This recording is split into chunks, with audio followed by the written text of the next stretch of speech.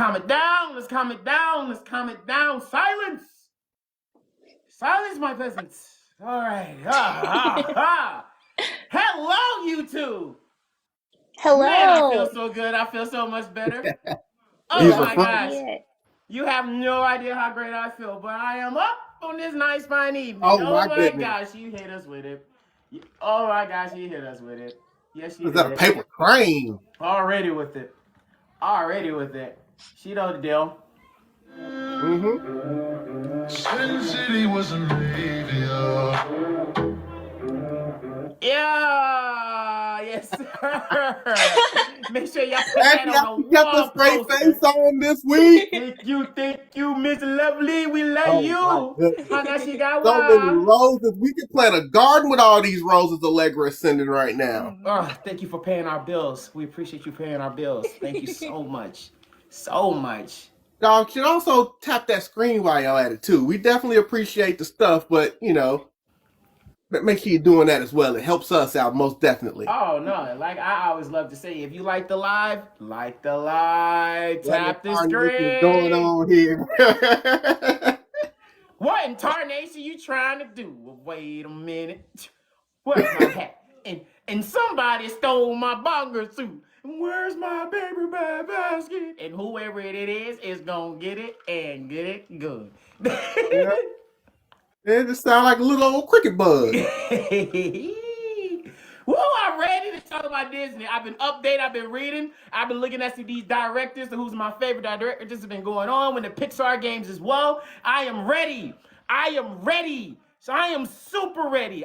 Look here, if y'all don't know this, I am a huge Pixar fan. I love Pixars. Don't get me wrong, I love my Tarzans in Latin, but them Pixars just hit different because every last one of them has a meaning and a nice life lessons. And I'm saying the other ones do, but I'm just saying they just hit different. Just saying. That's it different. They just hit different. Woo, we're going to talk about it today. Woo! Of course. Before we start, mental check. I'm still a Mobcast idea. How's everybody mind? He'll be on in a couple of weeks, by the way. Oh, I can't wait to see that. Small Biggie. Oh yeah, that's gonna be a great talk. The beautiful mob, the mob. Woo! I'm going to step away, but I'll be here. But I have to just post on IG with the link so everybody can come in. Go for it. No, promote. Go right ahead. You know what to do. Go big girl, what you go do. Go big girl, what you go do. Y'all see what it is above my head. At the podcast is real. That is where you can find us on every social media platform, with the exception of Twitter/X, only because for some reason the podcast is real was a little too long of a name. They wouldn't let you have a name that long, so I had to simplify it a little bit over there on Twitter. So over there, it would actually be the podcast S real. But you know what? Everywhere else is exactly this. The podcast is real. But more importantly right now, make sure you also go over there. I will also give y'all a little cheat real quick. You can find it right there in the bottom. You definitely want to give that a follow. We are trying to get that to 1,000 followers. And as soon as we get it to 1,000 followers, we're going to do another giveaway here on the podcast. So you're definitely not going to want to miss that, because we appreciate our supporters. Once again, I got to go for a bit because yes, we know you play hooky from work just to come to our podcast, and we always appreciate that, Allegra. She playing with the hook. The hooks me, bucko. The hooks. She's playing with the hooks. What we tell you about playing with them hooks, Allegra? She gonna learn. She gonna learn about them hooks. Gonna end up trapped in a jar of mayonnaise.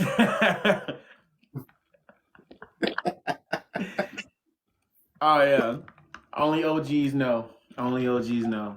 Oh, if you know, you know. Definitely if you know, you know. That's an OG. Hey, she came back with the Austin Power peace sign. Right. Yeah, baby. Yeah. Sex baby.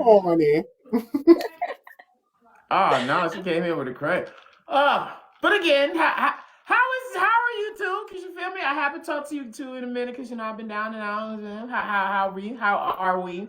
How are we in this nice, fine, lovely, what is it, Wednesday from? Yeah, it is. No, Thursday. I'm tripping. Thursday. How this nice, lovely Thursday? It's going good so far. How about you guys? Thursday is Thursday. Things outside, things inside. You know what? That's all good. But I will say this, like I said, while it won't be complete, phase 1 starts tomorrow because I'm expecting an Amazon package in the morning. And then that Amazon package in the morning will be my brand new computer. Yay! Oh, yeah. That's going to be interesting. That is going to be very interesting to everything. But that is only phase 1. I still gotta buy and wait on my computer desk and my monitor. But my desk should be here a few days later, and I'll need a couple more weeks to raise up for the monitor. But then I will have everything. Oh, you use your TV? If possible. No, technically I can use my TV in the meantime because my Samsung TV actually will hook in as a monitor. Trust me, I checked. Yeah, I'm saying you can use the TV if that comes thing. He's a yours, yours. What's going on? What's going on? What's going on? We got stuff for the follow. Okay, I forgot the song. I forgot the lyrics. All I know is what's going on? What's going on? Oh my goodness! Yeah, I know. I swear. I feel like that's one of my jams. If you know, you know. Bro, that's a model road. That's a model walk, so nobody understand that. That's a JoJo pose walk right there. Y'all know. Y'all know about that. So, actually, since he had to unfortunately bow out last week, I'm going to start the podcast a little differently today. Okay. I'm going to do a couple of quick previously on the podcast as reels and bring up a couple of topics that I just want his input on that we talked about last week. If you want to retouch up on them a little bit, you're still free to touch up on them a little bit, but these are mostly for him. Okay, I definitely want to hear his opinion, so I'll be quiet. I'm ready. I'm ready today. Let's go for it. That's great today. It's Violet! Baby Violet! Oh my God, Baby Violet! Hello! Violet's here! What's going on, love? Beautiful Violet! Yo. I want to get your opinion on a One Has to Go and on a One for Better soundtrack. Okay, bet. Let's for it. Oh wait, soundtrack Disney? Where we going? We're not doing movies. We're doing soundtrack. Soundtrack for this one. Wait, that's better. I mean, obviously, look. All right, you already know Mermaid is going to the left door. It's not even close over here. I'm not being disrespectful. No, hold on. Hear me out though, because I'm speaking from my heart. I'm not speaking for numbers. Okay? There's a difference between numbers and hearts over here. I know over there got Part of Your World, because I know that is a global icon music. I am not, again, I say disrespecting Part of Your World and stuff out of there. But I am speaking because I am a Jungle Fever, heartbreaking type person. So I'm sorry. Look at this stuff. Isn't this neat? It is his ass right on the corner while I go sing with the Simba and Lion King and Aladdin over here. Because, boy, hold on, because let's talk about these two iconic. Because, number one, I'm not finna act like Aladdin don't have literally flying around in a magic carpet with the love-making story scene. That's still one of the iconic plays that we still have going on. Let's not do that about Aladdin, because people still be like, for a whole new world, a whole new world. We're not gonna act like that now. We're not gonna act like that. That song be globalizing, and then we still have the legend himself, Robert Williams, and that bitch going hand in hand. And I saw this man with the karaoke and debated and went crazy on stage with that. So Aladdin has a good place in my heart. But then you got the. By the way, you still haven't gone to see the videos I sent you. Me or this one? Me? That one. Yeah. I seen some. I didn't see all of them. I gotta go back and finish probably then. Yeah, sorry. I'm just saying, Little Mermaid slick. I'm just saying. So we here, okay? Because we're not speaking for crying. I'm not. And like I said, I know they got other songs in there too, okay? Under the Sea is hard, okay? I'm gonna give you that. And Kiss the Girl is hard too, okay? I'm gonna respect you. I'm gonna respect y'all. I'm not disrespecting anything like that, okay? And plus, y'all got Ursa over there who goes crazy with her Evil Villain soundtrack because she's still one of the hottest one up there. I'm gonna respect y'all. I am not disrespecting, again, I say, The Little Mermaid. I know what y'all have in your arsenal. Y'all can shoot all day. You can shoot right away. But I'm speaking for my jungle fever, hard as a jigaboo. I will stick over to my right two side. I don't care how y'all look at me about this. I don't care, bro. I don't care. Because like I said, I still can't wait to be king. And still one of my favorites of Mufasa's will ever be prepared. We're not going to act like that. We're not doing that. I am not finna get rid of that goddamn iconic song. Cause my man Mufasa went on there and made a whole plan about how we gonna get rid of the king. We're not gonna do that. That motherfucker did. And then the African part circle of life, which is still one of the most high. Come on now, we're not gonna do that. Like I said, put some respect on Lion King over here. Lion King has that over there.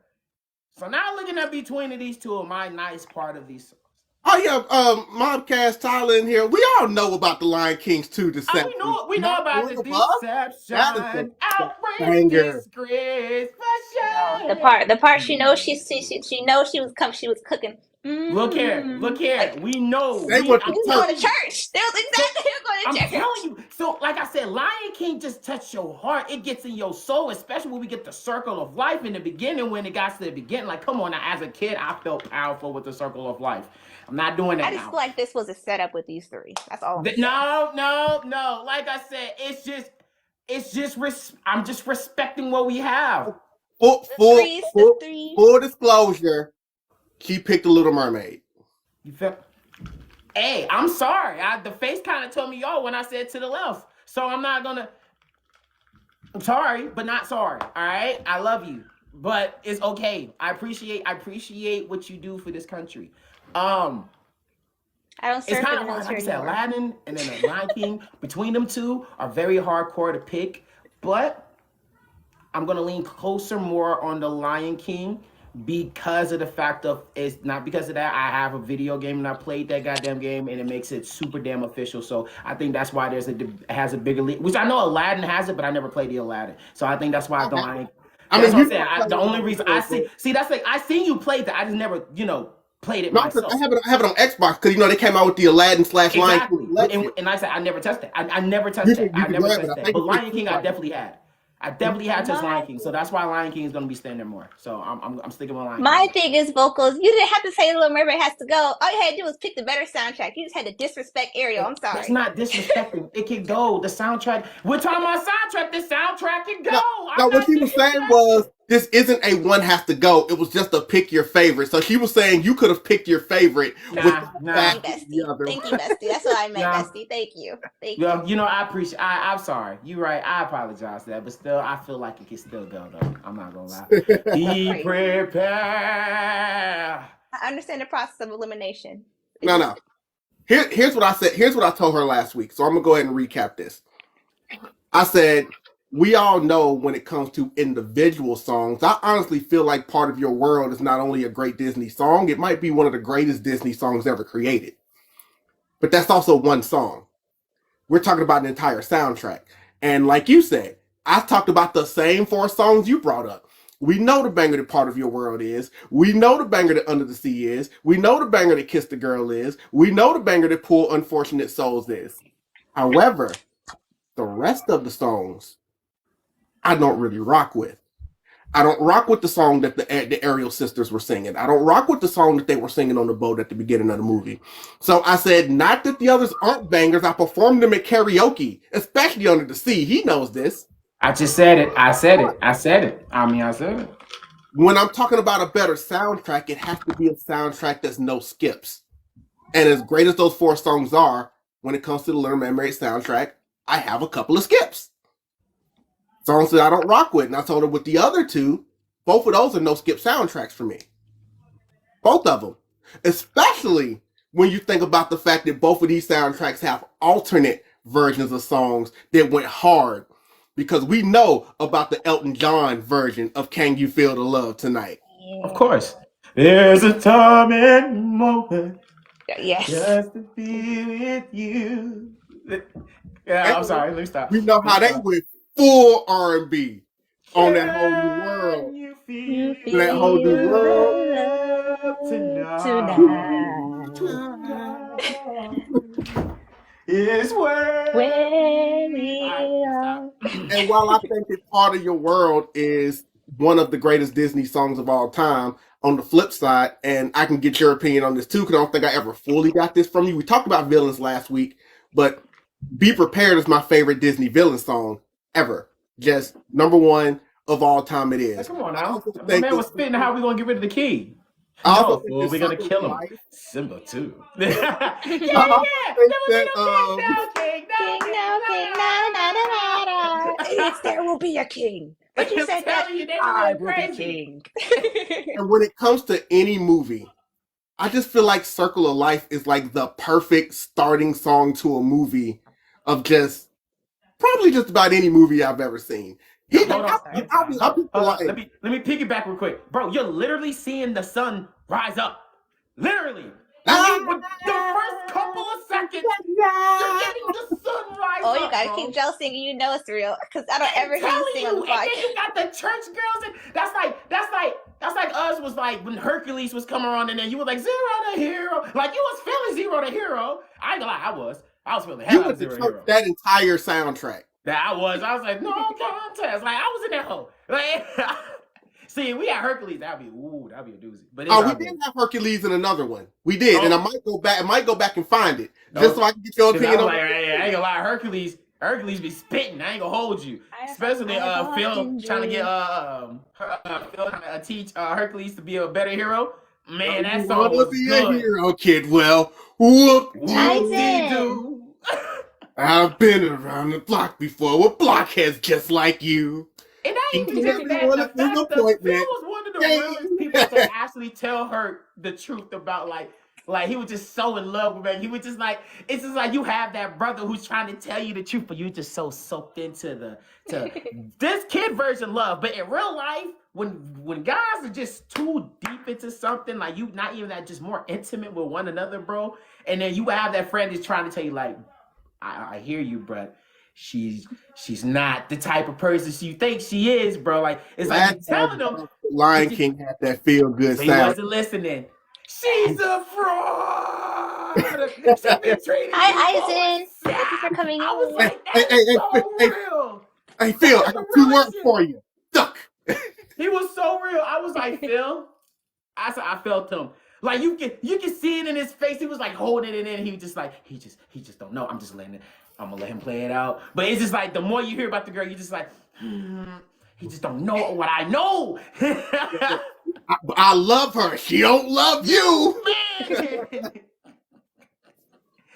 Hercules was so mad he backhand Phil to the wall, bro. Yo, yeah, that's how much he great. liked that girl. I was like, nah, bro. You too deep into JJ, all right? That's that. I don't know what she done. I don't know what she done to make you fall that deep. That was crazy. He didn't get anything yet that time. I'm just saying. She over here like, no chance, no way. I won't say no. Like she over there getting it down, but Hades is like, but bitch, you don't really like him. Like you like your freedom more than him. Like let's be honest here. And he was right. She literally fell deep into that shit. That's why I laugh. That's why I laugh about that. I said, damn, she really was a thought. She was for the streets. She belongs to the streets. Megara. Mm-hmm. Speaking of Hercules, he's involved in One Has to Go. As in what? One Has to Go. As in movie? Yes. Not music. This is gonna be a tough one because it's like, cause we're not gonna disrespect Emperor New Groove. Like I ain't gonna do that. I can't do that. Cause they got too many great iconic scenes in that. Like it's too funny. As in the comedy, Emperor definitely has that out of all of them. Out of all of these. You hear what you have to say about that movie. 100%. Like the movie was too good, too great. Especially when we got to him like he's Cusco. Like he was getting that whole. Exactly. Like, he was killing little it. swivels. And then he got so bad that one of the people brought it up. He's like, "Oh, dude, you ruined up my groove. I'm sorry, but that you ruined the Majesty groove. Sorry." Like, bro, it was just like he said, my fault. Who's girl? Like, bruh, it went right back into that. I never saw a story where the narration actually can control his story, like actually control story. Like I could stop it right here, and I could just come up and animate it, and then go away right back. And it was like, not about him. It's about me. No touchy. And like, bro, it was like, bro, it's too good. But as a story, as a meaning of that, is Cusco, New School doesn't really have a great story like that. It was just more of like King learning his lessons. It is hilarious. It's just amazingly hilarious, but it just only has one of those things like where the story is super, it's just not like something is too deep for a meaning that you really just go into. It's just more of like a king learning his lessons about his people. That's really more about that. And Hercules is more about, I'm gonna learn how to be a hero, but I need to have strength and stuff. But it's not about all the strength to be just to be a hero. You gotta have heart too, sacrifice. That's one of the main lessons of Hercules over there. So I'm telling you, I know my look. I dig deep in this. Okay, I'm in there. I'm telling you, I can go so far, so I'll be strong. Like, bro, I know every man. I'm telling you. Like have him in the beginning, but it just like it's funny though when you watch the Disney version, but when you actually, I'm a huge Greek goddess guy, and when you know the actual story of that, I'm just like, I get it, Disney, I know what you're doing, but I get it. But and out of respect to everything that is though, the action of it though, of Hercules is definitely outclassing the other two, hands down, not even close. I mean, we're talking about him facing Hydra, him facing all of the other demons of the Liberus in them. We're talking about him facing the Goliath, the Cyclops. The other two are not action movies. Like I'm telling you, that's what I'm saying. That's the only difference between these other two. It's just too great. But the soundtrack of the Hercules definitely has it because like you got the church sisters in there, especially during the beginning of Hercules. Like that actually did it. That put nice spice into it because you usually have like stories where it's like nice violinists. They said, nah, we're gonna go to church here. Ladies, like, bro, they said, nah, we're gonna bring some sisters in here and we're gonna make sure we're gonna get to the top of these songs and we're gonna see these Hercules right. And they delivered. They absolutely delivered. They hummed for like 90 minutes. I'm telling you, boy, them sisters cannot sing. They can sing, boy. Not sing, sang, boy. They going in there, but this is such a hard decision. That was such a hard decision. Then you got the Goofy movie. He knows how I feel about the Goofy movies. He knows. He knows. He knows. He knows. He knows. He knows. We went to the con and met the voice actor, not one but two of them. Amazing meeting. Even to this day, you see that on the wall? Hold up. You see that? See that? I don't think I understand. No, I don't think you understand how much I'm a big fan. You see that autograph? Himself. Bill Farmer himself. Of himself. Hanging on the wall. That's how much I am a Goofy guy. He knows this. He knows. He's trying to make me get rid of Tevin Campbell. Exactly. I've literally known you your entire life. He's trying to get rid of me. He's trying to have me get rid of Tevin Campbell. I swear he is. Because only one has to go. Not both. Just one. So you already know Goofy ain't moving. That ain't even close. I don't care what nobody say. I'm standing 10 toes down about mine still to this day. I'm not getting rid of Eye to Eye. I'm not getting rid of Stand Out. I'm not getting rid of After Today. I'm not getting rid of Open Road. I can keep going, my boy. I can keep going. I'm not getting rid of that. I can't do it. I can't get rid of one of the most iconic dads who actually got some play in the game. I can't get rid of the one who actually has like a freaking life story who will actually do something with himself out of the other two. I'm not getting rid of that. Campbell down there in the chat. I'm not getting rid of that. I'm not getting rid of the guy who busted the moonwalk on the stage and looked at Roxanne and walked up on her. I can't. I'm literally damn near wearing the power line color. Look at me. I have the cosplay in the closet. Look at me. I'm not getting rid of that. I'm sorry. I'm standing by 10 toes down. I'm sorry. I haven't broken out in almost 2 years. I feel like I saw when you wore that.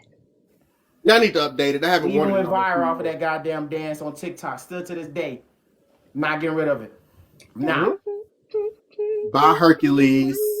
Very passionate about this. Look, we're passionate about a lot of things around here. Especially when it comes to things. It's okay. But we talked about it because I said there are some people that, because we know what the power line means to the black community. We know what power line means. But there are some people that get so blinded by the power line songs that there's a lot of people that say they love power line but couldn't even tell you the plot of a Goofy movie. Because they don't really rock with the movie like that. They just rock with them songs like that. And it's like, no, I watch a Goofy movie. I don't know. I can tell you the plot because you know how I am about the plot. We talked about the plot last week. We talked about how Goofy went on that road trip with his son because he didn't want to make sure he ended up a criminal, but then he snuck into a concert. So, you know. Right. You and one, still I mean, committed a after crime. that, law, you got to be like, you know what? Screw it, man. Screw it. I'm pop with the kids. Who cares? You feel me? That's why I said Goofy is still one of the greatest icons. Because I'm still going to, because I still got to say this as a respect. Every parent has this mindset. Every parent is going to be when the older they get, they feel like the son or daughter is going to get more distant with them in the future and stuff like that. Every parent has that. Hell, my mom, we had that talk. We had that talk because she was like, because it was one of those things and it's okay. Because as a parent, they just feel like they're just not around in the child's life like that. They still want to make sure they're still there. It just ways of how they went about it. And this, I'm not gonna say it was wrong because Goofy was trying to build trust and learn that when Max won't betray him. Like, are you gonna choose me or over the girl that he loved? But I understand Max completely because I was in his shoes in summer one time. Can I please have my space? Can I go out and explore without my dad just over my shoulder all the time? Dad, I get it. You was always there, but let me breathe. I gotta explore life. Like, bro, I had this girl who I like. I actually has the chance, who I deeply like the entire summer, and we finally were about to pop it off. Then you hit me with the trip. But like, come on, he came home. You saw how he was intentionally. He came out after the stand outside. I'm like, feel cool after that. He was just walking like with the skateboard popping up. So you know it's me. Then walks up and just like, hey, Dad, how you going? Oh, we about to go on a road trip. Oh, what, down a duck? No, silly. With you. Like, I felt that. He was just trying to keep his kid out of trouble. Look, but I've always said, as much as I like to joke about the whole them crashing Power Lines concert, although they did, it's like I told her last week, a fitting end would have been as soon as Eye to Eye ended, security would have just came and roughed them up on the way out the door. Because like at the end of the day, y'all still snuck into this place. No, 100%. Crashed the whole stage.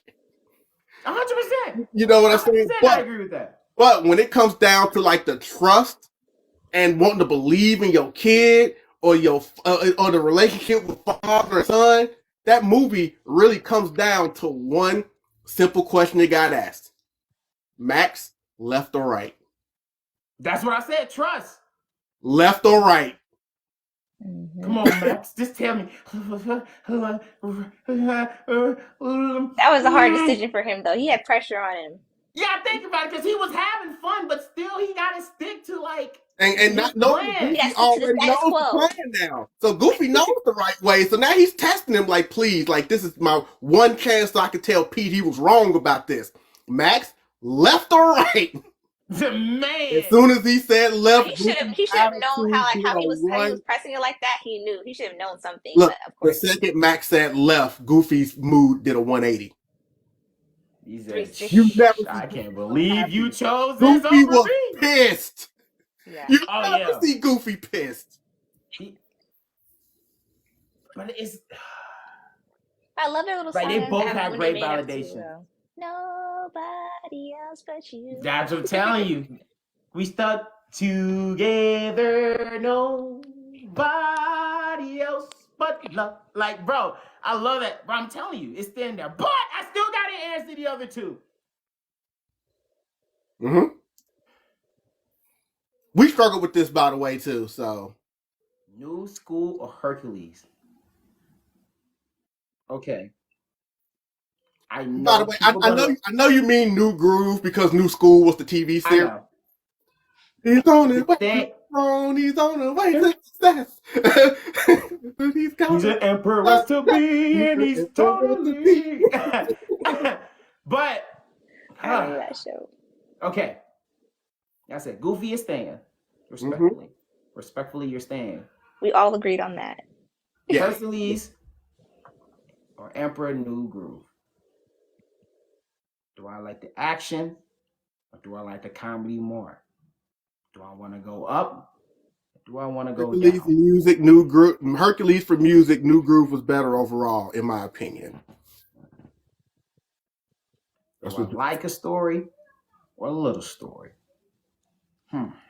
She talked about how Emperor's New Groove was like her palate cleanser. That's like that movie she puts on after she's seen something scary or something like that. And it's like, you just want to get back in a good mood. Because it's just hilarious. Yzma was hilarious. Kronk, obviously, hilarious. Cusco, hilarious. Hercules just does something to your heart, though, too, you know? So it's just like, it's You hard. know, it's coming very hard. It's like I'm trying to lean to the right, but the sisters are pulling me in so good. It's just, just the sisters, bro. That's The music alone is holding you in. It's the sisters, man. I can't. Oh.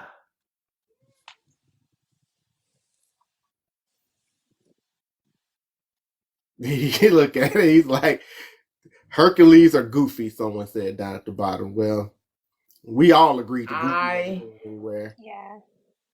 We all started on the same thing, like Goofy's not going anywhere. That's for sure staying. This is gonna be the most. I can't believe I'm about to say this. It's okay. I can't believe I'm about to say this.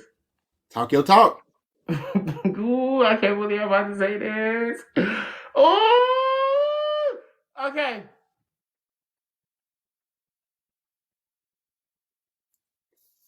The Emperor's New Groove can go. I'm sorry. You had to pick something, sir. It's okay. You had to pick something. I'm sorry. I tried. It's just like the reason it got me to own Hercules was because the fact of the devil's just too iconic for me. When every time they keep messing up in the entire scene, and they keep talking about when Hades, when Hercules knocked him into the pit of hell, and then he knocked them in all this swirl in a circle, and they look at each other. He was like, well, he's gonna be mad when he get out of there. You mean if he gets out of there? Yeah. If it's good. I was like, and I remember as a kid, I never laughed so hard off of that scene. So I had to respect my childhood and keep Hercules. I have to respect the childhood. This, I have to keep Hercules. Beautiful moderator agrees. For sure. Hercules can stay. It wasn't close though. It was not close. Like New Groove was just too. It's very good with the comedy because, like I said, Yzma and Crunk kind of carried a lot of that too. Like they both. I'm gonna be honest with you. It was so close. I don't even remember what I picked last week. I'm just being honest. Like, bro. I think I picked New Groove. I think. I don't even remember. I'll have to go back and look at the archive. Like I don't even remember what I picked last week. I have to go look at the Sorry. You know what? For y'all. I think New Groove stayed for you. It might have. I'll go check. I'll take your word for it. That's how close it was, though. It was hard, yeah. But like this, I can't even yeah. We all were at the same crossroad. For respect, everybody out there, I will push the button on myself. I'll push the button on myself. This was one of the most difficult ones I've ever done in my life. I ain't gonna lie. That was hard. That was super difficult. It's okay. Because that was what we say for our previously on, because normally we spend the first hour talking about our guests. But since we did that last week, we already caught up with our guests. So we figured we would get a little bit of you when you unfortunately had to leave a little earlier. But now we're caught up and we got to move forward because we went over 4 hours last week and we didn't even sniff Pixar, nor did we even sniff the Disney Channel. Yes. It sounds like we're going to have to do a third segment. I'm not going to hold you. It sounds like we're going to have to do a third segment too. We'll see what happens. But the games of One Has to Go will continue. But now, chat, the rest of us are going to be in because we're brand new. And we're doing this, obviously, for the content. Because it would be easy to just say, oh, that one's got to go, next one. It's like, no. Because we're also here to talk about Disney movies. and Disney shows and Disney cartoons. So we're going to talk about all of the options that are up there before we decide what has to go, because it's always going to be good to have those conversations. Thank you so much for the roses. Thank you. Arigatou gozaimasu.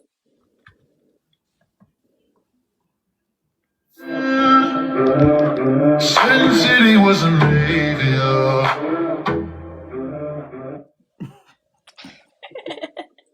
So let's get started with the Pixar, shall we? Oh yeah, let's go for it. All right. Not that one. Let's go. Sin City was a graveyard. Ooh, I was already tapping, so I apologize. You're good. No, you're good. You're good. I just had to respect it. I had to. No, gotta respect the gang. This game, she's still spoiling us, so we can't stop. No, right? Sin City was a graveyard.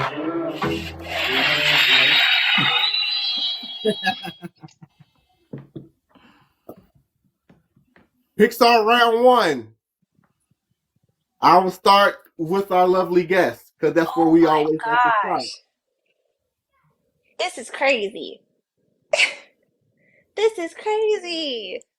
This isn't crazy. This is Disney. Oh my It's not gosh. about the Disney has so many bops. Man, no, this is a setup right here. How are you gonna line these three up like this? Oh my Well, Zay god. doesn't think it's a setup. Zay said Cars easily. I love Cars. I used to watch with my To be honest with you, this is. I'm gonna let you Zay have it. said Cars. Uma said Cars. Definitely Toy Story gotta stay. Incredibles gotta stay. If I had to pick, it would be Cars too, though. But that's still a setup. I just have so much Cars. I used to always watch with my nephew. It's crazy. That's what I was gonna say. Well, we know your answer, but talk to us a little bit about these movies.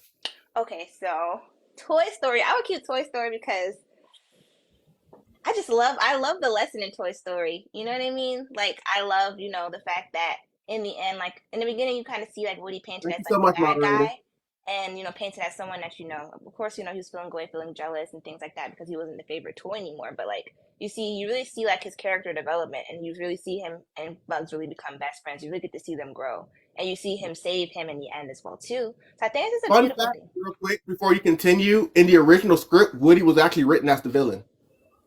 Oh wow! And there's actual recording sessions are on like the DVD box sets of him doing dialogue when he was written as the villain. Like the way he was talking to the other toys in that original run through. I know in the and it's crazy because like the whole Kingdom Hearts 3 went viral with the whole him how he went up to how he approached Xehanort, one of Xehanort's little I know you're not talking about the new Kingdom Hearts game. They were talking. That was all over Twitter because their anniversary was yesterday. But they put that specific scene where he was like, where he told Sora like stand back. He was like, first of all. So it's just crazy. But I do know in Toy Story that they had they almost lost everything on that movie, and they had to literally like bring back scraps just to put it back together. That I knew about, but I didn't know that he was supposed to be the villain. Their first movie, so it was like if that didn't go good, there would have been no Pixar. Yeah, and they had to pull scraps together to pull this together. I believe a lot of it was missing too. Some pieces of Kingdom Hearts 3. Sorry. I'm a big Kingdom Hearts fan. No, but continue about Toy Story. Sorry, I apologize. Oh, sorry. Not the brain fart. Not the. I was trying to thought. I did. Yeah, so I do like the storyline of Toy Story a lot. Incredibles is just like nostalgic. Like that's just everything. Even the sequel is good. So, everything. Jack, fave character. Things going on here. Which I want to know you guys' favorite character in Incredibles too. But yeah, the story's crazy. You got a whole dad here out here trying to find his place. Honestly, I feel like he was being a little selfish. Like it really wasn't even. You really weren't even thinking about your family. You're just thinking about yourself. Edna's cute too with her little wings. Yeah, I'm about to say, hold on, put respect on that girl now. Yeah, yeah. Jack Dash is so cute, and funny. But yeah, that's what I feel. Yeah. Those two. Wait, yeah, the chat also voted the Cars could go, but yeah. My lovely moderator had put up a poll, and yeah, Cars He was. said he likes Mr. Incredible. I'm literally Mr. Incredible. But even before he got bubbed, Jack been that baby since the first one. The boy had the Exactly. same power. It just got better when he got on the second one. It's like what is Jack's abilities? All of them. Literally. I never. That's the answer to Jack. What is that Jack's is the abilities? most powerful baby. That's the. I hate for that baby to be a villain. Facts. Bro. When that baby turns villain, the whole world finna go over. Incredibles 3. There you go, right there. Let's tip y'all an idea. No, because then they will have to distort that. Bro, check Incredibles 3. Go ahead. Come on. But you know what? I know technically you had to get rid of one, but I know you don't necessarily hate it. So tell us about Cars. Okay. Huh? What'd you say? The last part? I said Radiator Springs. Oh yeah. So like for Cars, I just don't know. Like the reason why, like I per se would I know many people may not see it's one of like the best, but to me, lined up with those three definitely. Lined up with those two is definitely not the best. But I guess I have just memories of, like I said, like my nephew loves this movie. Like I used to babysit him over the summer when I was in high school, and he would want to watch this all the time. So it just kind of has like a warm place in my heart, like just the storyline and everything like that. And just seeing how happy he would give it. He even had like the little toy car or whatever. But as soon as it comes on, he's going to run and grab it and stand in front of the TV with the little car. And then he was like, "All right, you lay at the top of the couch, and I lay at the bottom of the couch." So it just warms my heart. So that's hard. It's hard for me to make a decision on it because it just brings me so much happiness just watching it. And it's another movie that I'd watch that makes me feel good too. So. Oh no, that works. I'm sorry. Did you call for me? Yes, I did. It's your go. Oh, okay. Sorry about that. Hey, he's a typing away over there. What do you mean by that? Okay. Jack Black is a child. That's crazy. I'm telling you. Look here. I don't feel like you standing on business, nigga. You had conversation with the nigga back and forth. I feel like you ain't standing on business. All right. Look, you got to stand on business, okay? And this is gonna hurt a lot of you people out there. It's gonna hurt.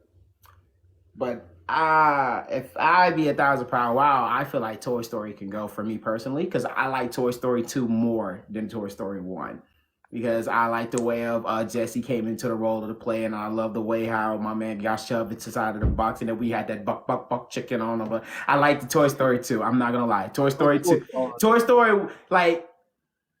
And I had to respect the fact of, I know like Woody and them, but we actually had like Invader Zim on that scene, trying to remake it of the Star Wars scenes in there. Super iconic. I love that scene. I love how they was trying to do. So I want to respectfully put Toy Story away. I love Toy Story 2. I'm not finna get rid of Cars because Mater made that for me. Because the way how Mater was going out, especially when it came to Lightning McQueen, when it came to car tipping, and then they came out with the bullet out of nowhere to just start messing them up at the inside. Or let's not get to the fact that my man was literally sleeping on the side of the interstate. My man was playing the street road team. That was basically how they displayed it, if y'all really pay attention. But they all came out there. It was like, "Oh Lord, this is what we got ourselves a sleeping." He's like, "Oh, hey, yo, play that music." I was like, "Oh, they childish, and they pushing the car back and forth." Let's not even get that. One of my most favorite scenes is when my man chick run that entire thing and won the goddamn radio spin on the goddamn dumb luck of Mighty McQueen not winning it, but then got to the damn Pistons or car. It's like, "Oh yeah, Bring on the trophy. Kachiga. Like, bro, come on now. He was like, yo, bring out the cup. He said, come on, bring out the trophy. Ow, hey, yo, I feel a little hostility going on in here. Like, boy, then my man Doc had to teach Lightning McQueen how to become an actual Teresa. R.I.P. to the Doc and the voice actor himself. We're not for the disrespect that Doc Hudson was man the OG of all times of this goddamn generation. My man taught Lightning Queen before his eater time goddamn a year. My man Lightning Queen didn't win a couple, but my man Doc won a bunch of Piston Cups back in the day. And nobody ever understood. He won it back in the day with a bunch of Piston Cups, okay? You gotta understand the Piston Cups that my man Doc Hudson won back in the day. So you must respect my man Doc Hudson when he was running in with his Piston Cup, okay? So now we're gonna get into what we have to do with my man Cars, all right? I gotta keep Cars. And one of my favorite soundtrack, Life is a Highway, is on there. I can't get rid of that now. I'm sorry. Shout out to Rascal Flatts. I can't get rid of that. I love that song, especially especially when I played the Cars video game. A lot of people forgot about, because when I played the video game, I had an amazing time, and it had one of my favorite soundtracks on there. Because I'm the best looking guy in town, and I like it. I love it.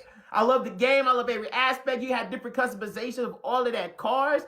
Love it. I can't get rid of Cars. I can't get rid of Cars. Cars game is goated. Cars game goated. I'm telling y'all, if you know, you know. If you know the Cars game, you know. I'm telling y'all. When it's my go, I'll say something about Cars too, but I'm gonna let him finish with all of his then, by all means, you know what I'm saying? I know how everybody else is gonna feel about later on in the eulogy about like Cars 2 and all the others. I'm just gonna let y'all have that too, because I can understand both sides of the field. Cars 2 should even be, it's not even Cars, it was more of a Mater's. Should have kept it on his own set. I'll let y'all have it. I'm not even gonna get into that, because that's really, I don't really much care about it. But I love Cars 2. I'm not gonna disrespect Cars 2. I love it. But the Incredibles. Come on now. Syndrome. Whoa. Hey, time out. Whoa. Elastigirl? Wait a minute. Oh, you married Elastigirl? Oh, and got busy. It's a whole family of supers. Look like I just hit the jackpot. Oh, this is just too good. I'm telling you. That scene alone tops a lot of Test of the Ice. It's still frozen to this day. One of the top memes still to this day, talking about a super suit. Samuel L. Jackson is still going on to this day. Put some respect on that scene. One question. Where's my super suit? Huh? Where's my super suit? Is my super suit? I put it away. Why do you need to know I need it? Like, boy, he's like, we're supposed to be going on our honeymoon. You tell me what my super woman is, woman. We're talking about the greater good. The greater good? I am your wife. I am the greater good you ever go again. I said, damn. Damn. Imagine the world ending and your girl said, F the world. My honeymoon is way more important. Damn, that sounds like Chi-Chi. Yeah, I was about to say. That's crazy. The exact same thing. Damn, that sounds like Chi-Chi. Now I go hard and can't fight. What about the world? I don't care about the world. I care about his education. Yeah, but if the world's destroyed, there's not going to be anything to have in education. Whatever.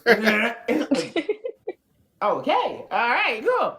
But then not even just that, it's so much other scene, because we learned in the beginning of how they were at the beginning before they became retired, and people feel like their superheroes become a villain, and they're trying to bring them back up into the rise into the world again. And Jack had one of the most iconic running scenes of supers. Like, hold on. Like, when they was like chasing Jack, he was out running like Sonic the Hedgehog. My man was learning what he can do, what he can't do. He saw water. My man ran. He ran to the water. He said, Oh, like, boy. He was sucking. He was cooking. And then he was boxing him at light speed. Get your hands off my sister. Bro. Incredibles has a lot of great moments. Got a lot of great iconic scenes. Syndrome. We love Edna. All of them. I gotta respect it. So that's why I said Toy Story can respectfully go, because I'm a Toy Story 2 guy. I respect Toy Story 2 way more than Toy Story 1. So you got to talk about the one thing since you were talking about him running. I love the way you broke it down, though. Since you talked about him running on water and running them hands, don't forget where it all started. They got you on camera. You still got away with it, man. You've really been booking it. How fast do you think you were going? Like, I don't know. Like he was like, man. Damn. I mean, I ain't gonna lie, that'd be like me too. I'd be a proud dad too. He got away with it. They got you on camera and you still got away with it. It was like, how did you see? Look, right there. See, I'm not crazy. He just like, maybe that look like a techno mouth. I don't know. Like, what you? I mean, and then the fact that The Incredibles does tackle one of those things that a lot of kid movies don't like to tackle, let alone Disney movies, and that was the possibility of infidelity. Mm-hmm. Because she didn't know what Mr. Incredible had going on for a while there. She was starting to expect. Mm-hmm. Lately, what he doing something with? I mean, out there working now. Tackle infidelity storylines. The Incredibles did. And again, in an original rewrite that they had to do, they went even deeper with it. They had to take it out because they're like, wait, we're already kind of tackling infidelity. But when you look at the DVD again, there's a conversation Mr. Incredible had about it, where he was saying some stuff that was like, we can't keep this in this Disney movie. When he was denying it, when he was talking about, I saw her sitting there and I just had to have her. It's like, whoa, this is Disney now. Like, of course they had to take that out. But no, man, but like you said, when you think about how his wife was pretty much like Chi-Chi, because like, look, I don't care what's going on. What did I already tell you about Syndrome, the nemesis? What was he? He was a guy that just wanted to be. He just wanted to be the superhero. He looked at his idol. He wanted to look up to him, and the dream got shot down. Literally, he's a guy that had no superpowers, and all he wanted to do was be a person that was creative. He could build gadgets to give him the abilities that he couldn't have, and he wanted to help solve crime. He was hurt by the person that kept rejecting him, so he decided to turn into a supervillain. But in being a supervillain, he's just supposed to get rid of the heroes so that he can pretend to be a hero. So technically, he still wants to be looked at as a hero, but he's doing it in a very villainous way, all because the superhero broke his heart and turned him down. And as I told him, doesn't that exactly sound like Princess Morbucks from Powerpuff Girls? It is the exact same thing. She just wanted to be a Powerpuff Girl. She had no powers. They said no. She said, okay, well, I got money, so I'm going to build my own powers. Mm-hmm. And I'm going to hands of every last one. Gotta go. Still, Riding Rough Boys, 1-0. We still 1-up. Still to this day. We lost by cooties. That's what we lost by. We lost by cooties. Boys. We lost by cooties, bro. That lets you know how powerful we was. Shout out to the Roddy Rough Boys, still to this day. I don't care. Roddy Rough Boys up. Yeah. Up. But, over here. I understand people that say that Toy Story 2 is better than Toy Story 1. I mean, without Toy Story 2, we don't have Jessie, who became a very integral part in that franchise. Bro, her story was so We also sad don't get the too. Jessie song. What? I get emotional watching that movie.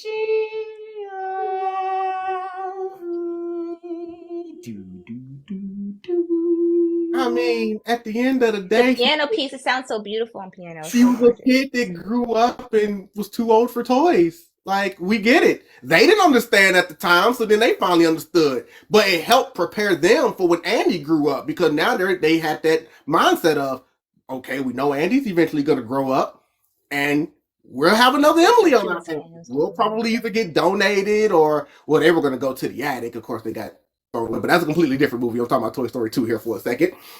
But no, I mean, I get it. Like, Toy Story 2, but for me, I know Toy Story 1 is just, it's just still goated for me. Just Woody and Buzz's dynamic. I get it. In the other two movies, they're friends, so they're buddy-buddy. But when they were butting heads with each other, those were my days. Like, the way that man used to just talk bad to Buzz, when he was just talking about looking at it, it's like, the word you're looking for is Space Ranger. No, the word I'm looking for, I can't say, because there are preschool toys present. He sit there and talk, it's like, you cannot fly. Can't. I can fly around the room with my eyes closed. Okay then, Mr. Light Beer, prove it. He still didn't fly. He just looked cool just being a stunt double. That's all he did. No, for real. Falling with style. You are a toy. You are not the real Buzz Lightyear. You're an action figure. You are a child's plaything. You are a sad, strange little man. You have my. I'm sorry, man. Toy Story. When Buzz found out he was a toy and that man just went off the deep end. No more. I'm a zero that be every day. I'm a hero. The slow fall. No, what killed me in number 2 was he was like, I'm the real Buzz Lightyear. And he just pressed the button on the thing. And then he was so sure he was like, this speech. That's what he was like. He was like, please don't tell me I was that delusional. Don't you get it? Do you see the hat? I am Mrs. Nesbitt.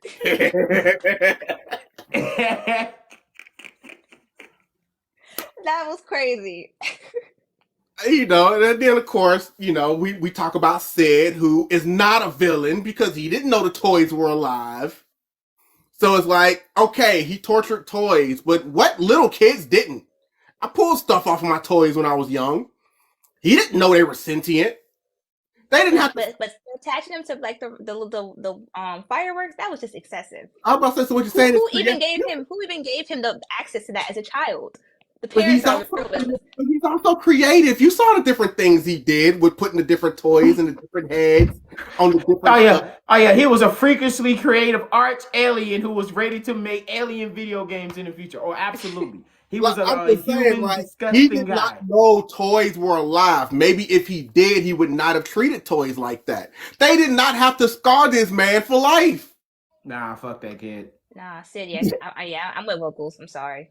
Nah, he didn't do anything. Fuck that kid. Nah, respectfully, I give you the breaking part, but I'm still with her on that. Fireworks, bruh. No. That was excessive. Like, what you doing all that for? No. Come on. Hashtag Sid did nothing wrong. That came Hashtag get his ass out of here. I agree with you pulling and throwing things on a wall. I did that myself. Hell, I was one of you people who was playing with painting the faces of the toys. I was right there. Like, I respect that. But the fireworks is where I will draw the line. Exactly. That was too excessive. I gotta draw the line at the fireworks. That's being destructive. Nah, bro. That's vandalism. That's growing up to be a vandalism person at itself. Okay. Exactly. Those are signs. He needs to go to therapy. He now needs therapy because he is terrified of toys. You saw his little sister was finally like, "Oh, you terrified of? Hey, look at this." He needed therapy. He needed therapy before he was bullying those toys. Before he was doing all that other stuff, he needed to go to therapy. You thought he was going to grow up to be a sociopath? I don't know, but when you go outside with fireworks, tying up toys and exploding them, that's a little. You need to go talk to somebody. Thank you so much. You pulled out my point. I exactly just said. I said, was he not being a bully to his sister as well? Okay, well, let me ask you this. What big brothers aren't bullies to their little sisters? Nah, we're not doing that. This is the line that you're crossing, though. This is where it gets excessive. No. This is where it gets. Let me tell you. Let me explain to you bullying with your little sister. This is my brother playing Dragon Ball Z Tenkaichi Budokai. He's fighting against Goku. He's mad because he has a little heart virus going on. He dies. He unalives because he's not good at it.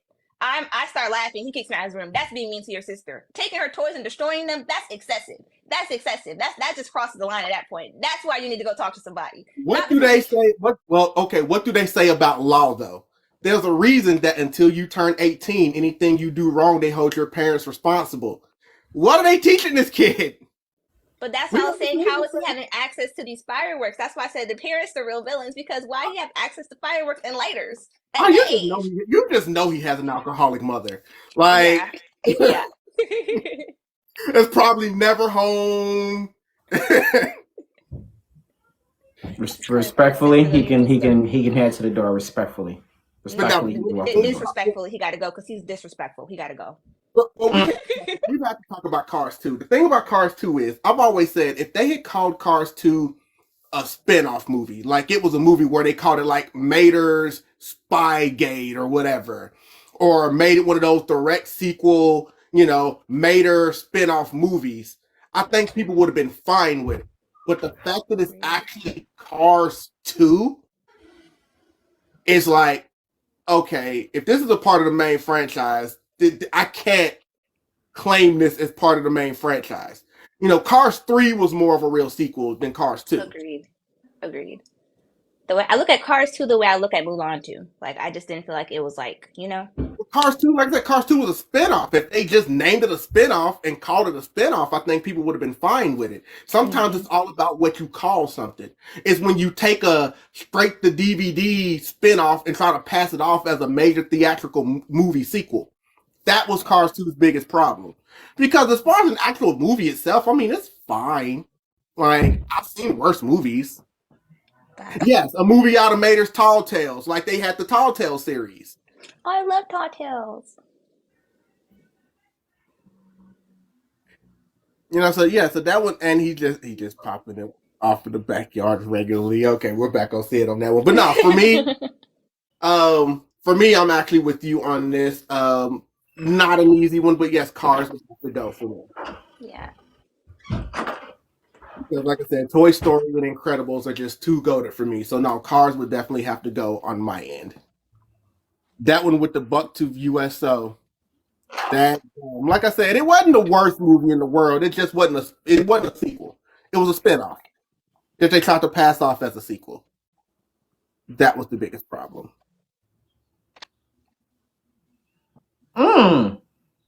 This is gonna be interesting. Oh. And I guess I keep forgetting that we do stream on other platforms now that doesn't have video, so I should start naming these out top.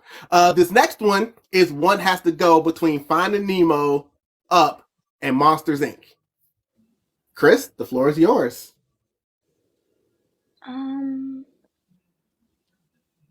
Yeah, Up gotta go. Because I can see that. Yeah, because like Monsters Inc. is too good of a movie.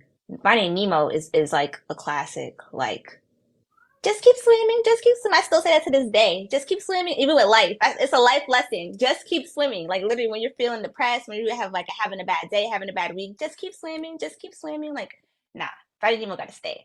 Monsters Inc. I love Zoe. Like, oh my gosh, and Boo. Oh yeah, I just love that movie. It's so cute. I can't wait till I can watch it with my little one. Up can go. Up can go. I don't really feel like I don't even really feel like any attachment really to it. It's heavy, to be honest. So You have no attachment to Up whatsoever? I don't feel What? I don't feel any heavy attachments to it like I do with Monsters Inc. and Finding Nemo. Okay, because we know what Pixar likes to do with these movies. They like to. I was about to say, hold on, we can't just tear out of you. They don't even want to make the movie at Pixar. They're like, we're gonna get a tear somewhere. And with Up, they did not waste any time. Like from the moment that movie started and you saw him and his wife, you're just like, Monsters Finding Nemo. You're like, this movie just freaking started, bro. And I already feel bad for this guy. That's how I feel about gosh, I can't think of the name right now. But now, so remember when we did a version of this when we had classes on and everybody was disrespecting Finding Nemo? Mm-hmm. What? There you are. I sent $10 with Finding Nemo. You ain't gonna do that. Yeah, no. No, you're not. That whole adventure is fire. Just them trying to find Nemo together and trying They to. still had one of the most iconic scenes out of them two together. So we're not gonna do that. Mm-hmm. We're not at all. Especially when it came to Bruce. Yeah. Fish are friends, not food. Or the sea turtle. That's because the turtle made it. Finding Nemo also had one of the most successful Happy Meal runs at McDonald's because they used to always do the toy. Mm-hmm. Yeah. When Finding Nemo came out, I was actually working, there. When Finding Nemo came out, everybody, especially the turtle, because that toy was hard to find. And parents were actually going from McDonald's to McDonald's trying to find that toy for their kid. I'm not going to say it's the most successful Happy Meal run, that they had, but it was one of the most successful they had was when the 101 Dalmatians live action movie came out in the 90s, because they actually literally released 101 different Happy Meal toys. And not only did they release 101 different ones, the bag, because I still had, before I finally threw some of my toys out, I had plenty of them. Before, when you got a bag, the bags for most Happy Meal toys are see-through, but for the 101 Dalmatian ones, they were thick and you couldn't see through them because they didn't want you to know which toy you were getting. That way you couldn't just go up to different ones and be like, do you have this specific dog?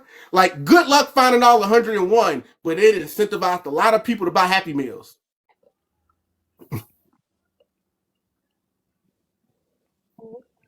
No, don't puke on the shell, just waxed it. Oh, yeah.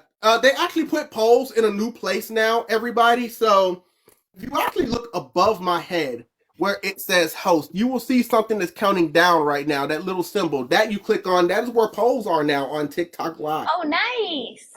So anybody wants to just click up there, you can actually do the vote. But I like that. It was said earlier that yes, Up does have one really, really emotional scene, but what does that mean for the rest of the movie? And here's what I have to say about that. You're not completely wrong, because I do not hate the movie Up, but there is so much I'm not a big fan of. Like, the little kid, like, I'm not. I'm just, like, I guess I don't hate him, but it's a movie that I haven't seen in a while, yet there's only so little things I remember from it. Meanwhile, there are movies like, I haven't seen Monsters Inc. in years, and I could probably still tell you everything. Like, everything. And it has its feels, too, because we know about Sully and Boo. We know about that. Yo. Hey, him having to say goodbye. Like, bro. And then him going back in that closet, and then she tries to go open the closet, and he's not there. There, bro. What? Mm-hmm. Oh, yeah. I'm not trying to get emotional. I know. The song we're just working on. Put that thing back where it come from. Mosto, help me. Boom, boom, boom, boom, boom, boom, boom, boom. Nah, respectfully. But nah, for those people that disrespected Finding Nemo, I don't get it. Like, it's like from the very beginning when you see what the dad has to go through. Like forget everybody else. When he has to, as a father, as a parent, everything. Now get off the check. No, say everything I said last time. This is why I'm not popping off like I did. I went off last time on Finding Nemo. No, go for it. Like everything. People forget that Nemo wasn't the only kid. Go for it. Talk about it. Come on. And a whole wife. People don't understand.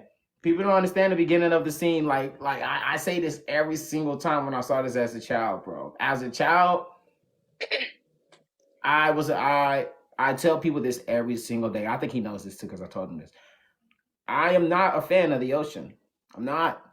I am equivalent afraid. Not afraid of being in the ocean. It's just of sharks. I'm huge, mad afraid of sharks because when I was a little kid, we went to the sharks, sleep with the shark tanks, and we slept with sharks. And there was actually a shark that actually scared me in the middle of the night when I had to go pee. But me not knowing that they're sleeping with their eyes open, I'm still thinking they're looking at me. And imagine just going to sleep and wake up, and then you just got a tiger shark just looking at you slowly while you walk into the restroom. Yeah, that was me. I was scared as shit. So that was me. So watching Finding Nemo definitely put the icing on the cake, especially when we saw that barracuda, fucking fish, came out of nowhere. That's really what it was. It was called a fucking barracuda. That's what it is. So it was, not little, I ain't gonna say little, because they look mediocre, but they're actually very vicious. Them fish was not something that I was a huge fan of. And as a kid watching that, I was super afraid of that. Noting, looking at just two family as just regular fishes, just seeing the fish just eaten to be eaten world. Because at the same day, I still remember The Lion King, The Circle of Life. Because that played in my head when I saw that scene. Circle of Life. And that's literally what that was. So sad. Because eventually humans will come through and they'll harpoon the shark and then they'll do something with the shark too, See what I'm saying? So when I saw that, when King tried to be like humans. It was like you can't really be mad at the fish because the fish was just being a predator. He was just like, man, I'm hungry. I need to eat some. Oh, some nice looking fish right there. And you got some. Oh snap! You got some popcorn too. Look at that at the bottom. But he would never known the fish was there if it wasn't for the mother worrying about her babies like that. And as a mother instinct, I understand. But I still firm believer if she would have never. Me too. She would have never acknowledged her fish was there, the babies would have been okay. I'm a firm believer at that. Because Marlon was trying to tell her dumb ass girl. She should have just listened to him. He was coming out. He was just like, honey, get in the coral. Come here. Get back in the coral. Baby, don't you look inside. The kiss will be fine. You get inside right now. Like he was talking so much shit in whisper voice. Like he didn't want to yell because he knew the fish would have won. Like when he got white mad, he got white mad. He said, you get inside right now. like boy. And then when she went down, and then he just went up there and just ravished the entire thing. And one goat too. Like that wasn't even like a regular goat. That's why I felt bad, bro. I felt bad. And then when you just learn about like him just coming as a little fan and just going on deep into the future, learning about how much a father has to do, just look for his son going across the sea with a short-term memory loss lady. I understand how stressed I would be as Marlon too. I'm saying, because as a father, you lost your wife, you lost all of your kids but one, and then you lose that one too. So it's like that's a lot. Only that, y'all was arguing about the safety of the worker. He was just like, it was like a little Max and Goofy moment. He was just like, bro, back off. Let me breathe. I lost everything. Of course, I'm going to worry about the safety. Like. He's like, bro, let me breathe a little bit. Like, I need some space, but all I have, I can't just let you go that easily because you got a little fin. I don't think you can swim that well. I can swim fine, Dad. Okay, motherfucker. Like, look at me. You see me swimming? Like, bro, you see this little fin? It's pushing. Like, fin can go. Like, bro, it's like you understand when little fin when he touched the boat that don't touch the boat. He was like, bro, they were funny, bro. It was like, don't touch the body. Like, he touched the butt. I was like, wow. That's what we're calling it, the butt. The butt is crazy. The butt is crazy. Not more crazier than going down there with the anglerfish. Because the anglerfish scene kind of sold a lot, too. Especially with Dory was just like, you want to go in? So what are you doing, dum-dum? You want to go in the bottom and go get the mouse? Come on. We can just keep swimming, just keep swimming, just keep swimming, swimming, swimming. What do? We swim. I love to swim and fly and spend your life. Like, bro, they were all the way down there just to get this mask. They saw the anglerfish, saw the little light, was like, I'm gonna get you. I'm gonna sing with, I'm gonna get you. Like, bro, I'm weak. That anglerfish set it off, bro. Like, dope. And especially the birds, when they finally pop off, he was just like, shh, hop inside my mouth if you want to live. Hop inside your mouth, huh? How do I believe that? Because I can take you to your son. Yeah, I believe that. No, listen to me. He's short with a little fin. That's Nemo! Brett jumped up and then got ravished by the little birds, bro. It's too iconic, bro. And then with the little girl, Darla. That little girl is a menace, Darla. Don't get me started on that little girl. Darla? Oh my God, all the fishes that she little get. Oh, fishy. Why are you fishing, sleeping? I'm just like, fuck, bro. Like, what happened to the laughing? She wouldn't stop shaking the bag. Like, bro, no. Finding Nemo's too iconic. It's too good. Being kids, just like Sid. But anyway,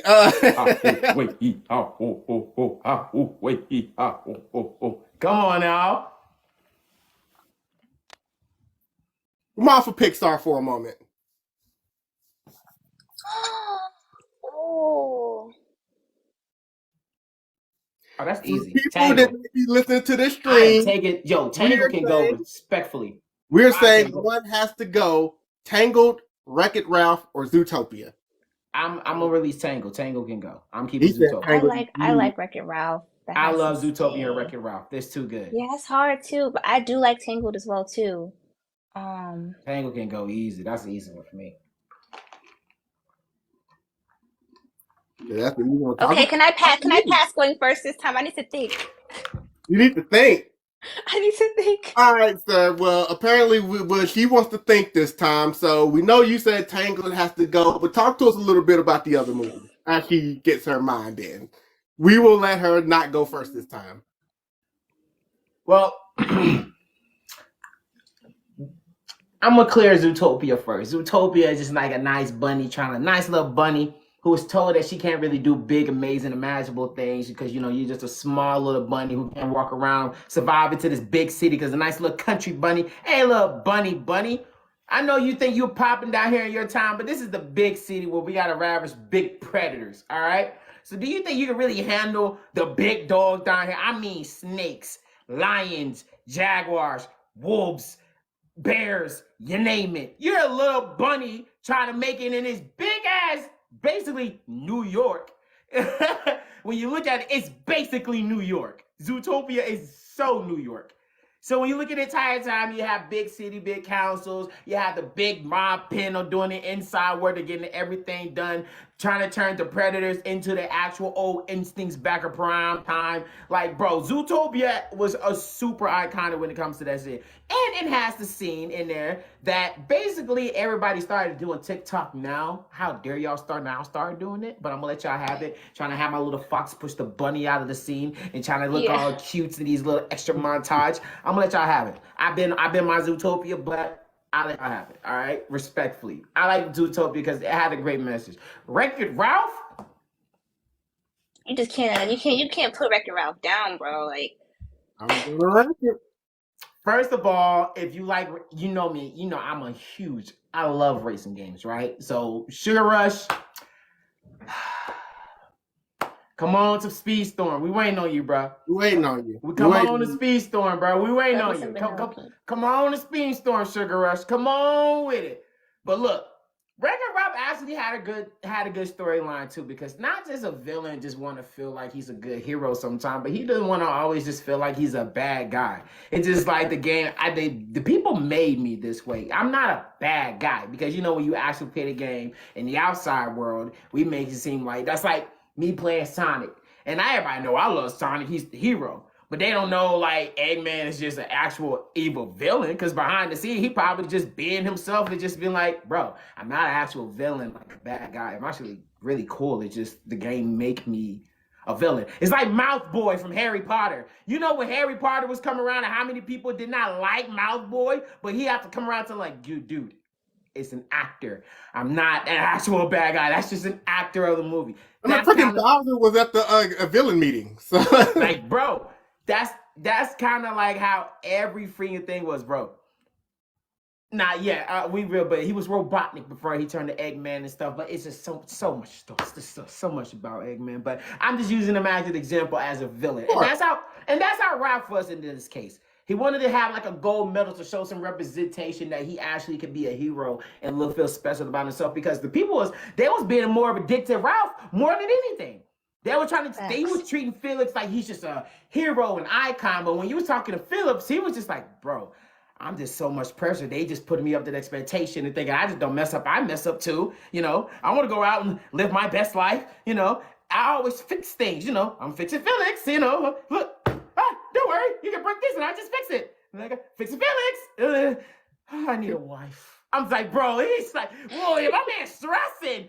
Somebody get him a wife, please. He needs something in his life. But it was just like too good. And then when you saw all the other, and not even just that, you saw how all the old games came around in the corner when they lost their jobs, because when they pulled the plug, when you lost your job, all of the games just be out in the middle of the streets, and you see them not even talking to the other guy. It's like, don't talk to him. Why? Because he's broke, bro. Look at him. And I was like, oh, wow. They really treat Cuba like that. They treat Cuba like that for real? I said, wow, they treat him like a broke person for real, for real. What you understand, there's an inside joke, and I understand that they trying to be funny. Disney trying to be funny. You got to pay attention to the jokes what Disney be doing. Some of these broke games they be putting on there are actually speaking facts. So y'all got to be paying attention to what Nintendo, Disney be doing. I swear they be petty, though. They be very petty. Then, I know they had like the Sugar Rush villain boss into the ante because when you go to the whole thing, they was trying to treat Penelope like she was a villain, but the entire time, the king of the entire operation was the villain the entire freaking time. Trying to get rid of, he was just a regular card from another game that was shut down. They go to Sugarland and then arrested, basically cheat code. Basically, he was a glitch and became a whole modification and changed our entire kingdom and made it as his and made all of them forget about who was the queen was until they all remember who the queen was. Boy, that scene when they remember who she was like, I now renounce all of you guys. Execute. I was like, don't say Nintendo's name so loosely like that. You know they'll come run down. Yeah, we might not be that's another N word we might need to stay away from in this.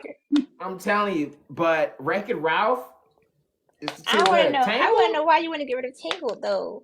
Like you don't like Rapunzel. Tangled? I mean, Tangled didn't really hit me like that. Right? At the end of the day, it's just the story of Rapunzel. Right, yeah. Really. All it really is.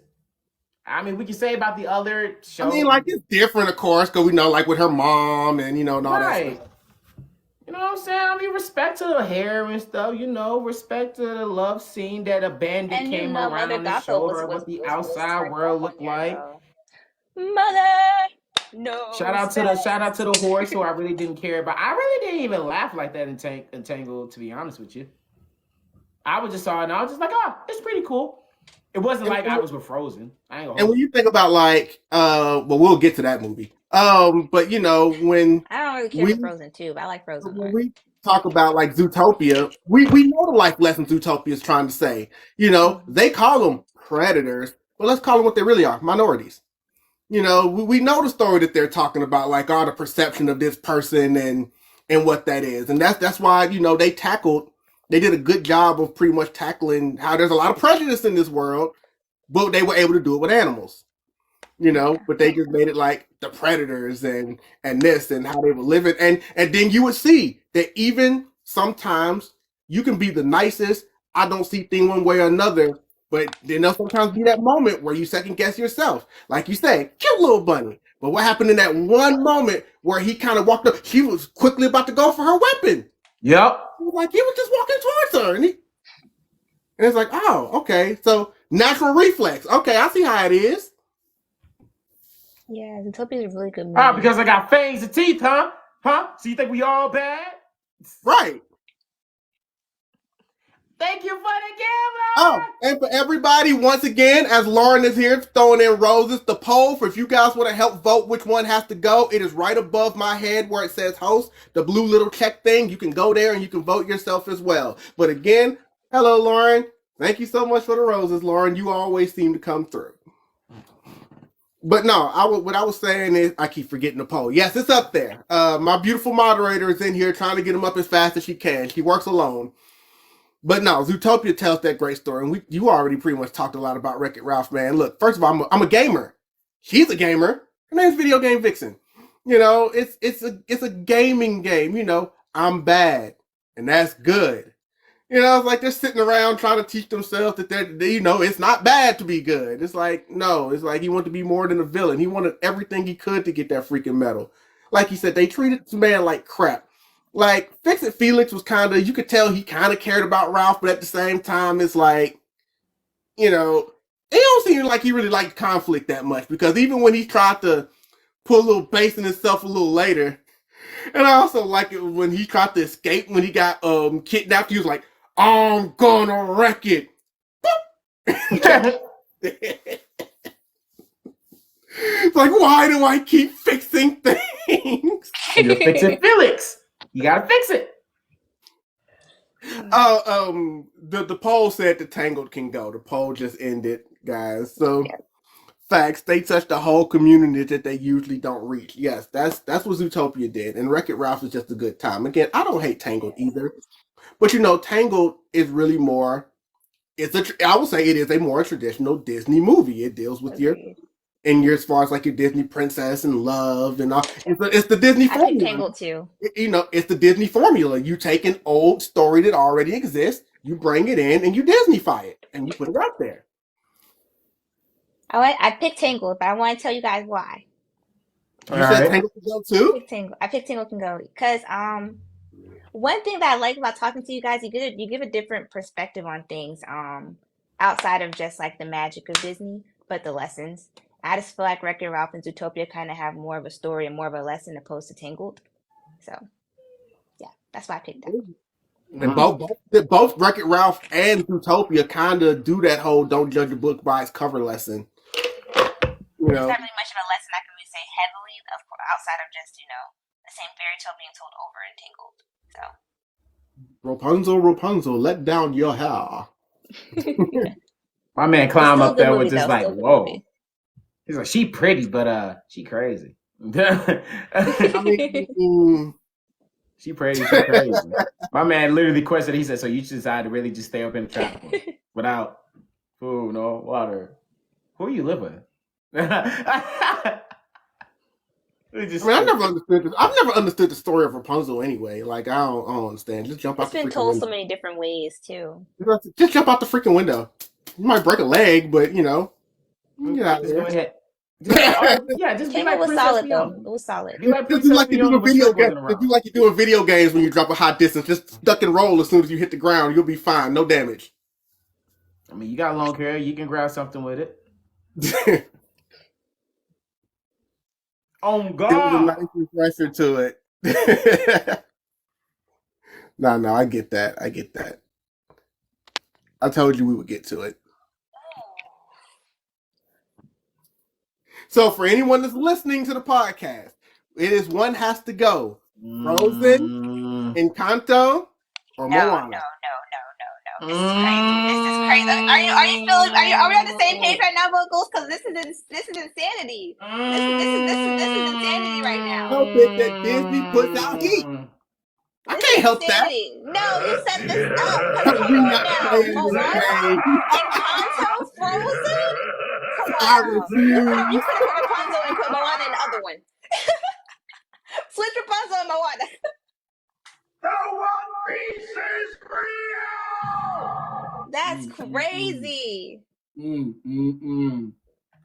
yeah, he went like there. Frozen. All right, now I gotta break this down. This is crazy. He went there. He came out swinging. Yes, he meant this one. All right, so I have to break it down first and then make a decision when I break it down. But that's the whole point. I wanted you to break them down first and then make a decision. Nah, bro. He's not playing, bro. Yes, he really isn't, because Frozen is such a good movie. So is Encanto, so is Moana. But I love Encanto so much because I love how they embrace colonialism and talked about, just different aspects of, of life in during that time period, in Colombia. So, and just like for them to be like correct when it comes to like, being with Latin roots and things like that, I really like appreciated that meme, because I'm part Hispanic. So I don't know, this is hard. And Moana, come on, now that's just like, okay, all right, let's break this down. All right, so Frozen, I just remember when this movie came out, I was in basic training, and I went to see it right after I got a basic training in the theaters. And I couldn't, first of all, like, this is probably one of the movies that Disney made that I think looked beautiful, like completely beautiful. Just completely beautiful. The beginning, from the start of the beginning of it, especially with the beginning, Elsa, having these powers and things like that. I'm just going to go over what the movie's about. Having these powers, she doesn't have control over these powers. She hurts Anna.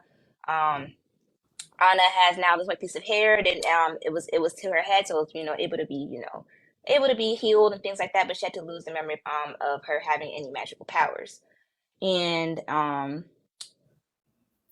yeah, I don't know. This is hard. Like, and then you get into like, when you start digging into it, even more.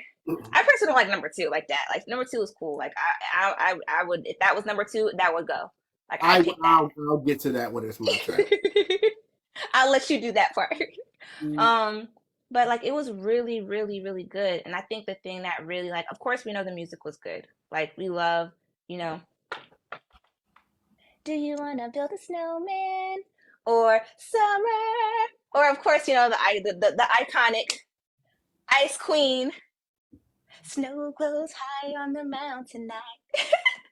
You got so much things that come with it, but all in all, the main thing that was so beautiful about this movie was that Disney was really pushing the power of love, and not the love of, you know, the thing that Disney always brings in is a woman and a man, but you know, a sister and a sister. So I thought that was really beautiful, and I literally cried watching that part when I saw her like the whole ending. What the That was ending? the gift of true love. Yeah, like that I literally like tears were just rolling down my face. I didn't even like react. Like literally, you know, when you cry, you're like, but it was just tears. Like I was just looking and it was just tears rolling down. Like it was so beautifully played out. I wasn't expecting it. They really were in their bag with that movie. Encanto. So I think for one, the movie is such a good movie. For, you know, I don't even know where to start because I honestly would put this number one out of all three of those. I don't even know where to start. Just like just Abuela not having like, you know, not truly understand. But see, okay, let me speak from my perspective as a fellow Here we Latina. go. Here we So go. Abuelas don't be listening or caring with nothing you got to say, okay? They don't care about nothing. They're all about what they say, their tradition, and things should go the way they're supposed to. That's so common in a Latin family. Like to have that representation and to see the abuela like be behaving the way she did, like that's literally spot on is how it is in the Latin community. They're very traditional. And so they want things done a certain way, and you know, you have to hold yourself. They hold their children to a certain standard because of the things that they didn't have when they were, you know, their age and stuff like that. So I thought the representation was just spot on. And then when you get into the fact that, you know, the biggest thing was sacrifice. You know, her husband was sacrificing himself for them. You know, and but you when you look into it deeper and you understand like during that time period that was colonialism, and you know the European, you know, doing what they do in that time period. So it just was really beautiful to see that in picture. Let's not get into the music. By the The way, before you music get was to the music, the poll is up now, guys. So it's right above me again. You guys can vote yourselves which one can go. Anyway, continue.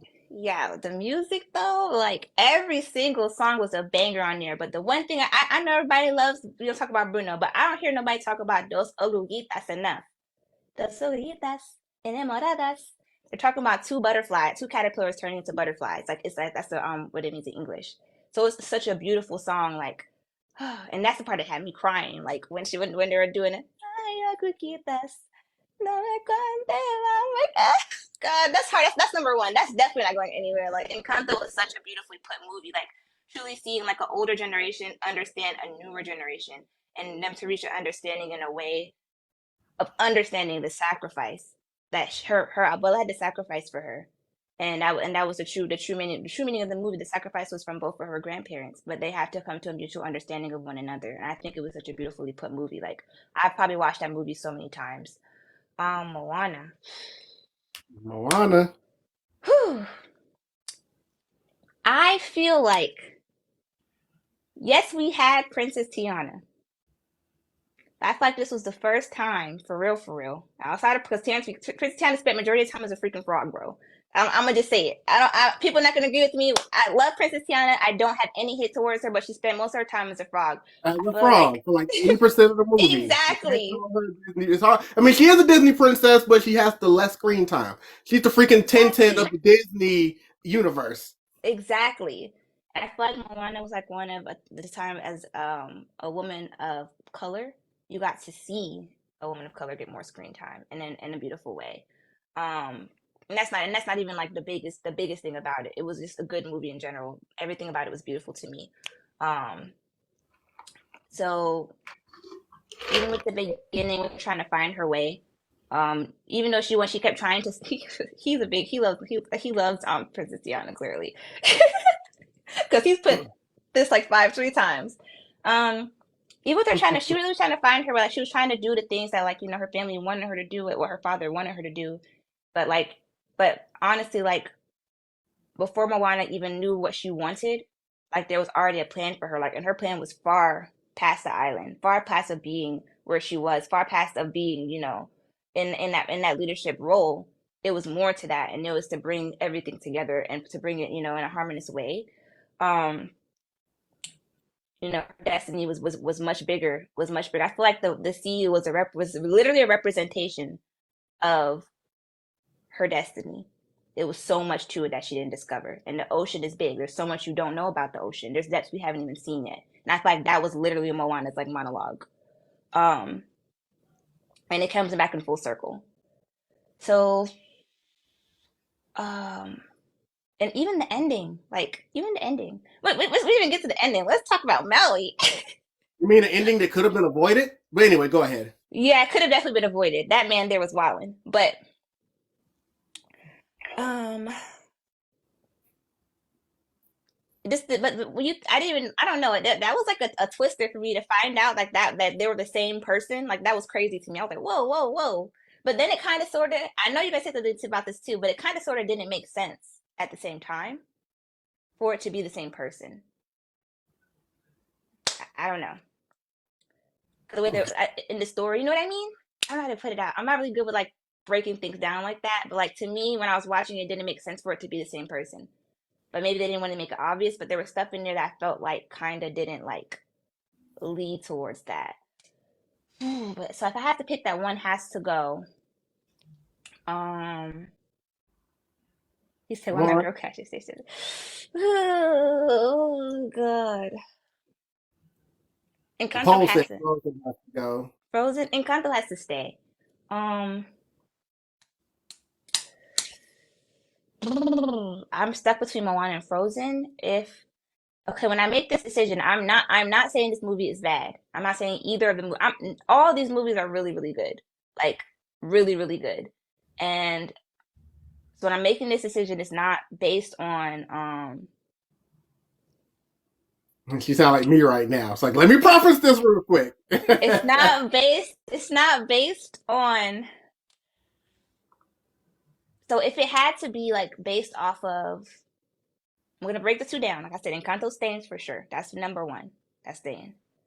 But if I had to break it down in a way, I'm gonna tell you these two things, and I'm gonna tell you what I'm gonna pick. If it was based on just the story alone, I'd pick Frozen to stay. Just because it has a beautiful story and a beautiful, like I said, the power of love within, you know, a sister and a sister. Like love curing everything. I'm a big believer of that. Love is healing. But also Moana, like I love seeing how she went after something that she wanted. Like she didn't stay, you know, and that's honestly like what Disney princesses kind of do. Like I kind of feel like she really took the opposite like edge of things and really went after what she wanted. Like, you know, really, she really didn't hesitate, honestly. Like, she kept trying, and she had stuff that was barricading her, but she kept going. Like, so, this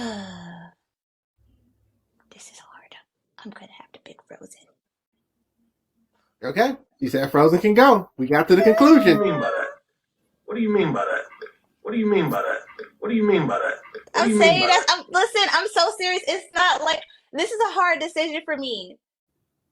Like this is a hard decision for me for real. Like I that's a hard decision to pick between these movies. We fucking got him. It's okay. We got it on record. Take it away, sir. Got him. We fucking got him. I'm gonna go ahead and dismiss myself right now. The One Piece is real! Had to pick Frozen after setting a straight at Princess Tiana like all that. Right. Now I got the mic.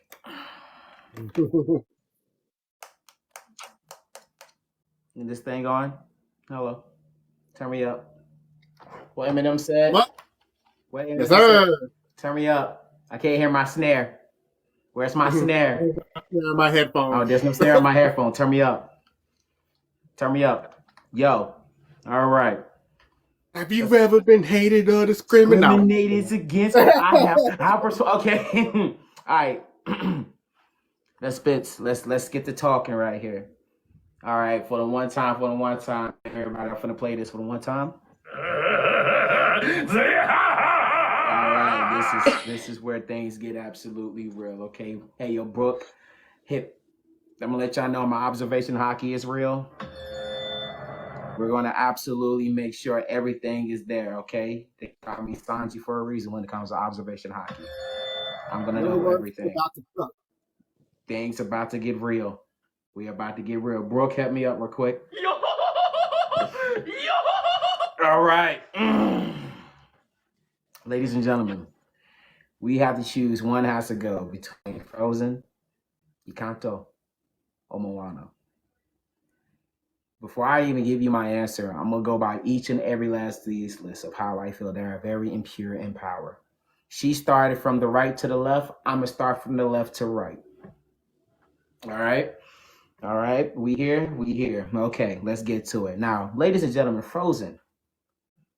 I'm going to go by almost everything that I know about this show that made this show become where it is today.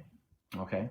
Well, first of all, ladies and gentlemen, Frozen is one of the most iconic movies of all time. Frozen was so big that they tried to do a second one to get another soundtrack hit, and it became a musical instead of a movie. Yep, I said it. It was so damn big, ladies and gentlemen, that it was playing in Emmys and Oscars nomination. I'm going to say this again, ladies and gentlemen. Frozen was so big that it got Oscars and Emmys and nominations. I'm going to put respect on Frozen where it needs to be. It will forever stand on business. It was so iconic that Let It Go will forever play in your child head in this generation. No matter what Lion King we know, no matter what Little Mermaid that we know. And I'm a guy who loves my OG movies, hello. But I'm going to respect where it is due. I don't care what you say. Still to this day, that little damn Olaf, that damn Finn, that damn Kristoff, that Emma, that Elsa and Anna. Oh, all three of them. I said 3. Lord, I meant 5 or 6. Okay, that's a lot of damn people. They played a lot of iconic roles up in this goddamn show. Wait, read the comment. She can still let it go respectfully. You can say she can still let it go respectfully, but we still gonna respect the actor who absolutely made that new song. Because she's just not a regular pipe blower. We're talking about one of the most known women into the entire game that made sure that song got there. Put some respect on Frozen there. We're not going to do that. We're going to respect Frozen. And I agree with my girl Kris is coming from when it comes to about the story of a sister between her and herself, because I'm going to evaluate of what she meant by that. She was kind of confused due to the fact that they are sisters. How can that be the same person if they are sisters? It's kind of contradicting. I understand where you're coming from. I hear you. I hear you. I absolutely understand where your brain is coming from in this operation. When I got into this damn Thai equivalent of Frozen was one of those things that every Disney movie has been doing far too long. It actually, for the first time, answered what everybody else was saying in the Alonso Prime is the time. How you gonna marry somebody that you just met? I'm just saying, let's respect it, okay? How you gonna marry somebody that you just met? And we know Disney history has been doing that to almost every single Disney princess. And for the first time, Disney was actually standing on business to let you know that you are dumb if you marry somebody you just met. I'm just saying. Respect Frozen. Respect it. Don't do that. Don't do that. Then we're not going to act like they had a very sad beginning. Mom and dad hit them with the princess of the castle. We finna go out to sea. We'll be back. Come to find out they both died lost at sea. That was a sad Titanic story. We know that story. We saw that story before, but it was very sad actually seeing it off the sea. Now the sister has to play forcefully to be an adult as a child, but she feel like the whole thing was her fault. Why does she feel like a whole thing was her fault? Because of these powers that got them this entire kingdom over her emotional estate. She was so much pressure, so much everything that she has to do, that she was trying to make sure the kingdom was absolutely great, but it couldn't be that great if you are very emotional stressed and missing the loved one that actually ran the kingdom. Now, Elsa, we respect her super duper much, but Anna was the happy and gullible one. Because we didn't want to build a snowman for no reason. I mean, we're not going to act like y'all didn't want to build a snowman for a long time when we heard that. Hello, we're not going to do that. We're not going to do that. We're not going to do that. So y'all mean to tell me y'all wasn't walking around your house? Kris, so you want to tell me you wasn't walking around telling me, do you want to build a snowman? You can't. Oh no, like I said, I have no hate against Frozen whatsoever. Uncle, All will you those tell movies me were you top wasn't walking tier. around the house saying, do you want to build a snowman? And you know it's a kid's movie, but that's rare for you to say some Disney. Are you going to deny and say you wasn't building a snowman? We'll get to what I got to say when you're done. Look here, so that means he was building a snowman. That's absolutely true. He was building a snowman. Everybody was building a snowman. Hell, I was even building a snowman when Vine was around. R.I.P. to Vine. And that's how I let you know how legendary Frozen can be.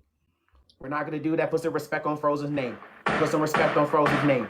And not even just that, Frozen has one of the most twist iconic stories that we ever seen when it came to the ending. Because not even just that, the sister was very modern in Frozen, even though the thing could have been dodged because of the villain. The whole thing literally could have been shut down if they would have went the opposite acquire of the way. But, you know, it's Disney. They got to put a twist in somewhere, right, to hurt our heart. Because we said it's a Toy Story. How can we make this go further? They already got rid of Woody. How deeper can we go? And then they say, you know what, Woody? We're going to let you go in Toy Story 4. And I was like, damn, that hurt me. That hurt me. And that's what I mean by Disney. And this is what Disney can do. They're going to remix it so good when it comes to the Frozen. They thought the true love was Kristoff, bro. Kristoff, bro. Hey, yo, you true love breaks the kiss, right? Nah, that's not the love we talking about. We talking about self-love over here. Do you love yourself? Do you love your family? Hello, come on. Let's talk about yourself. That's what Frozen was about. We're going to do some self-love and self-conscious. We're not going to act like Elsa didn't say the entire Frozen cast. They was treating her like a monster. I need to drop some hearts in the chat. Drop some hearts in the chat. Come on. Elsa. We're not going to act like when Elsa was trying to make sure things right. They was looking at her afraid of what she could do with her powers. Walking around. That is why we got Let It Go. Let it go. Let it go. Can't hold it back anymore. We going to respect Frozen. Put some name of respect on Frozen. We gotta respect Frozen. We gotta respect Frozen. Shout out to Olaf too, because that little snowman definitely made the snow because he just wanted to see the sun, even though it was very opposite. And then when we saw him actually seeing the sun, was a very beautiful moment because he was everybody else's response. Wow. I'm ready to see you get into Encanto because I want to see what you think about it. Look here. Frozen was very beautiful. But now let's get into one of my favorites, because what I'm about to say about Encanto, y'all not going to be able to understand it, because I'm about to be, Now let's get into it, because not only Frozen has an iconic, but would y'all believe me that Encanto has the #1 spot chart sales when it comes to Disney right now? It does. It has beat Frozen. Mm-hmm. Drop some hearts in the chat for Encanto. Encanto has beat Frozen in song charts.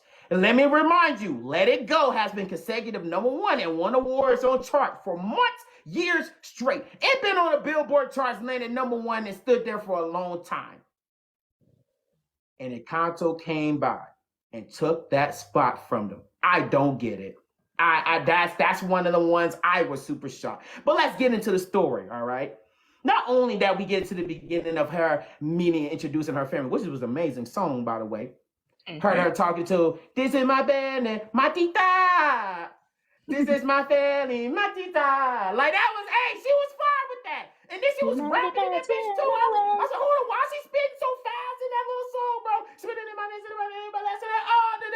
like, I was like, I don't know what she is saying. I think she's going faster than Busta Rhymes, home. What is going on here? So I had to literally slow it down to know what she was meaning by each and every last farm. My favorite thing of that song it ain't just Bruno. We all love to talk about Bruno. I'm gonna respect Bruno, all right?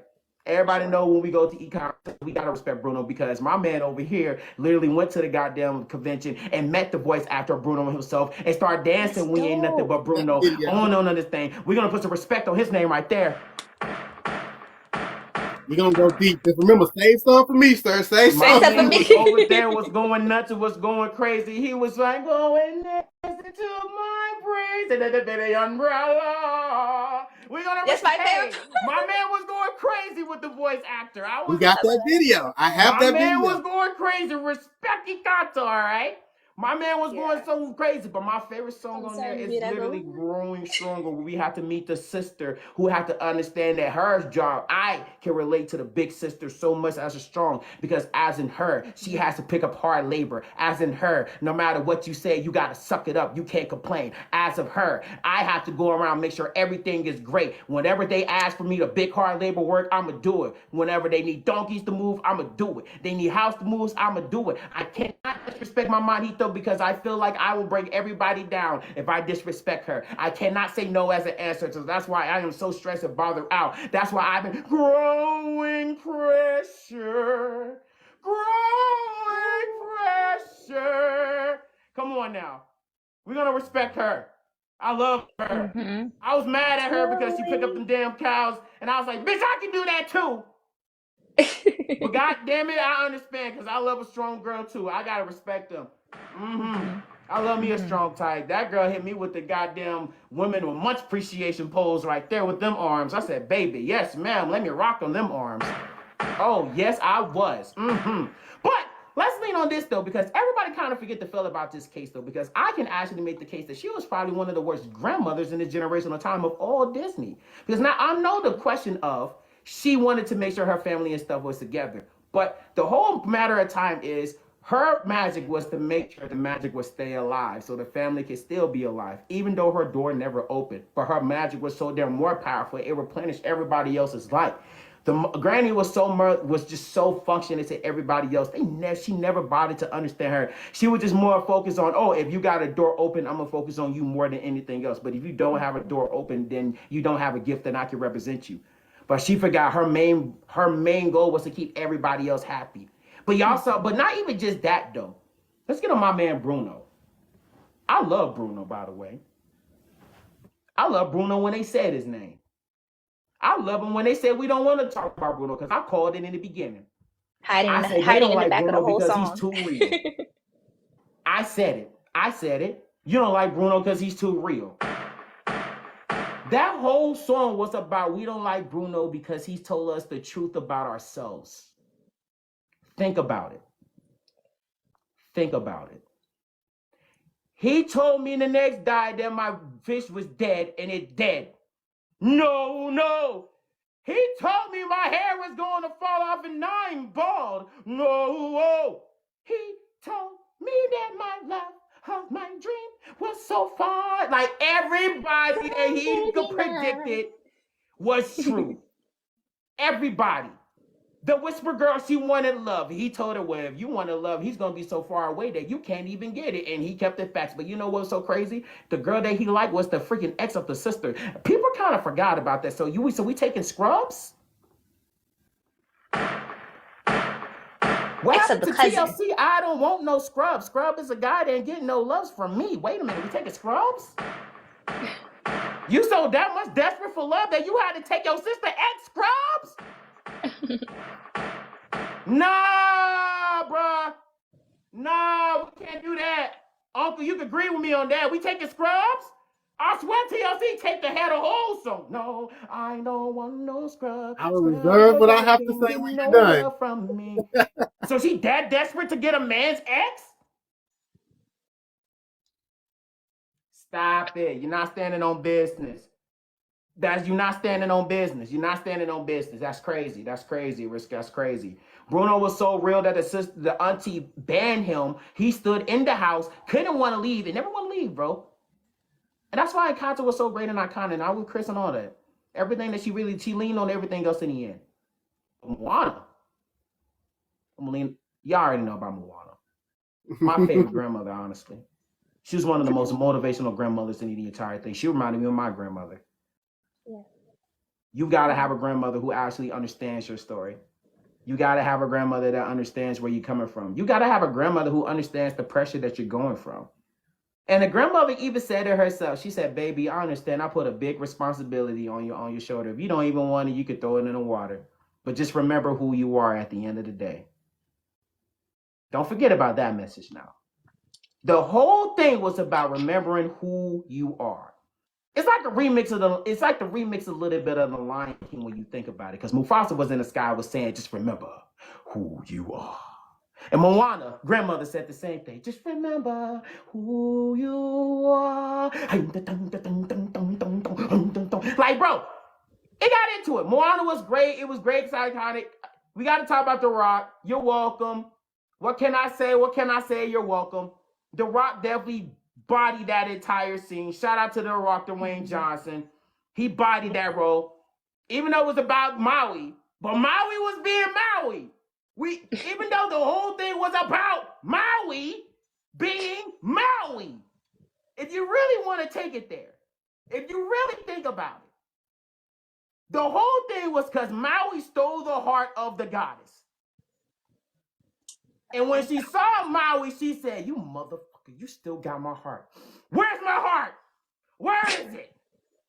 I have it. I just want to give it to you. Nah, you have my heart. Just remember who you are. But this hey, remember who you are. You know who you are. You gotta remember, you gotta think about that's literally how that shit went. She was thinking, remember who you are before you smack Maui. He's right, I could just back. But remember, you're not mean. You're a goddess of love. Take this. And people forgot about that. But one has to go in all the genre of me breaking down every list, because I can talk about the Moana list of soundtracks, but we know how that go. Even though Moana passed Frozen that song list too. But me respectfully, me knowing of these two iconics, I'm gonna have to respectfully go over Frozen. Frozen can respectfully walk out, and not even the disrespectful to Tag Farm. But I did respect every single thing and put the icing on the cake of each and every last point of Frozen, because I just want people to remember that. But the reason I said Frozen can't really go is because Encanto has a great historical region, and Moana has one of those things that reminds me of The Lion King of remember who you are. Love it. So if you really deep in and really think about it, and if you love your old Disney icons, you will pick those two because you know the definition of what they will bring into your life life and how you feel more about yourself. And that's all I gotta say about that. But Frozen, I love you deeply, but I do hate your abilities on freaking Speedstorm. Fix Olaf snowballs, please. Fix his snowballs. And thank you very much. That was beautiful. That was beautifully put. You're gonna learn why it's so difficult to be the host on this show. I know he's gonna. I knew it. I already knew it.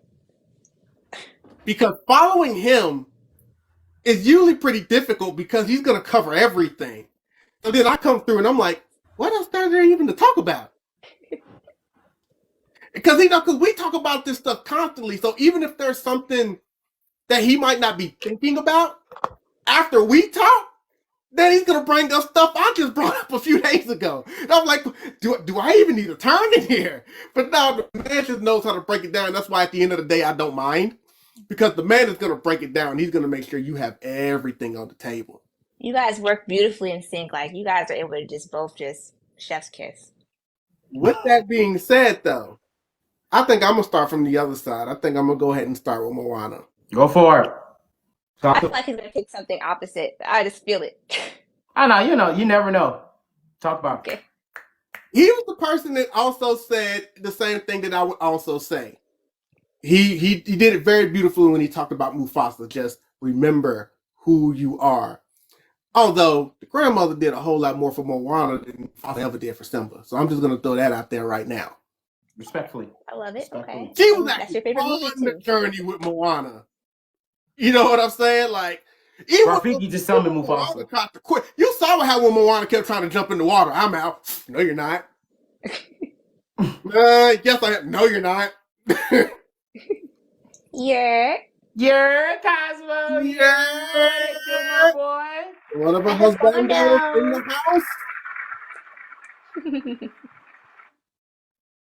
But no, so we know the story. He pretty much, I don't have to go much in the story because he already did that. We've talked about it. The ending could have been avoided. Maui being Maui. It could have all been avoided if Maui wasn't being Maui. We wouldn't have really even had a story though. And you know, sometimes you need people to do dumb things in order for us to have a plot. So you know what? It is what it is. Just saying.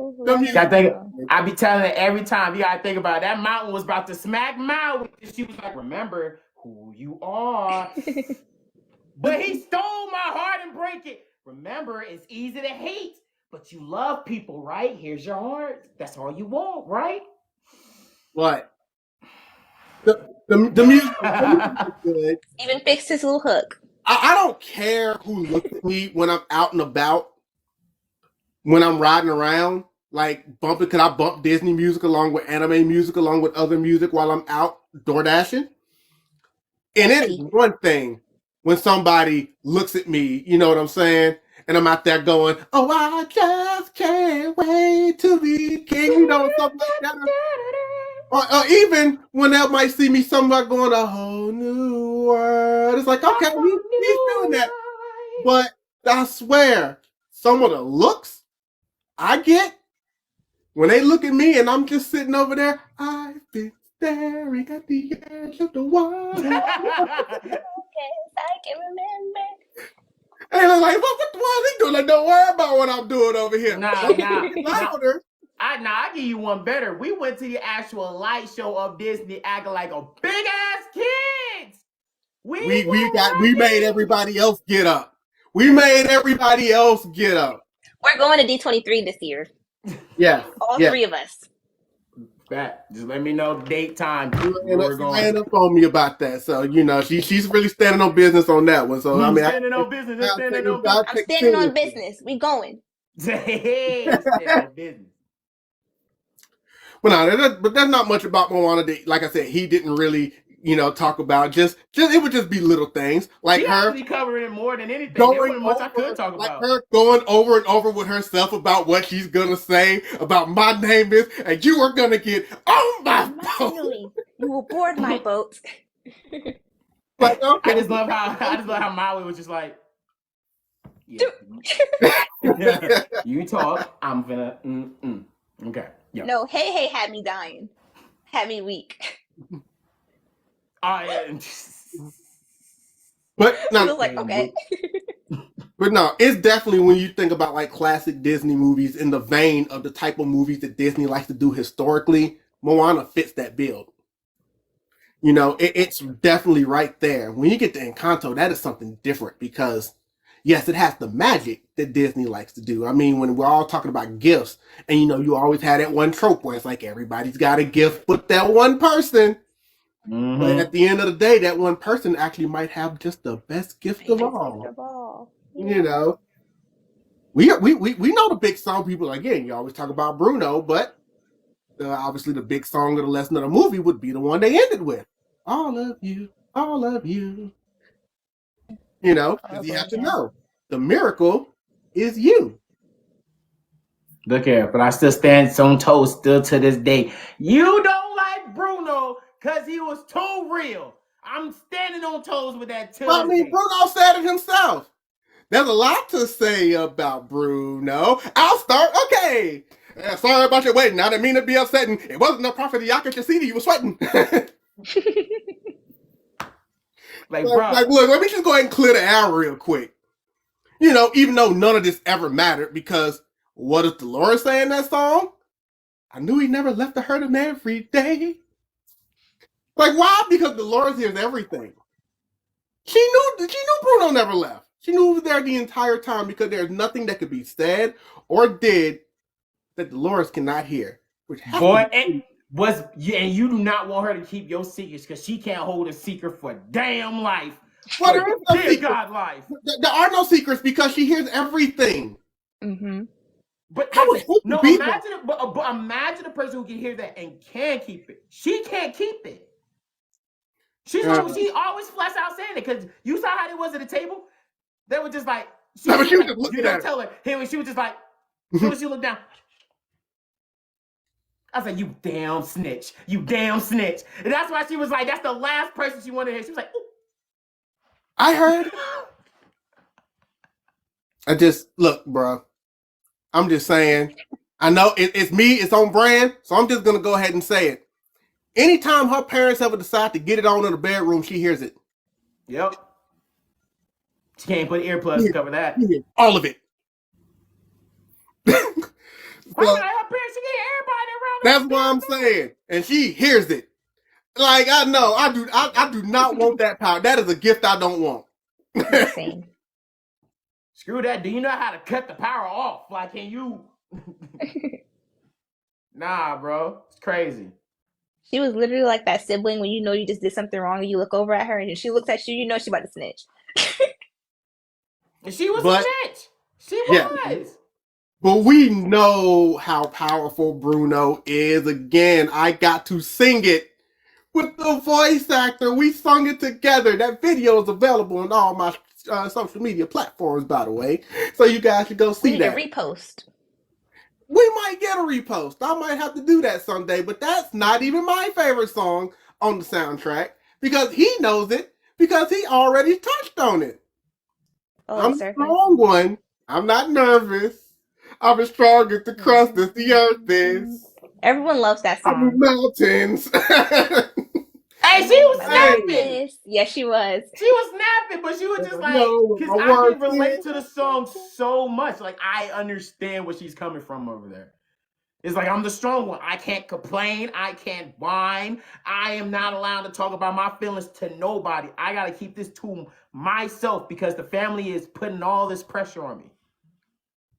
I do have some issues with the movie though because I feel like there were some things. Sometimes I always feel like Encanto could have benefited from being about 30 minutes longer because there were some things I felt like they zipped through that we never really got to see. Like when she originally went through the prophecy and it was like, I can solve everything with a hug.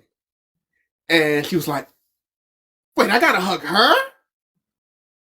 And they were kind of like this. But we don't get it. It's like, but we've never seen that in the movie. Y'all haven't built up the fact that y'all got that kind of relationship.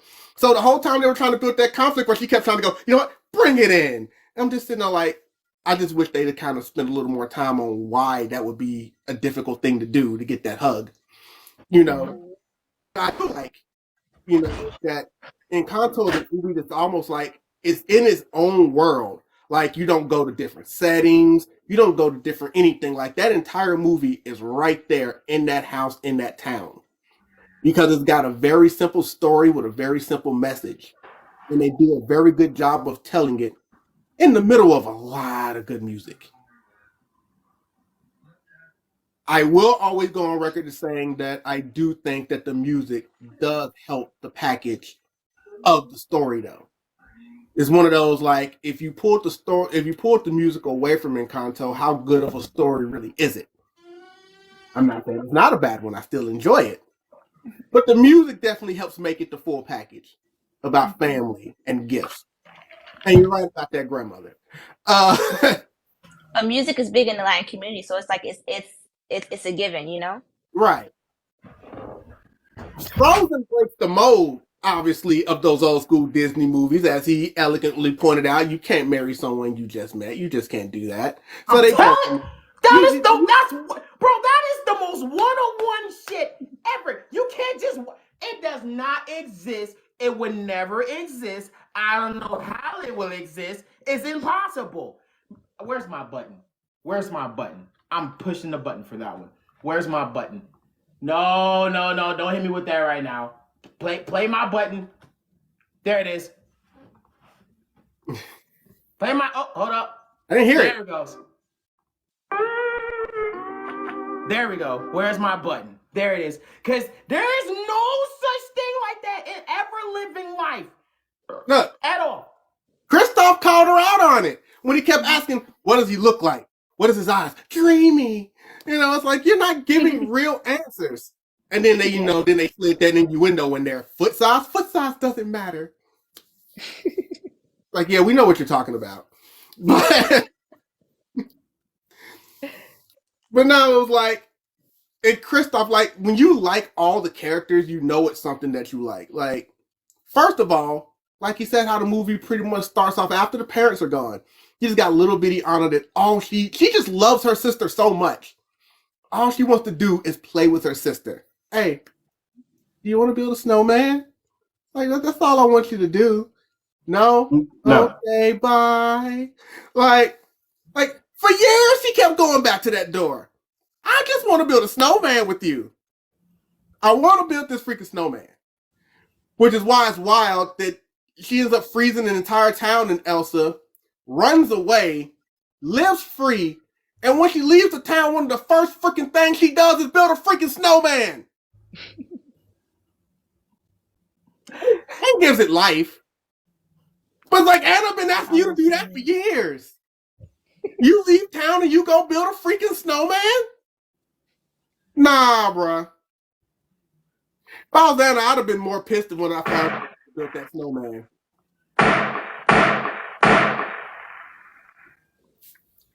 But regardless, Olaf is so great. It's just something crazy about a snowman singing a song about wanting to be in the sun. You saw everybody was looking at him and like, I just want to see I just want to be in the sun. It was like, he's singing a whole song, and then right in the middle, Kristoff just goes, I'm going to tell him. Yes. The puddle part is what had me. He looked down, he was like, he just walked over like, bro, no, let's revisit that. You know what's going to happen when you go into the sun. You know. It's like, I'm gonna tell him. It's like, you don't break that man's heart like that. Hey, it's always that one person, he's like, he's too happy. He's too happy. Nah, I gotta bring him back down to earth. But once he come in, he's like, I'm gonna tell him. Like, what the? Don't do that. He just, hoo-hoo-wee, look at life. I'm alive. He just.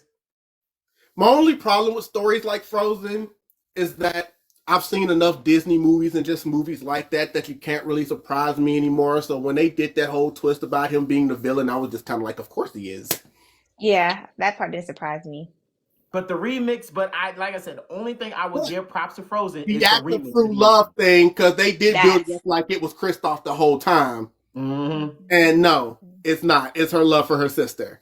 That was a big remix. I said, that's a good ass remix. That's I was saying the tears were just rolling. Like, I was just like.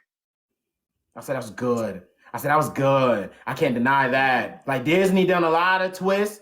They're known for doing twists, but this one? Mm-hmm. No, that one hit. You did good. They were in their bag. Yep. It was eaten.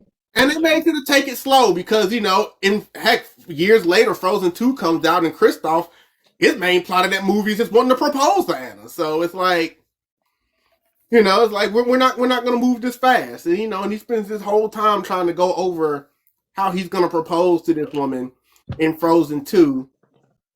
That is just a giant, Let It Go was such a big song, whether people want to admit that anymore or not, because I understand that the Let It Go was so popular that kids wanted to play it over and over. And it was so big, it won awards. Respect Frozen. It was so big that it won awards. Respect Frozen. You gotta put respect on Frozen. That's what I'm saying. Let It Go was so overplayed by kids, it made parents not like the song anymore. That's why Let It Go is now the most loved and the most hated. And that's why they even slid that into Frozen 2, where they acknowledge her memories. And one of them starts singing Let It Go, and Elsa's like, ooh, I don't know about that one.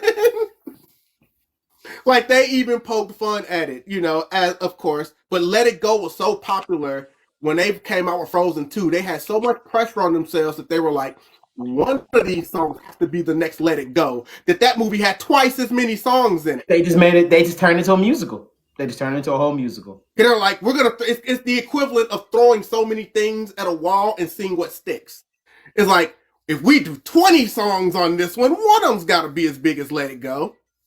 But The thing about that is, I'm gonna say this again because, like I said, I understand that it became the most loved and hated, but it's just like you gotta respect the fact of it was super duper love that you can say, yeah, we want to hate it, but you had to love it so much, though. Well, I think That's enough how time is good it gone by was. now that people won't hate on it as much as they used to. But I get it if you're a parent and your kid is playing nothing but that song and they don't want to play anything else all day, every day.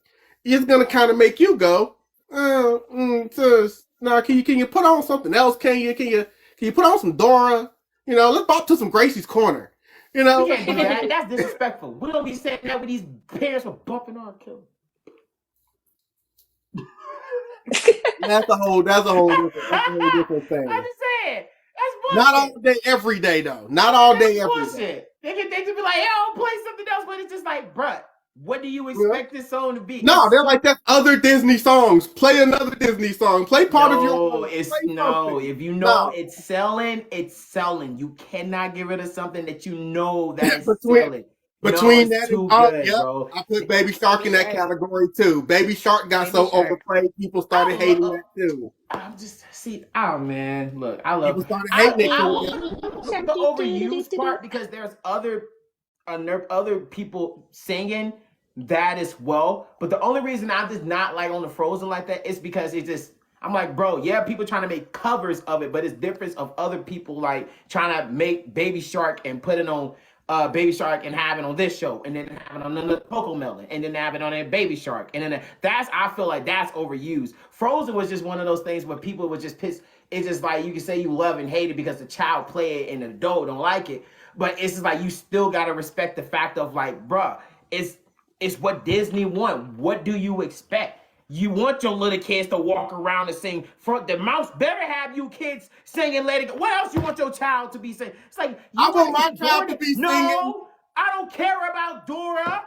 I don't want to look for I don't want to talk to a damn girl on TV trying to click. Can you show me where it's way to go? No. I'm gonna go talk to Elsa and Anna, and we're gonna enjoy ourselves with some Frozen musical songs. I'm going to enjoy that more than look at some damn swiper, no swiping, trying to take something out. I gotta say it 3 times. I'm gonna let it go over there, and he can go somewhere else.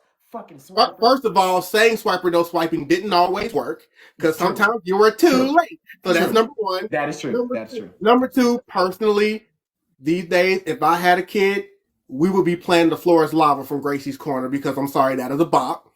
Yep.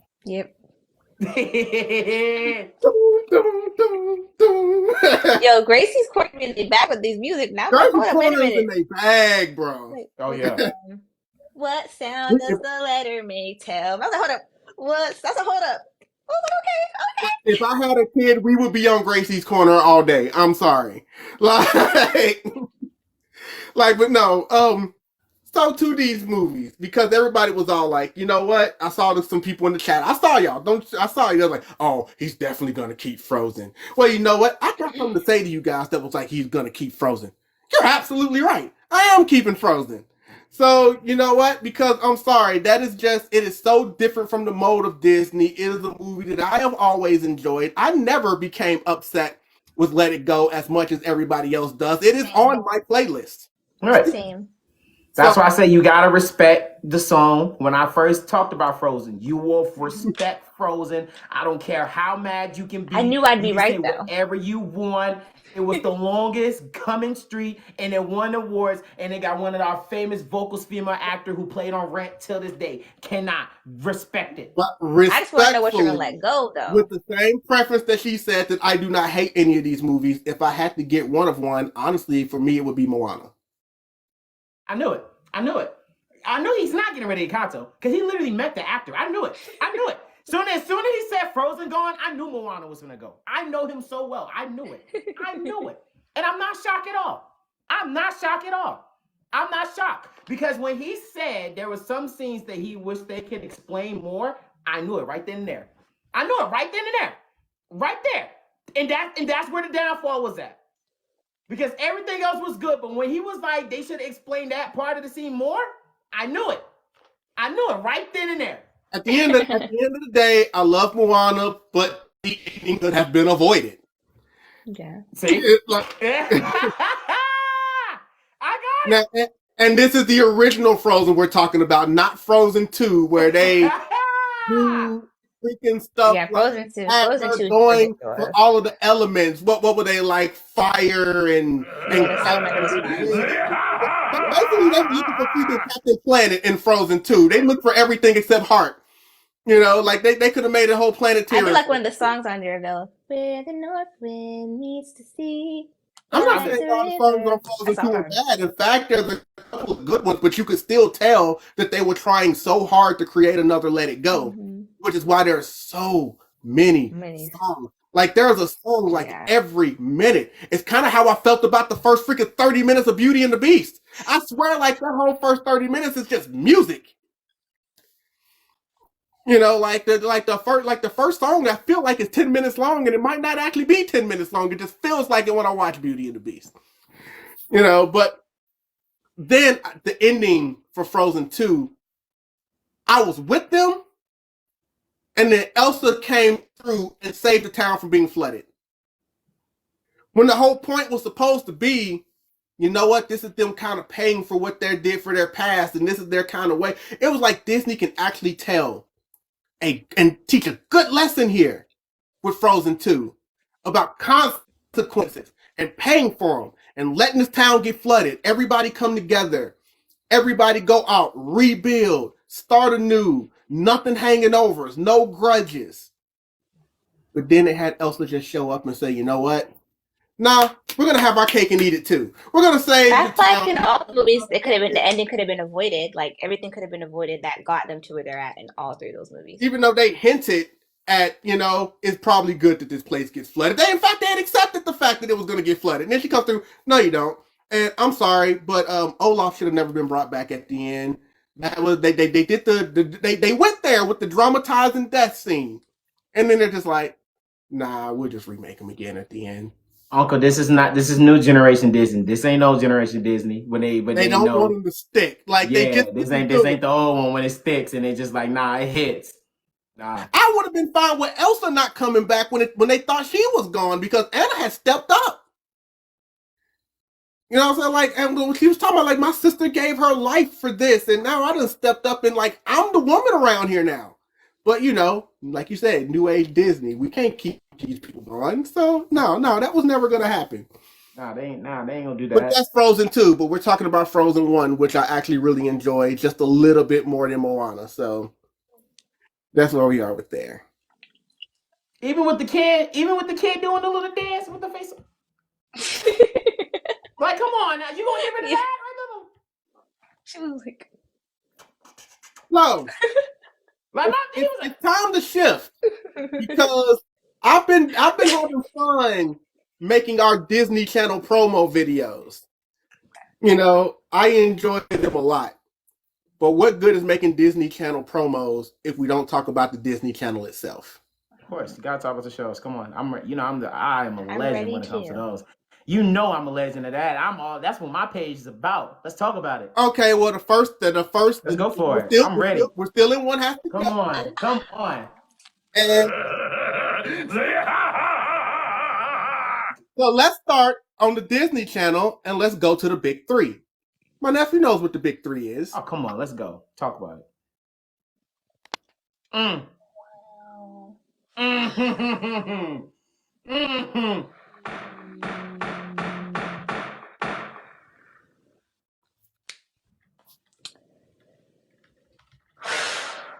wow. Yeah, talk about it. Hey, yo, what the fuck?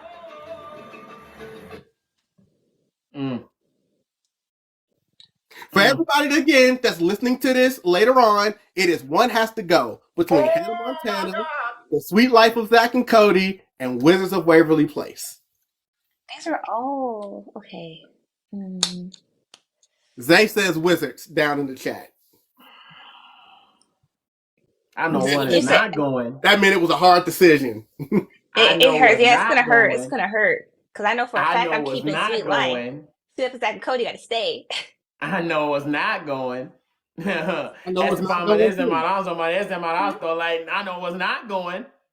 You know And I what? love it. You gotta be honest. Hannah Montana was carrying Disney Channel for a while on her back. Carrie. Like, so Carrie. you can't dismiss I'm gonna let you talk. I'm gonna let you have the floor. Go for it.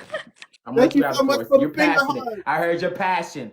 Talk, speak. And Hannah got Kris. bangers. Not to be confused with the album bangers that Miley Cyrus came out with years later. But yes. Hannah Montana. Even in the Hannah Montana movie, I can almost see it. But look, Dream I'm dreaming. when I will get to that song later. But go ahead. I don't know. And I love the Wizards of Waverly Place. I feel like if I make this decision, it's not because I dislike any of them. Because I really like all three. Sweet Life of Zack and Cody has to stay though, for sure. Oh, absolutely. I love that show. Yeah, absolutely. I love that show. Like, it's absolutely. It gives you everything. It gives you love. It gives you humor. It gives you everything Disney, like Disney Channel, in that show. Like, that has to stay. And Sweet Life of Zack and Cody is one of the few that actually has character development on their show. Absolutely. And I actually like Sweet Life on Deck. I'm not gonna hold you. I like that too. So. And they actually had 2 or 3 other actors that actually kind of had their own spin-offs on Disney, and that's how really great they was on the show. So we got to respect them on that as well. That's why I said Sweet Life has to stay. Yes. It's too good. I mean, it introduced us to Ashley Tisdale, which, you know, who was able to parlay into some other things in Disney Channel that we will have, and we wouldn't have still to this day. I'm telling you, that's why I said Zack and Cody is too iconic. It's too iconic. It's one of the goats of all time. I'm not gonna act like Hannah Montana did not carry Disney, bro. Like, I can't act like Hannah Montana did not carry Disney Channel. Like, I'm gonna let you talk. I'm gonna let you have the mic. You got the mic, queen. The mic. So, Sweet Life of Zack and Cody is staying for sure. No discussion about that. Okay. I like Wizards of Waverly Place. I just feel like Hannah Montana had more impact on Disney Channel than Wizards of Waverly Place did. And that's the only reason why I would say I would let go of Wizards of Waverly Place. Come on, I'm not doing this. Hey, boy, relax. Hey, boy, relax. He's like, come on, I'm not doing this, bro. So remember, this isn't about everybody else's opinion. This is about you personally. Yeah. So, yeah. I'd have to let go of Wizards of Waverly Place. Because if we were talking about in general, then Hannah Montana would be the one that can't go because it literally carried a channel. Exactly. So we're talking about you personally. Yeah. So Sweet Life of Zack and Cody has to stay. I feel like it embodies everything in one. There's so much to it. Hannah Montana is definitely on the same. Like I said, it carried Disney Channel. I don't feel like Wizard of Waverly Place really had as much of an impact as the other two, in my opinion. For me at least, if I had all three of these on TV right now, depending on what I want in the moment. If I just feel like just being a girl, I'm gonna watch Hannah Montana. If I wanted to laugh, I'm about to put on Sweat with Zack and Cody. Wizards of Waverly Place, I'm just like, okay, if I just want to chill, I'm existing like Wizards of Waverly Place, but it's not really something that I felt was super, super impactful. I did like I did like where they were at. I did like, the setting. I did like, the family dynamic. I thought it was funny. I just don't think it holds up a high torch to Sue Zack and Cody and Hannah Montana, so Wizards would have to go for me. Okay. Sir, this is like we can these quick. All right. So,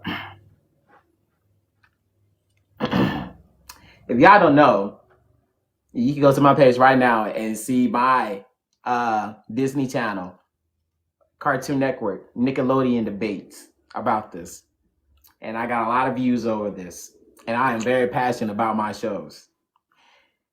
And we're going to get into this.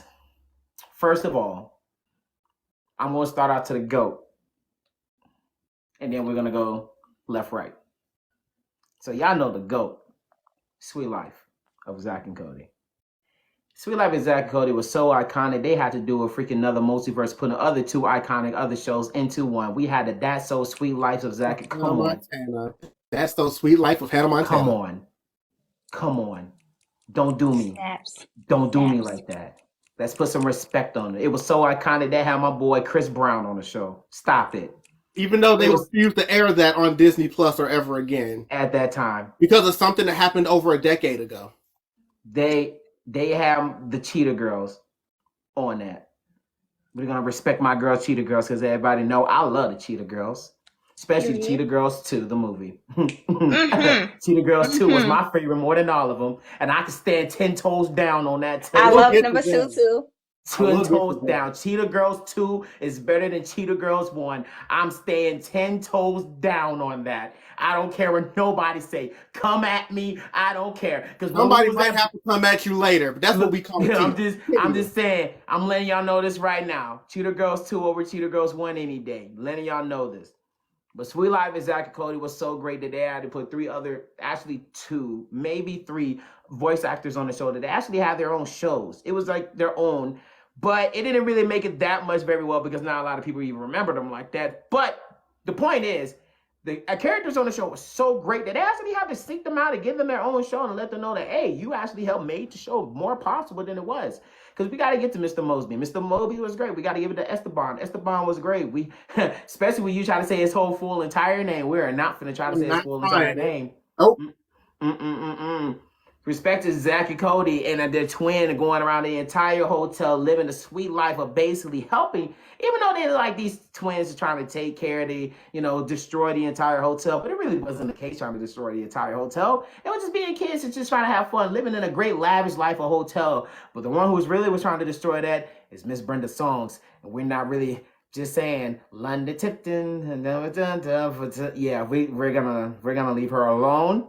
But daddy's money. That's what airheads look like, people. Be careful. But I love Brenda Song. I love her. Shout out to her with her husband and her kids. She's a very great actor. Sweet Life of Zack and Cody was just too great. They had too many things that I love about. It was just too great, too persevere. And it was so good that we got a Sweet Life on deck. And we're not going to act like Sweet Life on Deck was bad because Sweet Life on Deck was pretty good too. It just wasn't that good as a Sweet Life of Zack and Cody. But Sweet Life on Deck was basic. I like Sweet Life on Deck because it had a great active what if after their life. They had a great girlfriends after that. One became a person, wants to be going to college. The other one stayed behind. One that owned like own business shop. It was great. I love the ending. That's the ending actually made a great and interesting standard points of each different direction. Sweet Life of Zack and Cody would definitely stay. Now, come on. Look here. This girl with this wig. The Hey, yo. Never saw the girl get away by putting on a wig and everybody just immediately forgot who she was. Takes the wig off. Oh, you're somebody else. I mean, Clark Kent does it all the time. And she's Clark. I'm telling you, that's the remix of Clark Kent right there with glasses. Y'all really, I'm telling you. But Hannah Montana? Come on now. Hannah Montana had to go touch on Sweet Life of Zack and Cody. Come on now. Hold on. Where's my button, bro? Where is it, bro? Come on. Pistol shot. Come on now. Pistol sound effects. Pistol sound effects. Pistol shots. Where's my actual pistol saying it, I'm doing it. What's happening? It was like pistol shots. Pistol sound effects. I'm like, can you actually make this gunfire? Thank you.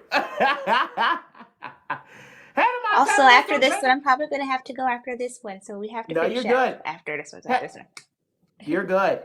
Hannah Montana was such a great and iconic show because we literally had to talk about a lady who was carrying the franchise of Disney with the whole entire face. The show was so good that they actually made an actual documentation of her actual life. I swear, it was so good that they made it to the movies. And that movie went #1 in America. And how do you not know? What little girl do you know that saved the best of both worlds and rocked it out at the shows and went #1 over a documentary of a movie?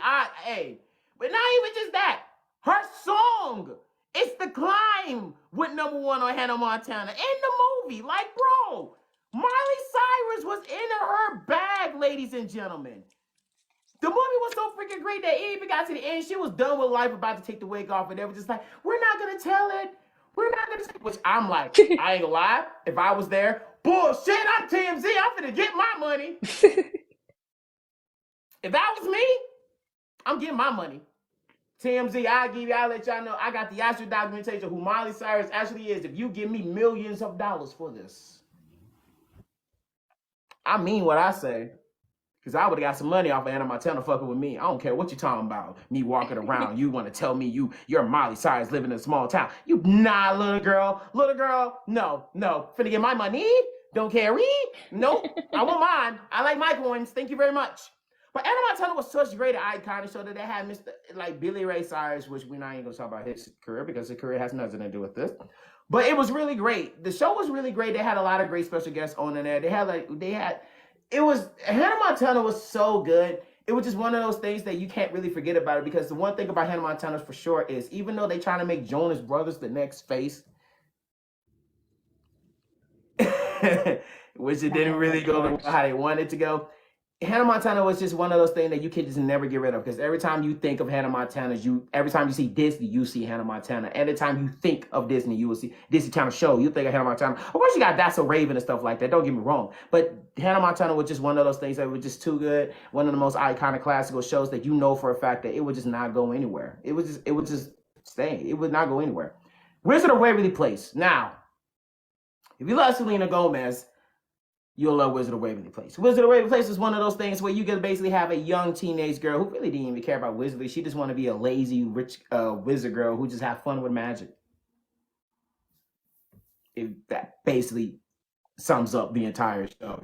Keep it a band with you, because they're all going against who can keep their magical power. And they was like Max, who was actually the really dumb one, but he was kind of the most talented one that they really pay attention to the entire show. But we're not going to get into that. Only thing about Wizard of Waverly Place that was kind of like on and off with me a little bit, and the shows did have this too, but Wizard of Waverly Place was just one of those ones that was just like, okay, you know Alex is doing those things. It's common sense that you know Alex is doing these things in front of your face, but the only thing you can't really just misdirect is she act like she don't love her family, but she obviously do. She act like she doesn't want to keep her magic, but she obviously does. She act like she doesn't want anything else in the world, but she obviously do. And that's my only problem with Alex as the character. That's my only problem with her as the character. Because you can't just always act like you don't want something, but you actually do. You can't act like you don't like your family, but you actually do. You feel what I'm saying? She's very on and off about that. And that's why I was like, if I had to choose one of them not to go, obviously I would choose Wizard of Waverly Place would have to go. So I would choose her as most properly Wizard of Waverly Place. Would have to go. Because of Alex herself. So I'm going to have her do it respectfully as that. So, Wizard of Waverly Place, I'll let you go. But Hannah Montana and Sweet Life of Zack Cody, you're definitely staying in my heart because y'all play a big role in my life. That's just facts. Wizard of Waverly Place, we love you. But Selena Gomez, I'm ready. Can I come get it? Nah.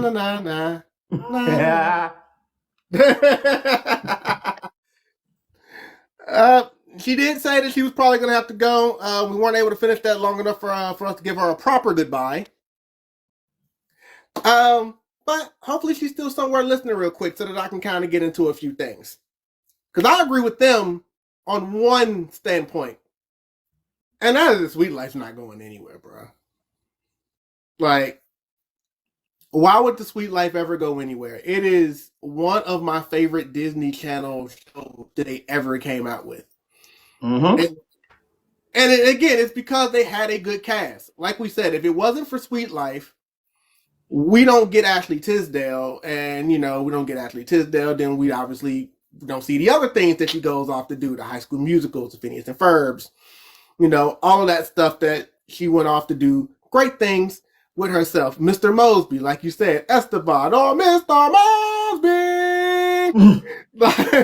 Like, I remember the episode where they were sitting around at the therapy, and they wanted them all to pretend to be each other. And Esteban's impression of Mr. Mosby was freaking priceless. Mm-hmm. Oh, very well. Good luck with that. Like, my man was killing it, man. But London, because he didn't talk much into London, but I have to get into London because, yes, we know, as most shows do, when they see that there's something about a character that they can exploit, you can see it grow. So, yes, even though the show kept going on, you saw London get dumber and dumber as the show went on, because the creators were like, it'd be a lot funnier if London was a lot dumber. Because if anyone remembers Sweet Life of Zack and Cody's season 1, London was not that dumb. Not that dumb. But as time went on, Cheeky became dumber. especially by the time the Sweet Life on Deck came around. Yeah, I don't even know. The dumbest bitch on board. Sweet Life on Deck makes me question how she graduated high school. I mean, she clearly got held back a few times because she's clearly older than Zach and Cody, yet she graduated with Zach and Cody. So, so she clearly got held back. But even when she wasn't as dumb, that doesn't mean that she still wasn't clueless. We all remember the classic line from London when Mr. Mosby was trying to teach London how to drive. Can you go down at the gear shift? You mean the Prindle? The Prindle? You talking about the shift? This goes through all the words. I'm not a child, Mosby. I know how to spell Prindle. And he just snaps. He's like, oh, I got an idea. How about we turn on the radio? Would you prefer Am or Finn? And when she got Cody to help her start doing her own web show. Oh, man. Line of Tipton's really great, really great, really great. Line of Tipton's really great. And she's the opposite of hate. What is love? Line of Tipton's really great. Like, it's just gold. And then, of course, Zach and Cody themselves. Like, I know they both didn't really just go off to have, like, huge success past this. Well, Cole did, because Cole ended up getting that role on Riverdale. Yeah. But... And that's the only thing I would really say is that nobody really just truly... I mean, in the confines of Disney, they left off to do bigger things. So again, Ashley Tisdale. But as far as, like, breaking away from Disney, it wasn't quite the same. Even though they're doing fine for themselves. But no, the Sweet Life is just... And when I think about... I'll go to all three of these real quick. The series finales for all three. When I compare the series finales for all three, of course, with Sweet Life, you got to go to the end of Sweet Life on Deck, the graduation episode. Like, it was such an emotional episode because, number one, you got to see London graduate. And there would be certain times throughout the series that, as dumb as she is, you could tell that she learned some kind of lesson. And seeing her with Mr. Mosby at the end, who we can all, was pretty much her father. Because we know her dad was just never around. And just seeing that scene when she tells her, I have you on speed dial. I'll call you if I ever have a problem. And immediately walks over there and calls him right away. And it's like, I have a problem. I'm going to miss you. Mm-hmm. Like, you just couldn't help but the feels, man. Mm-hmm. But then there was some other stuff you wouldn't have expected. Like, Cody not getting into the school he wanted. Mm-hmm. Like, he got rejected. Mm-hmm. Zach's girlfriend broke up with him, which was the whole conflict of the final episode. They were both too depressed that they weren't even going to go to their graduation. So it was like, and they really went there with that, which, by the way, Sweet Life on Deck also brought us Debbie Ryan as Bailey Pickett. Of course, if we don't do that, then we never get Jesse. So, again, putting people out there into the world. And, the Hannah Montana finale was just so sad just because you had that whole ending where now everybody knows who she is, but all she wanted to do was go off to college with Lily. And Lily had dreamed of that moment forever. But then she gets offered a tour in Paris. Mm-hmm. I was like, do I go off to Paris to do this world tour, or do I go to college with my best friend? Mm-hmm. And it's just, Miley just seems so depressed those last couple of episodes, because that's just you, and you were like on that journey with her. And like, even with Lily being mad with her when she didn't even want to tell her about it at first. And she was talking about, you're the last person I'd want to go to college with. You're the last person I'd want to go anywhere with. And then it turned out the main reason she was mad wasn't just because Miley was thinking about picking Paris, but that she didn't ask Lily to go with her. Mm-hmm. But then ultimately Lily's like, look, that's your dream. That's not my dream. My dream's to go to college. Of course, we end up knowing Miley ends up skipping the tour and goes to college. Like that final scene when Lily opens her college dorm and Miley's standing there on that other side. It was just like, it was a good ending for them. Mm-hmm. Wizards of Waverly Place, that ending's kind of a little to me, not because it was a bad ending, because it ended with the wizard competition. The only reason it was kind of is because they already had a movie where they focused on the wizard competition. So it's almost like we're doing this again. Because we all know that the show was supposed to be building up to the wizard competition because only one of the 3 kids could keep their powers. Although then, because Alex was, she was lazy, but she was gifted. And that, like a lot of shows, that was what was so frustrating, because it was like, if you're that good when you're being lazy, think how great you could be if you actually tried. But she did win the wizard competition, technically. Really, she didn't win. But it's like Justin said, the only reason she didn't get to the finish line was because she stopped to help him. If it wasn't for that, she would have crossed the finish line easily. So even though he won, he was like, I don't deserve to be the wizard. She does.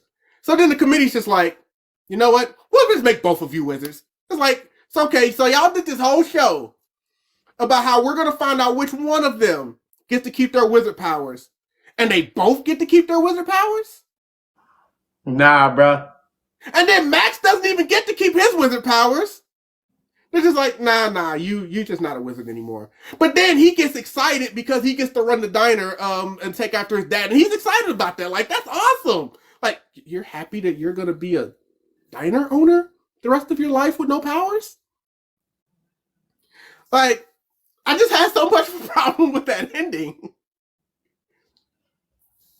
Like, the show itself was fine, it's your typical meal, Harry Potter-esque type, It was basically what Harry Potter would almost be like if it was a series, Hannah Montana was the icon. It did carry Disney Channel. They played it all day, every day, to the point where there was actually an episode of Hannah Montana where they actually played off of that. Jackson was channel surfing because he couldn't find anything he wanted to watch. And he switched to a channel and Hannah Montana was actually playing on the TV. And he goes, when is this not on?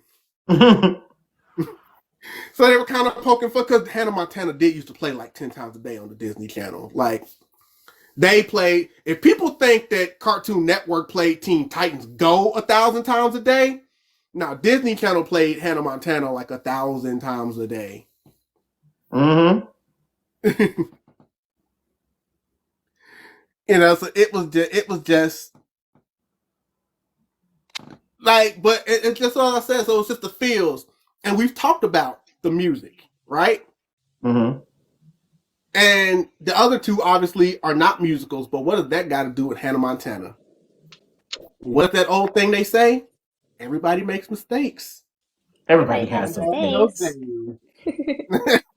That ain't our fault. Get it, I get it, right. When she remixed Hannah Montana, they try to find the next star. Which they remixed that Nobody's Perfect in the episode where she had to do the presentation on the bone parts. And they turned it into doing the bone dance again and again. And she made it about the different bone parts. And Rico was still like, he almost had it because he was like, those moves, that voice, it almost reminds me of a famous singer. And they were like running through different people, of course. Oliver's like, Jay-Z. It's like, Jay-Z, bro, really? And he's like, no, kind of remind me of Hannah Montana.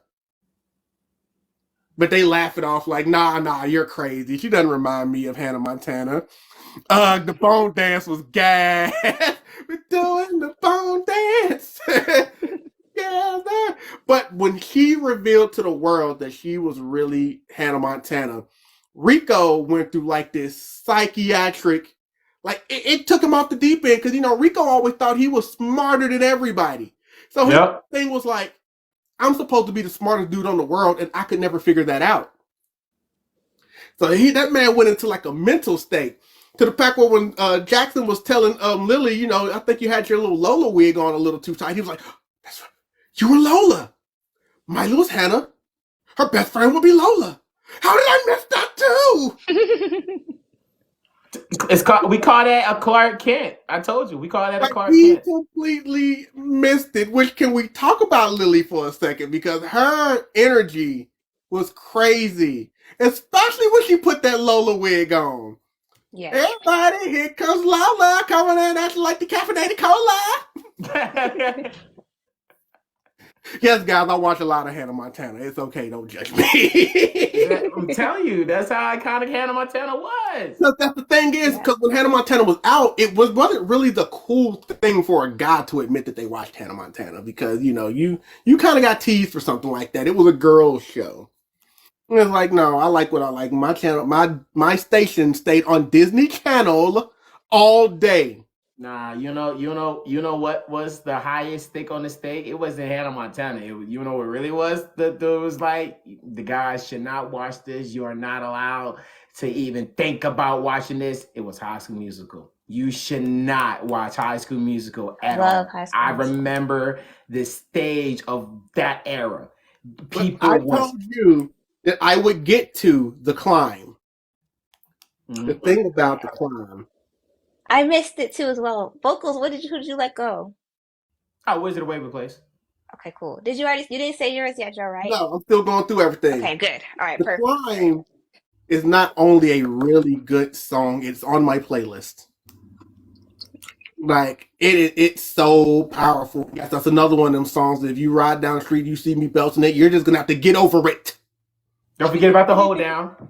Do the hold down, do the hold down. Like, hold on now. Hey, look, they had some stuff on there. You know what I'm saying? That song was going on for the kids. I was trying to do that shit at my auntie house, trying to do that dance. But that's what I'm saying. So for shows, they were all pretty good. For endings, I thought those two had the most perfect emotional endings, while Wizards of Waverly Place's ending just frustrated the hell out of me. It just did. Yeah. But Wizards of Waverly Place did bring the world Selena Gomez, and I think Disney needs to apologize for that. I'm just playing. I thought it'd be more of Demi. I rocked with Demi Lovato though. I rocked with Sunny with a Chance until she left. Yeah, I did too. We all rock with her until she started acting crazy, and then she got back together, and then got back crazy, and then started getting back together. Like we appreciate her, and then she switched her pronouns to him, he, they, them. Yes, they, them. But no, like that's not gonna bother me. But no, like I love Sunny with a Chance. Like from the very first episode when they did the beat song, "Sis boom buzz, sis boom buzz," you heard me? Yeah, they tried. They was like, what could be the next Hannah Montana? We need another Miley Cyrus. Who can we do? It wasn't just that, because they were turning out Miley. They were turning out the Jonas Brothers. They did turn out. Was good, I told you they tried to make the Jonas Brother the next Miley Cyrus was just. But they still became pretty big. If anything, Nickelodeon, they came out with Big Time Rush for the sole purpose of trying to rival the Jonas Brothers. Like, they weren't even a real group. A studio I'll say this about Jonas, those people and put them together. They didn't know each other. The only thing I say about Jonas Brothers is they only got more relevant, more popular is because they actually had some nice songs that actually know how to hit the music chart when they got older. I'm telling you. That's the only time the Jonas Brothers kind of stayed relevant, especially when they came out with the cheerleader song. Then Nick Jonas was like, you know what? Everybody keeps talking about you, the star. Let me separate myself and create a hit for myself. And I still get jealous. That's what I'm saying. And while Big Time Rush was around for a long time, they never even sniffed the success of Jonas Brothers or Hannah Montana. Nah, they wasn't. But I did rock with Big Time Rush music, though. I ain't gonna hold you. I'm not saying they didn't have bad music. I'm talking about their success. Their success never got. I see that. Hey, come again. I'm coming right back. I just be the one you can lean on. Your boyfriend. Your boy. Hey, they was snapping on that hard. But Camp Rock was going hard too with the songs too. But with that being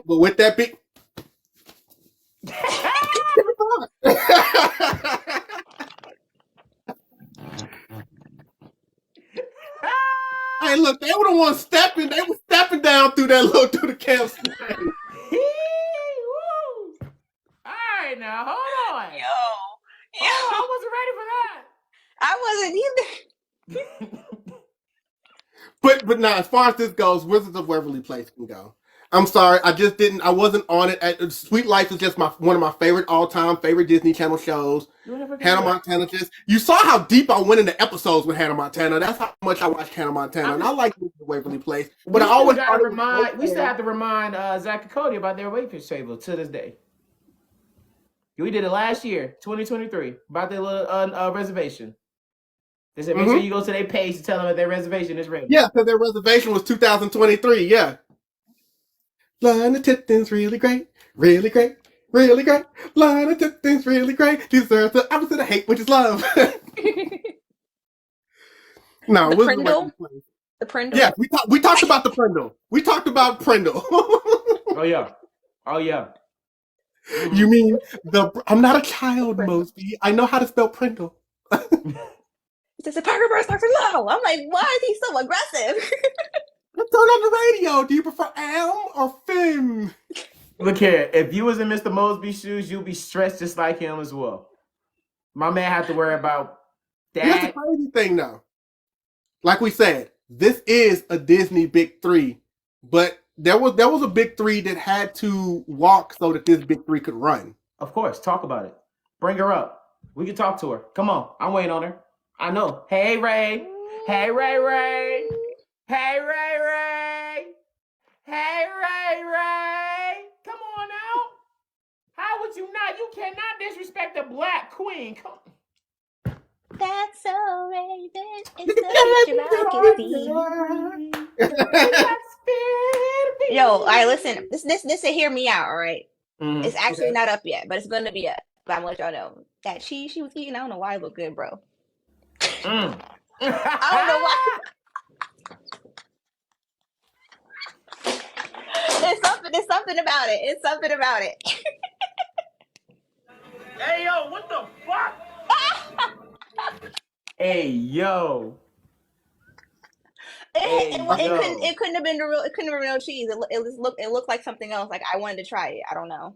For anybody that's listening on stream, this is one has to go. Lizzie McGuire, That's So Raven, or even Steven. The original Big Three. Well, obviously Raven Stan. Because I'm gonna say this once and again, she was one of the crossovers of Life and Hannah. Hello.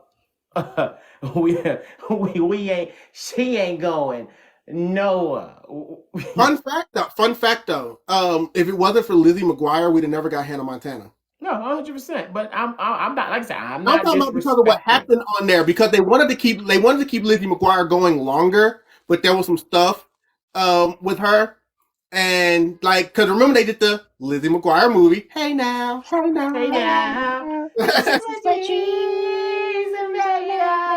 lie, but when Hilary Duff didn't want to stay in that Disney umbrella and become their next pop star, they were like, okay, well, we need to create another one. So they created Hannah Montana in kind of a response of Hilary Duff not really doing Lizzie McGuire anymore. And yes, the little cartoon bits and everything about Lizzie McGuire, but yes, everybody knows the movie probably even more than the show these days. Yeah. See, the thing about Lizzie McGuire is, and even Steven, it's like I'm a little fuzzy with their shows a little because it's been that long since I watched their shows. I can remember even Stevens more than I remember Lizzie McGuire. But I did really enjoy Lizzie McGuire, especially one of the episodes where they had like the little mystery game they were trying to do. That one was really cool. But even Stevens, I can remember so much of it. Maybe because it's more, I kind of grew up with it a little bit more. I wasn't a fan. The movie of Even Stevens, it was cringe, and even from the first day I watched it, it was cringe when I was younger. And today it's still cringe. Definitely say that Lizzie McGuire has a better movie than Even Stevens. Yeah. Yeah, that movie used to be so. Even when I was younger, before I even understood cringe, like I don't know what it was about it. It just used to make me uncomfortable. But I love Shia LaBeouf. Even Steven brought the world Shia LaBeouf, and Disney needs to apologize for that. I'm just playing again. Just do it. But he was so funny in it too as well. But I do remember a lot about Lizzie McGuire now that I'm thinking about it, because like I like her development as a character, especially when you intertwine the movie into it as well too, as well as like the bully kind of like even like not being so much of a bully to her anymore. So this is a lot. It's a lot of like life lessons, I guess, in it more so. I feel like EBC was kind of just embodied like a Disney sitcom more so, where you have like where you have like the annoying younger brother, the big sister who's like perfect at everything, and then you have the brother who's just a jock, like, and the parents that both are attorney. I think one was attorney or something like that. I forgot. And it also brought us Christy Carson Romano, which if it wasn't for that, we would get Kim Possible later. Kim but Possible, anyway, exactly. So it's like that's kind of a for sure That's So Raven is staying. Even though we talk about what That's So Raven brought. I don't even think it's a debate up here of that not going anywhere. We know that's not going nowhere. Come on now. Come on. We had Orlando Brown teaching us. We had Orlando Brown. Talking about groceries, making Cat Williams interviews now. That man is Here's the thing. I know you're about to talk about Orlando Brown, but that's probably. I was like, I didn't even have a chance. Hold on. Wait a minute. Yeah, I'm that disclaimer. I'm not going to step foot in that. I think Disney might not like us bringing him up or acknowledging that he exists. All I was about to say for Orlando Brown, before y'all went crazy, all I was going to say was, there was a scene in Orlando Brown that I respected, even though I know the man has done a lot of crazy things in his life recently, as in being on the Bad Boys, as in being over here on to Compton, as in doing wild things on the internet. I know. I was like, I didn't even have a chance to say it. I was like, I said Orlando and y'all went crazy. I'm like, I didn't have a chance to say what we were going to say. We actually weren't going to go crazy. I was like, wait a minute. Let me just clarify some things real quick before. Like, hold on. I know Orlando Brown done those things, but I still got to respect his younger self before he did. This is about the character in That's So Raven. So we can separate. Like I said, That's So Raven, the basketball scene, when I kind of loved the most, but not even just that. It was other things. It was a scene that Orlando and Raven was basically having their little moment of fair review, trying to act like they didn't really like each other the entire time, but they actually kind of did, had a little love interest in that thing. It was really good. And then we had to think about Raven had to teach Disney Channel about the slur of racism of Black people, of their. Well, we know they're going to play that episode a lot next month since it's Black History Month. Exactly. So they might. But that episode was a very iconic thing that Raven had to, that Disney finally, because people of color, don't you? You know what I'm saying? And then when you think about where it's coming from, because it's been shown by Disney, ladies and gentlemen. Disney was one of the biggest R words at the time. But your theory says it's a hard choice. Like, boom. And there's so much thing I can literally say about, hey, Giselle, what's up? That's So Raven is literally one of those things that I know I can keep talking about on and on for That's So Raven. But the only two is kind of hard. I can't really say it's that too hard because, like I said, the other two, Lizzie McGuire, Even Season, was just the two shows that I haven't watched in a minute. And it's very fuzzy and hazy to me to try to remember these shows in particular, to remember the episodes of those. So it's just like, but it's Lizzie McGuire has a more advantage because it's like, I remember she's the last show before you go into Disney nighttime. So, and after that, after they play Lizzie McGuire, like you said before, we had the Lizzie McGuire movie, but that has that was a great. I ain't gonna say it was too great for me because I know at the time I couldn't really stand that. This is what dreams were made of when I was on my playlist. Like at the time I was very annoyed, but I grew into it. Because shout out. I mean, my sister was one of those times was trying to play that, and then after Liz McGuire, then we had Halloween Town. My boy Jesse McCartney. and that is like 10 Halloween Town movies, bro. Halloween Town 1 was so fire though. They did so good with Halloween Town 1. So they did they was so fire. Halloween Town 1 was so fire. They did that shit on Halloween Town 1. The third one, when they brought Jesse McCartney, I was like,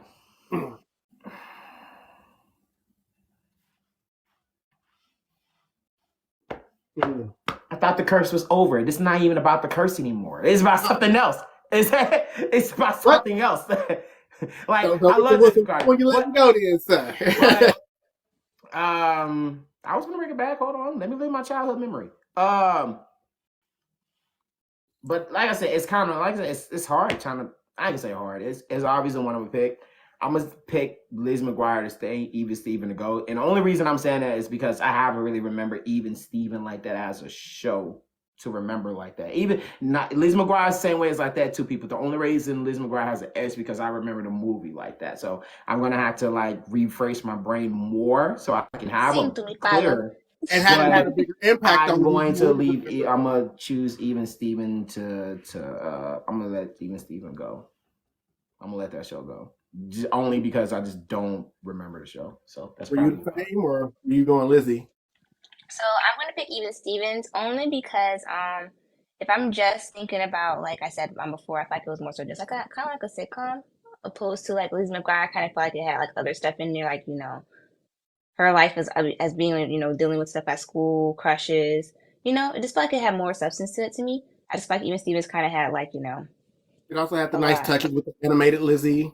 Yeah, so it has a lot to it. So I would definitely pick. I love the song that uses "We went to the moon in 1969, not 1968, but the year after." Like I love Even Stevens, so I'm not gonna say there's no hate towards Even Stevens. I just would pick Liz McGuire over Even Stevens.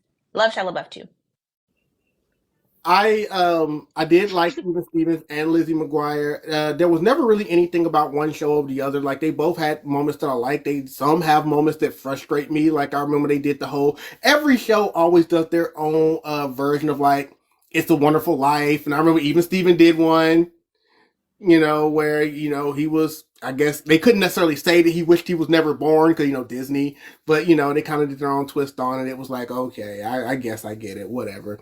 So, I can't really bring movies into this because, like I said, if I bring movies into this, the Even Steven movie was trash. Like it just was. But even as shows itself, I think we're gonna 3 for 3 this one. I'm gonna pick Even Steven as well. Shia LaBeouf carried Even Stevens. Definitely love Chrissy Carlson Romano though, but he definitely carried. Shia LaBeouf, we love your hoes. We love the hoes movie. Pause. You guys need to get Cleo. You guys need to get Cleo on here. Dig it up, dig it up, If I ask Cleo, how the hell you hit that note when you was a child? Because you cannot hit that note no more. He said, oh. Y'all saw how he was recording? Cleo he was hitting that show as a kid. I'm gonna ask him that when I see him in another con. Bro, how does it feel hitting that note? Like put that clip up. He'll respond to it. How do you feel about trying to sing that shit? Like, boy, you was trying to sing to their soul. Like, you was trying to. I felt it. I don't think you can hit that note no more. Can you hit that note? For the people on the screen, that is not even close for me. It is. Stop. That's not even close. It's not even close over here, and Cheetah Girls got to stay. Cheetah Girls stays. I know what I'm about to say. It's not even close. It might be for you, sir, but you're not the only one that stands in this thing right now. So for the chat, real quick, it is a one has to go between Camp Rock, High School Musical, and the Cheetah Girls. It's not even close. It's not even close. Cheetah Girls definitely stays. I know his answer. It's not even close. Ooh, Zay said High School Musical. I love High School Musical. That's what I'm saying. Difference of opinions, sir. It's not even close. You said it's not even close. I love Camp Rock too, though. Especially the first one. The Camp sequel Rock? is not bad. Yeah. I'm not doing it again. Look, that said a lot right there. I'm exactly where I'm supposed to be now. Gonna let the light shine on me. I don't know. I don't know. You're the voice I hear inside my head.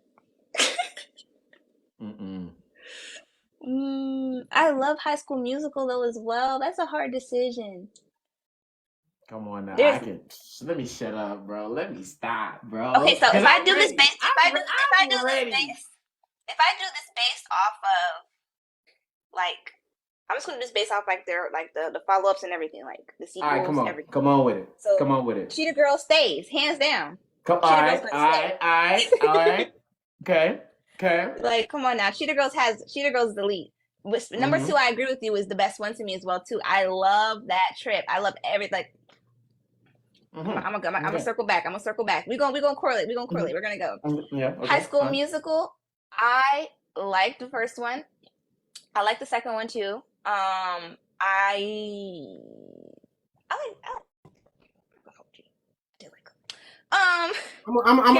did like. I'm gonna talk about those sequels when it's my turn. Go ahead. Camp Rock. The second one I didn't really care for. I'm not gonna lie. I really feel like the first one had put it on such a high pedestal for me. Like I expected a lot from number two, for it to kind of just like be very lackluster in my opinion. Okay.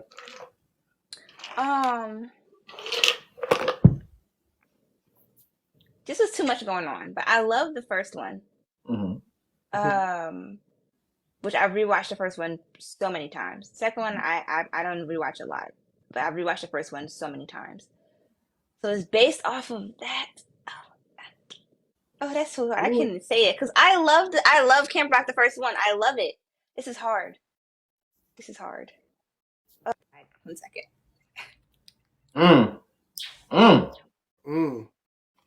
I am gonna have to go with.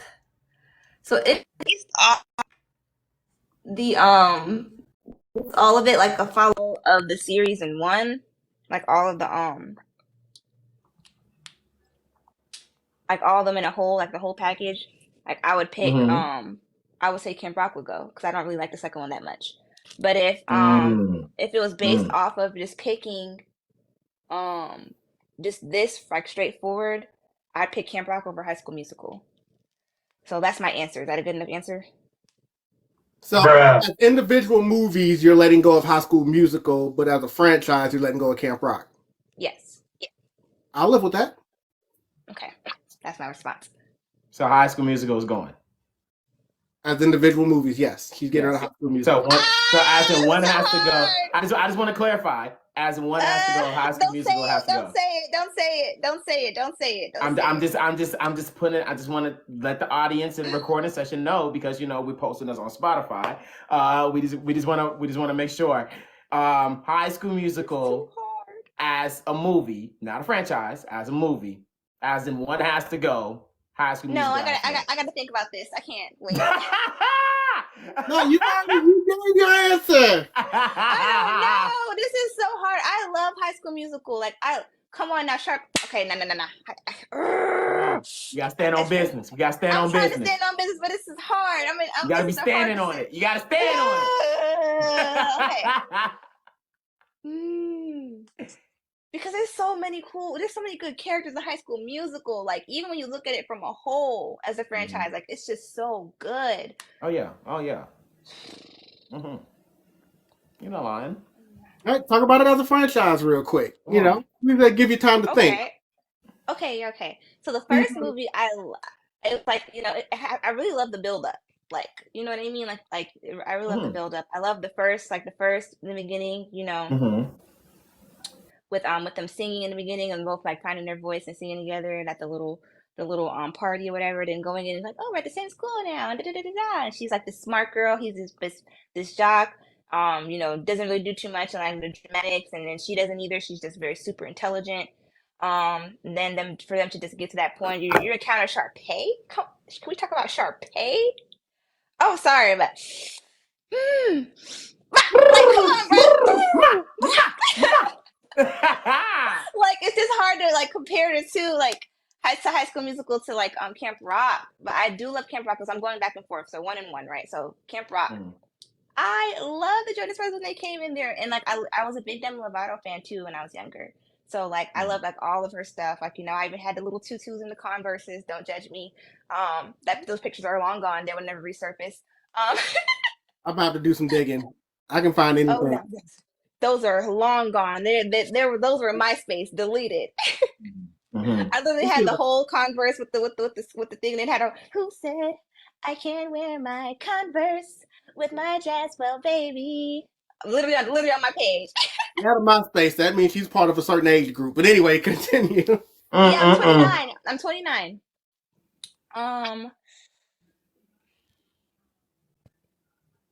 Yeah, MySpace is crazy. Yeah. So I don't know. And then, of course, when the Jonas Brothers came on stage, like, I just wanna hear my music all night. Well, that's one of my favorite songs. Mm. So that's why I'm just like, it's really a hard decision for me. Okay, let me see. That ending song just Keep singing the song. that's why I'm so sad they dropped the ball on number 2 in my opinion. I feel like okay, let me break this down a little bit better. So let's think about the story in depth. By the way, for anybody that hasn't been listening, even though she didn't say it, it's safe to say that Cheetah Girls is safe. But anyway, continue. Yes, Cheetah Girls is safe. Like we have no Cheetah Girls is safe. It stays. I can slay my own dragon. I can dream my own dream. In the circle. Okay, so let me think of the stories now. Let's just compare them 2 and 2.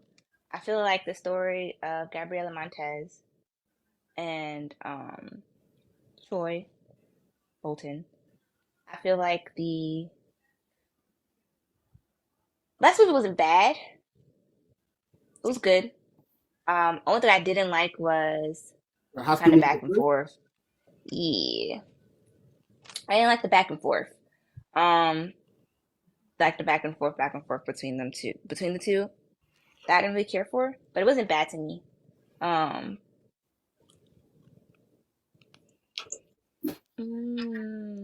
just didn't really like Camp Rock 2. But this isn't about Camp Rock 2. This is about the movies. Back with in front. I'm going to tell you what I'm going to allow you to do. I'm going to allow you to stick with your original premise. I'm going to let you pick one as a franchise and one as an individual movie. Okay. Don't dissect it further though. Wow, I can't believe you just let her get out of there like that. No, here's the thing, sir, because she's about to walk into my trap. Because we know as a franchise, she's already picked Camp Rock, but that still didn't let her off the hook for individual movie. I just kind of relieved it a little bit. As a franchise, I like High School Musical better than Camp Rock. We know. I gave you that out, but now we still need individual. Okay. Hacks! Yeah. This is crazy. So good. If you don't pick, we're gonna have to go with your original answer. No. Okay. All right. Stand on business. You're right. Okay, so if I was watching movies right now, I'm definitely gonna watch Cheetah Girls, and then I'm gonna watch some. Man, I Camp Rock can go. I'll keep High School Musical. Let's switch. She just bullied herself into changing her answer.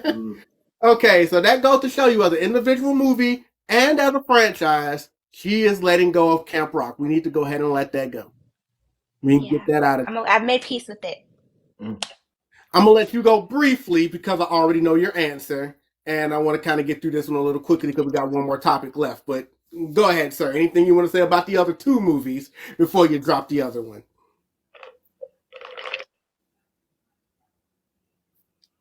Cause we are sisters. We stay together.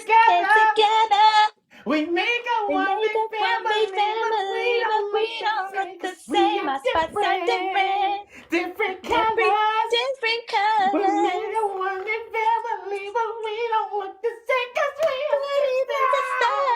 Come on. Can we sing this in person? I'm just saying, we can. Can you record it? Girls like, too. We got a song like you mean it. Free your mind. Not just a dream it. Come on. Get up. Like, bro, look. Wait, there are times when we all choose. Let me relax. Hold on. So Cheetah Girl, obviously, Cheetah Girls is not going. I love my Cheetah Girls, especially when they was in they made a music video. They were snapping in the back. Then they was over there trying to sing Toto to get out the door, got at the damn fire. Yes. Look at, like, come on now. We're not. And his we're little not gonna dance do in the that. video. Like, it is so good, bro. These is about these girls trying to become pop stars. And we know it's just like something nice and cliche, just like anything else, like what we say. But it's Disney at the end of the day. Disney is basically cliche. So let's respect cliche when we look at cliche. Disney is one of them. So Cheetah Girl was definitely one of those things that basically put a place in a lot of our hearts. Except for Cheetah Girls 3. I don't know what the fuck they were going with that, but we'll let them have it. But they still had a cash cow to spend, and yeah, they were fighting at that point. Yeah, and then Raven said, "I'm out." They all don't like each other. One world. I'm out. I don't even. And you would have thought the other two, because they were in 3LW together, but they don't like each other anymore at all. In fact, it was just last year that Raven had one of them live on a video call on a live stream, trying to convince her to talk to the other one. She's like, "Nah, we're good. We need to get this reunion together." And we ain't trying to do that. Now we're good. But obviously, y'all know my Cheetah Girls. I'm keeping my Cheetah Girls. It's so much thing I can say about my Cheetah Girls, but I'm gonna put some spice into this show. Nah, I'm sorry. This movie. Because look here, when I talk about this movie, y'all gonna be like, you right. Because High School Musical was one of those things that when you look at it in the beginning, you'll look at it and be like, what the hell am I watching? I'm not, no. Disney, you tried. You really playing this movie in front of me again? Are you stupid, Disney? I'm not going to fall into your trap. No, what are you talking about? I don't like this, but I ain't gonna lie. It's pretty catchy. It's pretty catchy. Then the fifth time, we're all in this together. Like, stop. High School Musical is one of those things that's testing you. It's like, you know you like the song. You know you like a movie. Don't act like that. Because High School Musical was definitely one of those things that I was deeply into, is that. Because not even just that, we had soaring and flying. Oh my God, that song was super passionate when I was going around and stuff. But I know people like to go in that, but I still like the beginning when Zach and Gabrielle met each other on the very first time on stage. That was one of the most magical, iconic moments for me, because when they bump each other, they look at each other, they were just like, hi. He was just like, hi. And then he just got on stage and she just bust out singing. He was just like, when it's on the ground. The movements too. He was so nervous, and they both got started. And then he got used to it. My mom was like, it could be the start of something new. It feels so right to be here with you. Like, bro, that song in the beginning was super iconic when it comes to putting it together. No. What I was about to say is keep the songs in the movie in your explanation to a minimum, because it's going to play a lot more into our next topic. So like what I'm saying is, High School Musical had so many more great iconic in it, and getting your hand in the game was definitely one of those things too. When you were talking about basketball players too. Shout out to Corbin Bleu, because Corbin Bleu came out with Jump In. One of my favorites of jump rope movements. Push it, come on now. Push it to the limit, cause we're in it to win it, in it to win it. Oh yeah. Like, come on. Like, he's a guy that should have been a bigger star than he became. He should have been. He really should have been. Agreed. And Corbin, like I said, High School Musical had too many more. So let's talk about Ashley Tisdale. Definitely had bop, bop, bop to the top. Like, yes. Can we gonna bop, bop, bop, bop to the top? Drop your way, you're in the mission. Like, bro, no. Like, High School Musical is just too good to me. It's just too many iconic songs. It's too many love things. It's too many Ashley trying to be a dick and trying to take over Gabrielle Union's man, but it's not happening. Like, you're not taking her, man. From start to finish. You like, tried to take it in the second one. It never happened. happened. That's why they had to give her own movie. And then she actually had a better looking man, actually. But I guess they didn't really let her have a happy ending in that movie, whatever. But it is what it is. But High School Musical was one of those things that you know for a fact that you're gonna, when you look at High School Musical, you're gonna keep it. And then they was teaching you the freaking High School Musical dance in when we're all in this together. It's just like, it's not even close when we do that. They specifically made sure in the freaking Disney Channel show when they had a step-by-step of learning the freaking dance. So when that song comes on, you know how to do that dance. Bro, High School Musical had too many, bro. We're not going to let that go. Cam Rock, I'm not even going to talk about it. I'm just going to let that go. You said Camp Rock's not even worth talking about. I ain't going to talk about it because I don't care about it. The only thing I remember about it is the Muppets trying to do the This Is Me sing. Me, me, me, me, me, me, me, me, me, me, me, me, me, me, me, me. That's it. I don't remember nothing else by that. I remember watching it. I just never cared for it. Respectfully. No, disrespectfully. I just never cared for it. I may be number 2. I may be one of those people on the island of actually preferring Cheetah Girls 1 over Cheetah Girls 2. Because I know a lot of people put that second one in a high regard. But I enjoy the first one. Barcelona.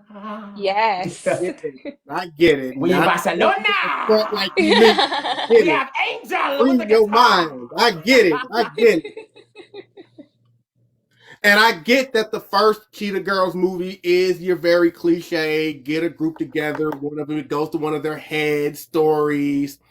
But I think Raven played it so well because she was just such a dick in that movie, man. It was just like, you know, she was a dick in that one. She was a dick. Yes, I'm not disagreeing.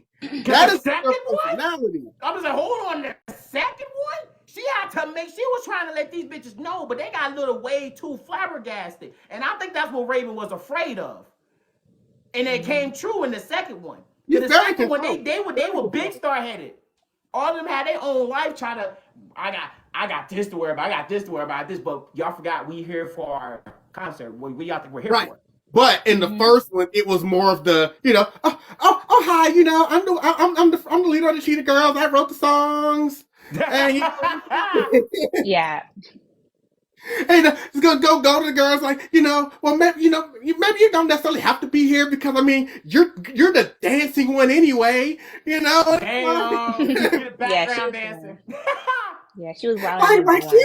She was throwing shots at these girls in the first one. Yes, she was controlling and all of that in the second one. In the first one, she was throwing shots, bro. You're right. Yes. You absolutely was right. And it was just all for the goodness of, she's all, and her friends just trying to, no, that's just, she could be a little controlling. They're like, you better check your girl. And then it finally came to a head. All right, you didn't check her, so now I'm going to have to do it. I'm a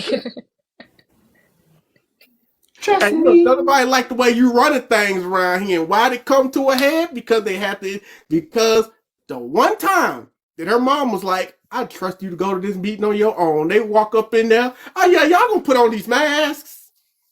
Oh, sing it? No. Y'all don't sing around here. Oh, y'all don't lip sing. That's okay. We'll teach y'all to lip sing. Y'all'll be fine. Oh, by the way, I know y'all just did this song in here. Stand up, get for a star, never give up. Okay, yeah, that all sounds good, God, but no, we won't. We are all around the world. No, you're gonna sing that. We go all around the world. And I get it. I get her then. Look, we're not going to be no freaking sellouts around here. Mm-hmm. But by that point, she was so controlling about my way. I don't blame the other girls by going, do you want to not do this because it's not yours? It's like, that's the only reason? It's like, yes, she really had the right idea to get out of there. But after the way she was acting, it was like, it's always got to be about you, huh? Mm-hmm. And then you usually get that moment, which is what's different because Cheetah Girls didn't really have it. You usually get that moment of self-reflection of, damn, I was controlling. I was full of myself. I was this, and I did think I was the lead. Like, you literally gave them a flyer where you're all the way out there like this, and the others in the they're like, this is our banner. Why are you out in front? Well, I did write the songs. But even after she walked out of there and she felt the Cheetah Girls broke up, she's going to try to go to her mom now talking about, please don't tell me I told you so. They go give her a hug. And then after they hug and embrace, how she not complaining? It isn't, I was wrong. I was a jerk. I was making it me. It was, but Mom, I wrote the songs. I mean, Mom, it really was me. I don't understand. It's like so you just haven't learned anything. To the point where even when them girls went out there for Toto, they even let her know it's like, oh yeah, no. You think we're here for you? No, we're here for the dog. Mm-hmm. Because I mean, she hadn't apologized for crap. Nope. Mm-hmm. And then when it was over with her now, I guess boyfriend is all, she's even still sitting there contemplating, yeah, maybe it would be a good idea if I went solo. It's like, so the movie's got like 5 minutes left and you still haven't learned anything.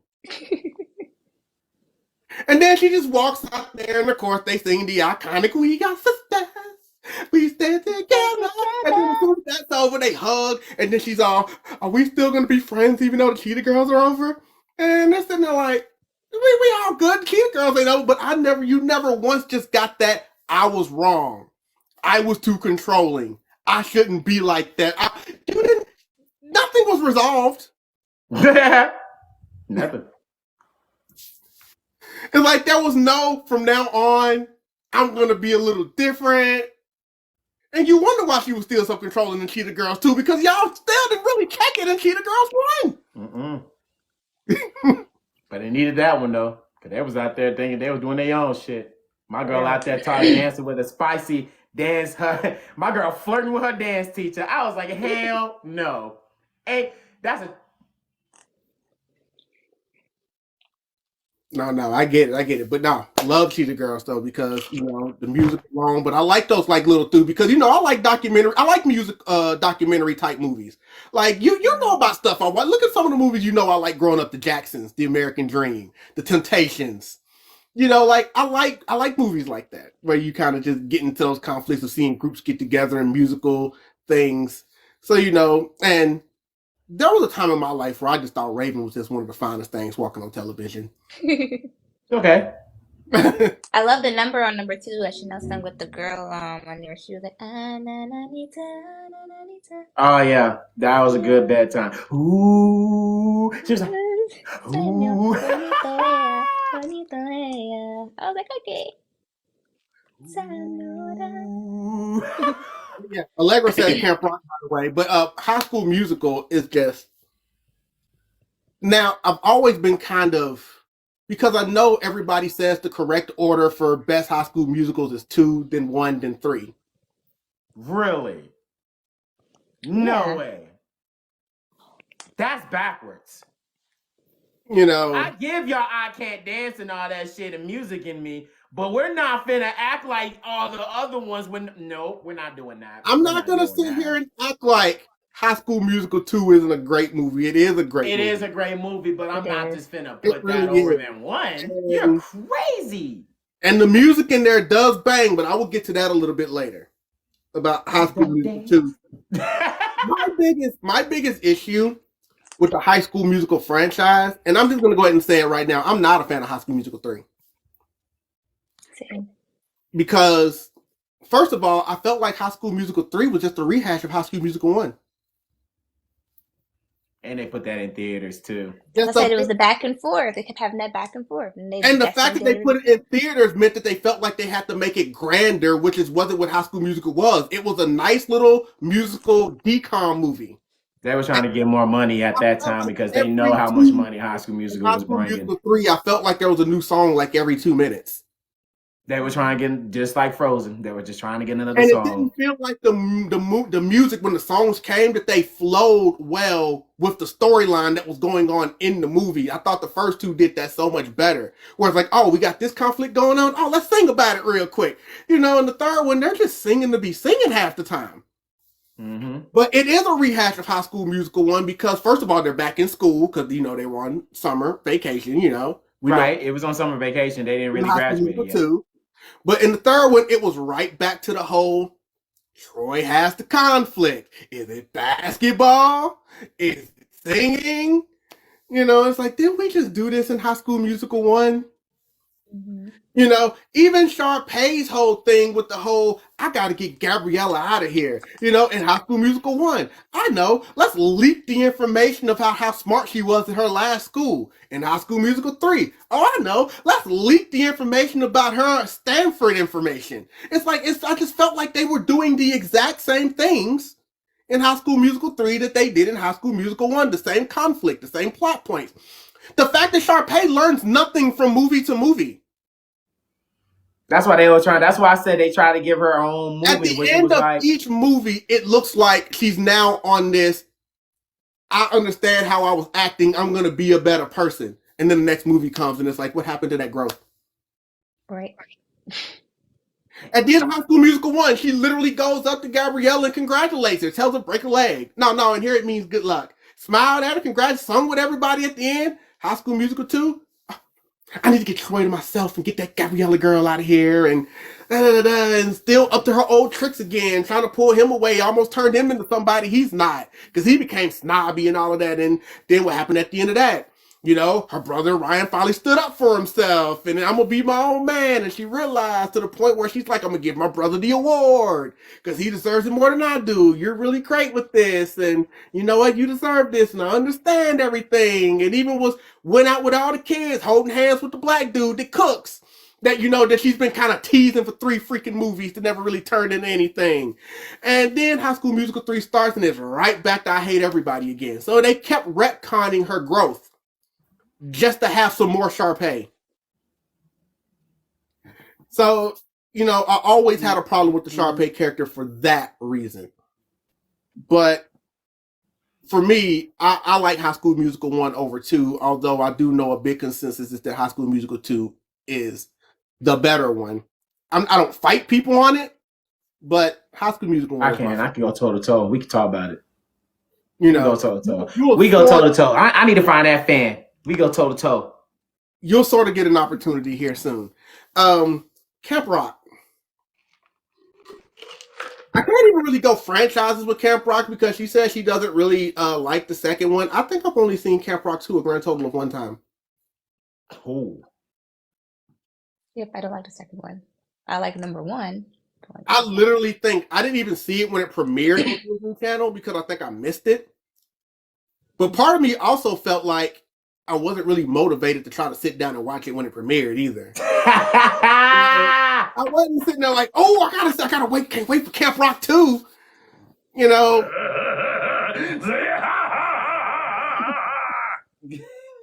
Because I know we only got a little bit of time left, I'm gonna just keep that brief. Camp Rock's leaving because I've only seen Camp Rock 2 once. I barely even cared about it coming out.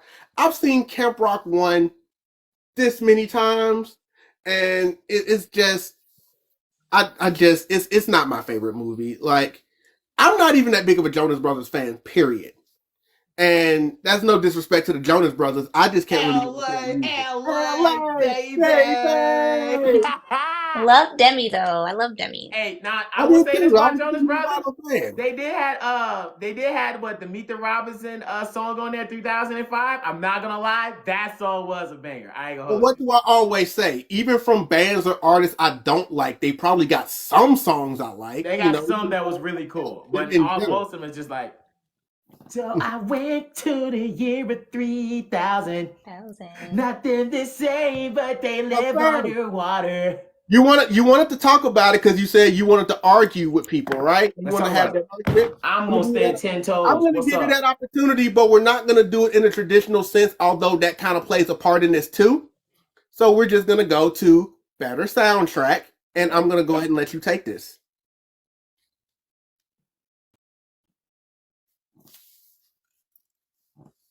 For the people that are listening, we're talking about better soundtrack between High School Musical and High School Musical 2. I'm taking High School Musical 1 over High School Musical 2 any day. And I know that falls into your first one being a better movie, so that's why I said, now's your time. We can get some sound bites.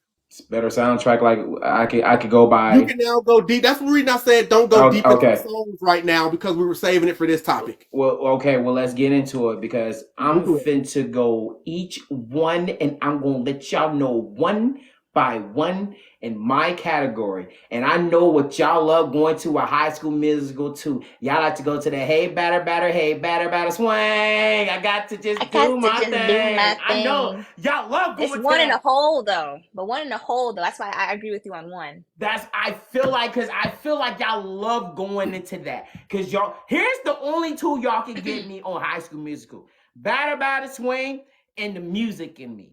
That's it. That's You all Are I the Music in Me is on my playlist. The boys are back. Are y'all finna give me Bet on It? I'm not going for that.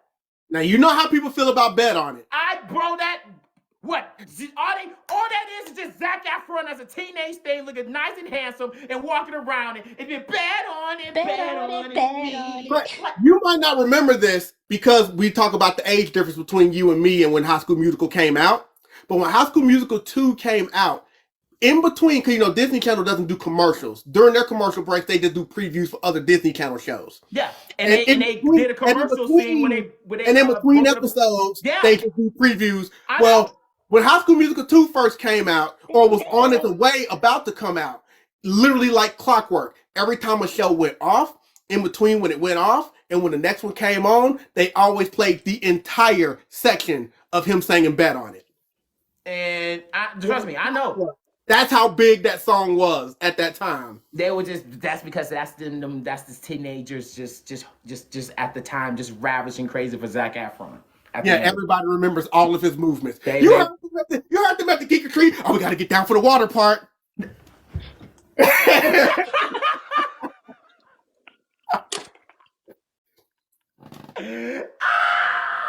By the way, thank you so much for the roses. That's all they can do. Look here. All y'all can get me is music in me and Batter swing. I don't care about your Bet on It. I don't care about your boys are back. I don't care about them singing in the damn kitchen. All right? What? You got to work it. I know. Steps though. No.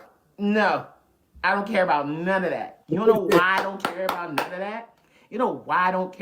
of that? Because still to this day, Start from the top. Because first of all, I'm finna start to the top. First of all, like I said in the beginning, start something new. You saw how I sang that song and then my girl over here went crazy and then she was just that's how powerful that goddamn song is. That's a song that's in a relationship. You can put them two together and you can goddamn blast off. That is the most get together moment in the movie when we know Zac Efron and Gabrielle Union has that nice climactic moment.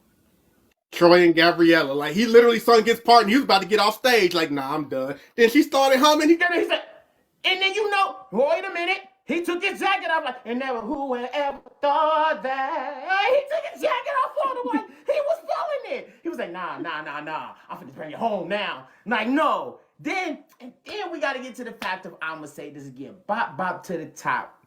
That is on my playlist. We have how great that song is. We go around in school and just doing it because it's funny, but it's actually, we can understand where Sharpay coming from. Because we had to do tongue twisters. We had to do lip reading. We had to do all the composer, the comments down as an actor or actors to make sure that we could be great on stage to be able to do these musicals. Fun fact, if y'all didn't know, I was a musical person in high school. And he was. Most of his plays. And that's really cool. With Sharpay and it was just like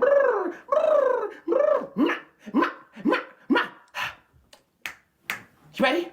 Okay. Like, we understood where she was coming from. Because when it's showtime, you better loosen up and get yourself ready to go. Because when you walk on stage, you're the star of that goddamn. It's all about you, no one else. And then especially when they did the bop, but what really got me was, I never had someone that love me like you do. Love me like you do. No one like you. The way you do. I never had someone that love me like you do. No way you do. So lonely before I finally found what I was looking for.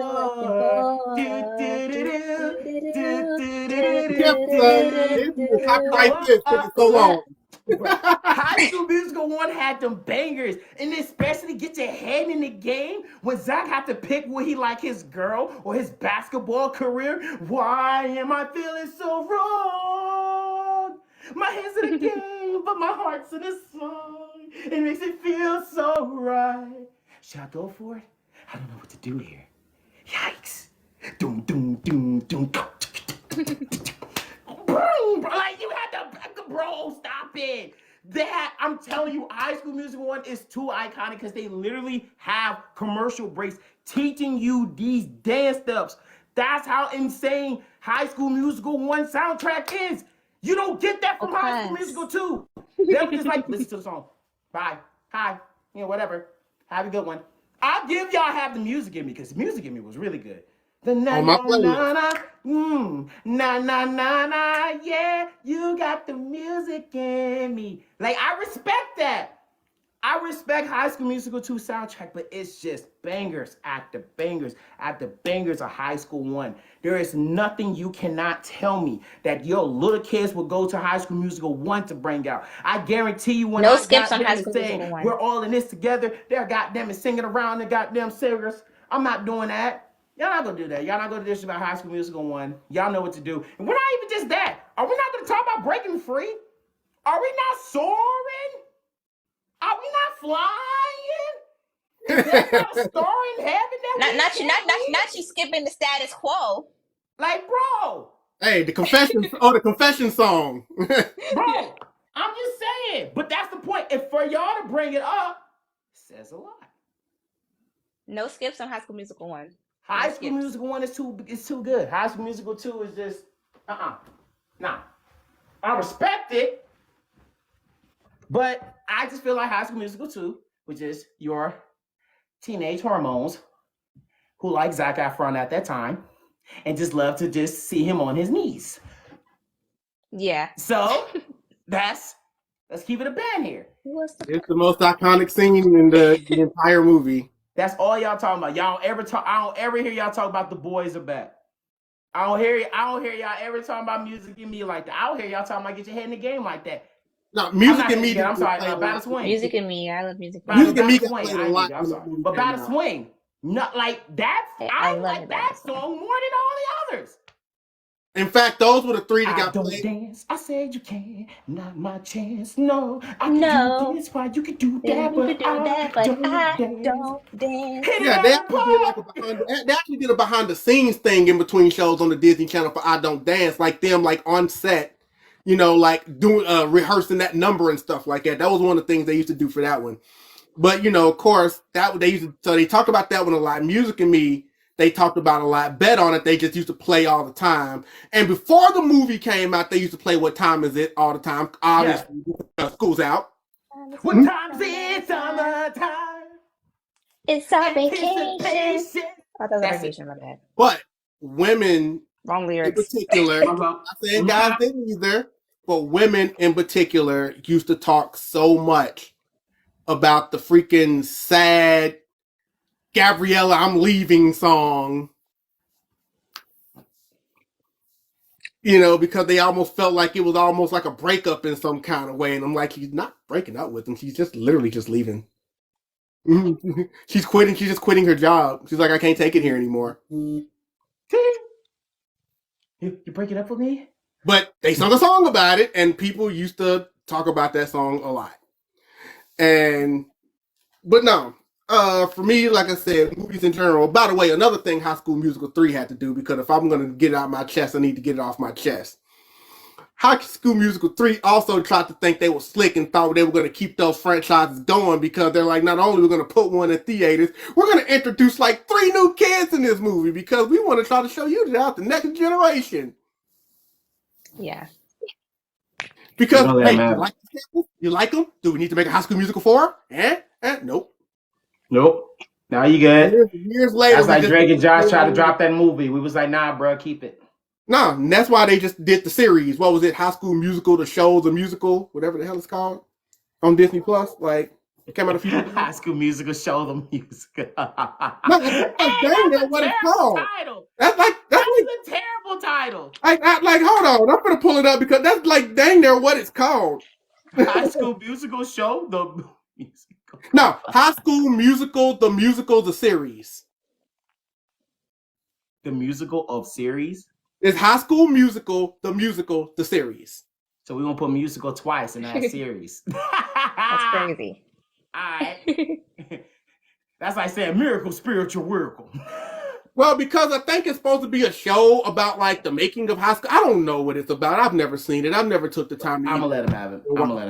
Whatever. They got it. But y'all know my track list. I'm picking one. I'm picking one. Look, here's the thing. Like I already told you, I got to start going into, because my playlist says a lot about me. And Music and Me might be my favorite High School Musical song. Respect. Like, period. That's why I said it. Y'all, I know the music in me. Trust me, I know how powerful that song is.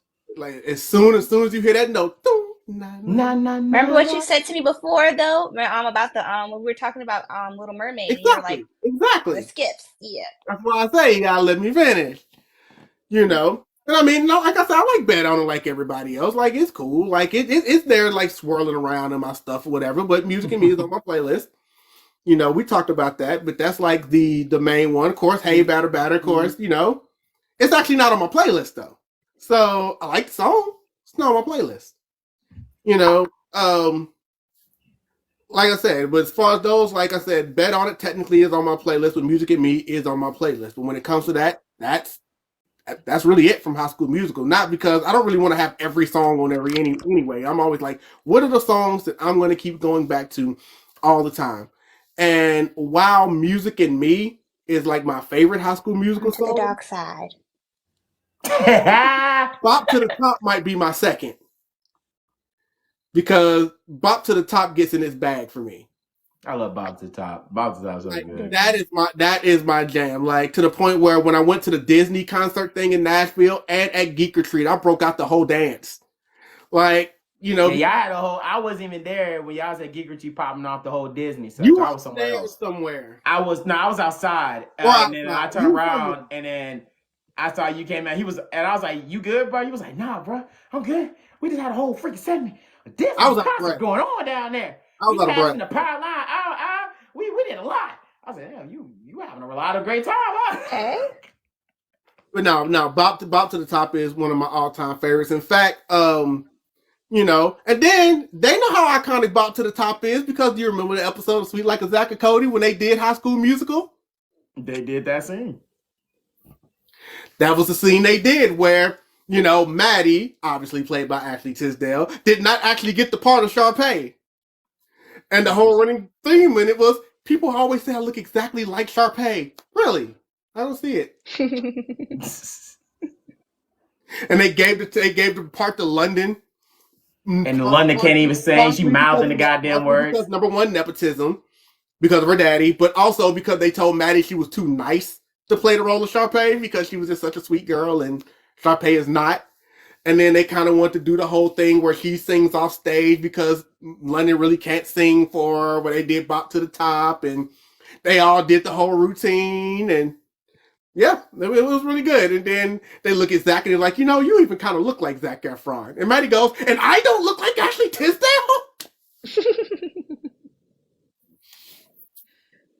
But that just goes to show you how much they know Bop to the Top is that Bop, man. Like, everybody knows about all of this together. If nobody doesn't know any other dance to any other Disney Channel song, they know that one. I'm telling you, they even try to teach it to you. In case you didn't know, you gonna know today. They gonna teach it to you. Thought I was lying? That was like, step, Ashley Tisdale in the front. You gonna step, cross, side to side. I was like, yeah. Mm-hmm. Mm-hmm. I know what y'all doing. Mm-hmm. Y'all want the whole world to know this dance, huh? No, you didn't know. But I already said it earlier, you know, that when I said I preferred with Cheetah Girls, I said I'm a Cheetah Girls 1 over Cheetah Girls 2 person. But when it comes to this, I went against the grain again because I'm a High School Musical 1 over a High School Musical 2 person. Well, I'll put it this way. As far as the actual movies themselves go, I kind of go like this. But when it comes to the music, I'm up here with High School Musical 1. Of course. Beautifully said. Beautifully said. Because I don't have a problem with the plot of High School Musical 2. Like I said, I enjoyed it. Them at work and all the stuff they had going on. Again, Zach, you just saw Troy just slowly turning into this snooty dude to the point where he's just bossing chat around at the table like, oh, yeah, I wanted 3 keys on this. And it's like, what the... I'd have been like, I got your keys or something. Like, don't get smacked in here. He's like, I got your cheese, you son of a bitch. Like, to the point where he skipped out on them to go play basketball with those other dudes. And Chad was like, Troy, that's my ball. Like, no, if you just gonna run out on me, no, you have to get that back, bro. Mm-hmm. But no, High School Musical is definitely the one there. But because it just is. And I know, like I said, there's a lot of people that 2, 1, 3. You can say, for me, I just say 1, 2. I don't include 3 because, like I said, 3 is just a rehash. 3 was a cash grab. 3 was a trying to continue the franchise. 3 didn't even make that much sense. There was a lot of drama in it too. Yeah, a lot of back. I'm trying to even remember if there was even a song in 3 that I liked. Yeah. I mean, I guess they re-sung Music in Me at one point in that movie. Wow. Yeah, no, we can't do that. You can't reuse something that make a number 1. We can't reuse that. When was the last time you seen High School Musical 3? Never. You haven't.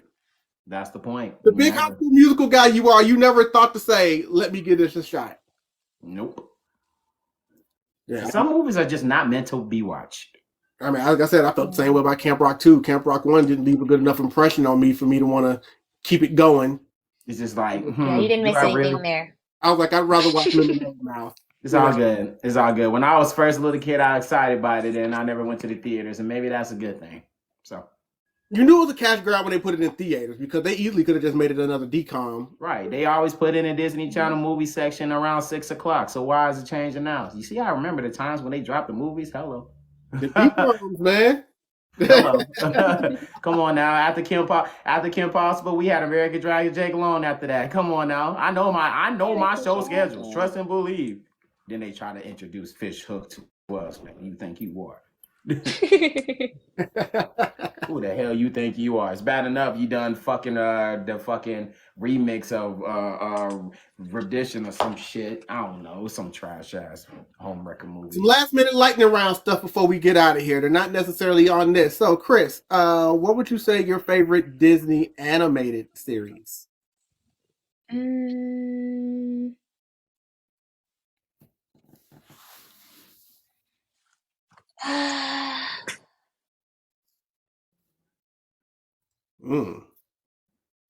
Either that means It's hard to choose. It's hard to choose because I did love The Little Mermaid. Just because I like the of course I'm a big Little Mermaid fan. But I also did enjoy the Hercules series. Not bad. Not a lot of people like Skinny Herc. They actually had a crossover episode with Aladdin, and they brought back Jafar. That's what I'm saying. Nobody ever talks about those iconic shows like that. I never talk about them. She even knows what they are makes her even more of a bestie, which I haven't called her yet at any time during this stream. I noticed. I was like, I called you numerous times. I was like, okay. Look at my crap, I'm not that heartless. I said it a couple times. I was like, you probably didn't hear me. It's okay. Look at my remix of Power World. I got a Hinata voice sometimes. I'm like, that's what that was. You're probably like, what? Did you say something, Hinata? Excuse me. Okay, well, sir, what would you say your favorite is? Because apparently she went old school with those. Because the thing she named was like late 90s, early 2000s. I have 3 because I really don't have a favorite. I'm gonna have to go with the new DuckTales because I still watch the new DuckTales to this day. I love the new DuckTales. The new one is actually just really good. It's really better than the old DuckTales. Yes, that's a hot take, and I've said that numerous times, and I love it. Some stuff Obviously, I said it. It was American Dragon, Jake Long. Put some respect on American Dragon. Megan. He's cool. He's hot like the frozen sun. He's young. He's fast. He's the chosen one. He's a one-armed dragon. Here's nothing beat Brandy and Mr. Whiskers. Yeah, we tried to get up at like 3 o'clock in the morning to watch it. And Lilo and Stitch series. Oh, I love Lilo and Stitch. And Lilo and Stitch. Through 6. A lot of people, because people staying in the movie a lot. I gotta be honest with y'all. I remember the movies, but I love the series more than they had so many movies. Like, oh no, they have. But oh no, Lilo and Stitch has some good ones though. They had like the first one, like Lilo. The second one, we learned his cousins. They made the actual series after that because 62625 was like his cousin, but electric. But then all the other pods came out, and then that landed to the series that came around. But the one I liked the most was Stitch Has a Glitch. That one. Oh yes. A lot of people kind of forget. Stitch was like going back to his old self a little bit. He was singing like, no, the part when he like lost his whole stuff. That was a heartstring. Beast out of nowhere.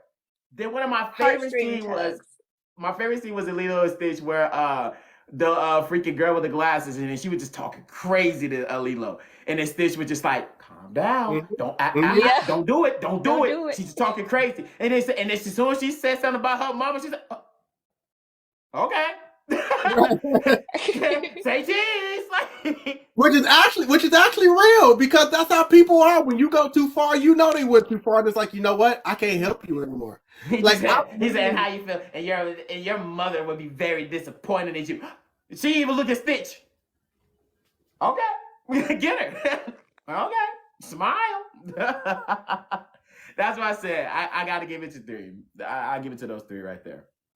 Now, a lot of people have always accused me of always staying so nostalgic and think that I can't let newer shows overcome older shows. And a lot of people are like that. The shows they grow up with are the ones that always hold near and dear. I mean, he knows this. I'm literally wearing the shirt. Darkwing Duck. He knows what Darkwing Duck means to me. I interviewed Jim Cummings. That's crazy. Dangerous. As he was doing the voice of Darkwing Duck.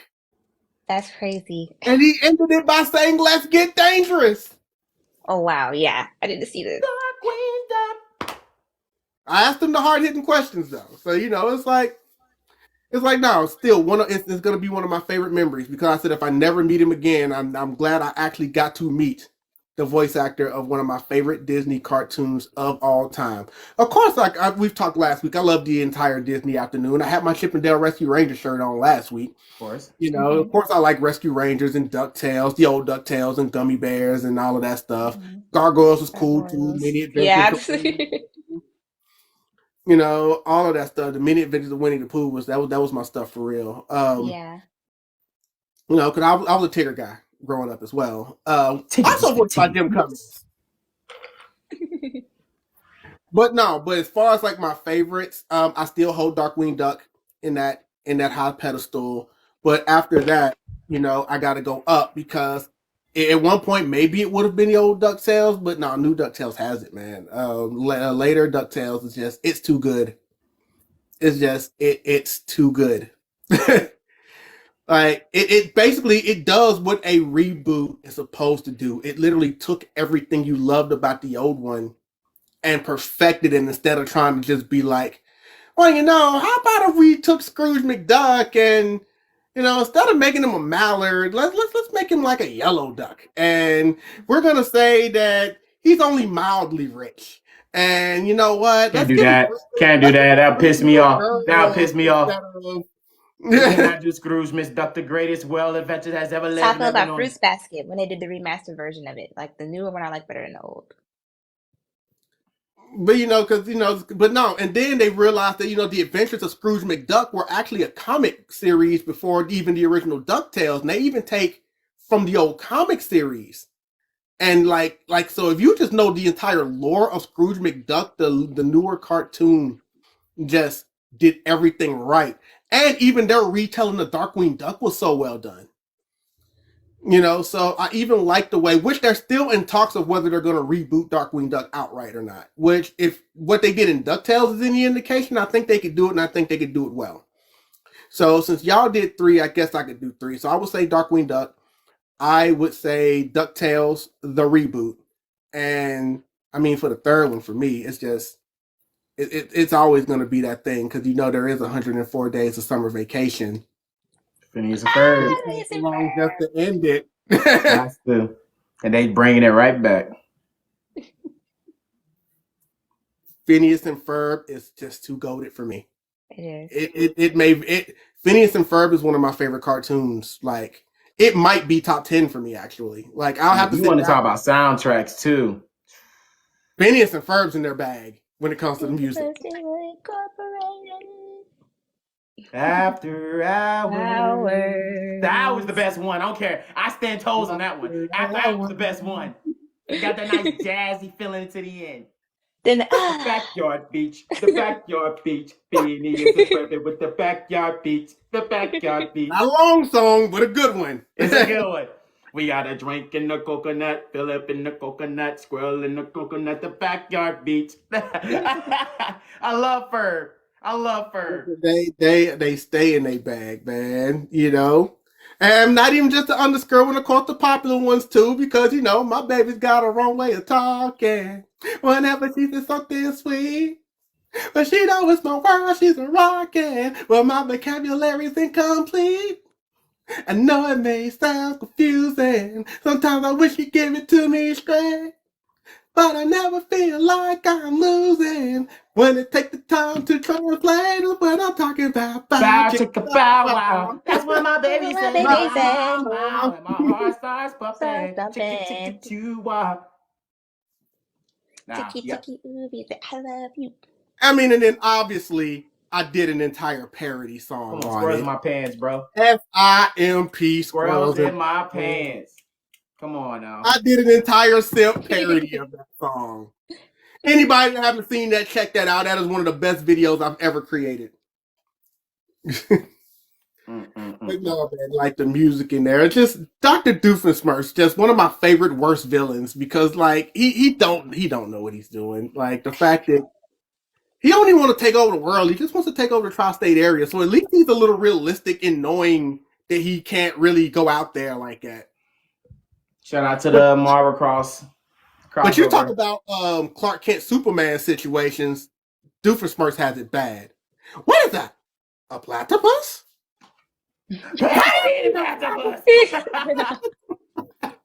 like, oh, my fault. I had on.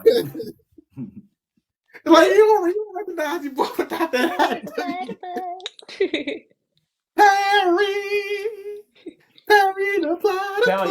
If y'all look, the crossover to Marvel was too good, because when Nick Fury was there, he popped up with the eye patch. He was like, why do you have an eye patch? I something happened to my eye. And I was like, but you have on two. Perry,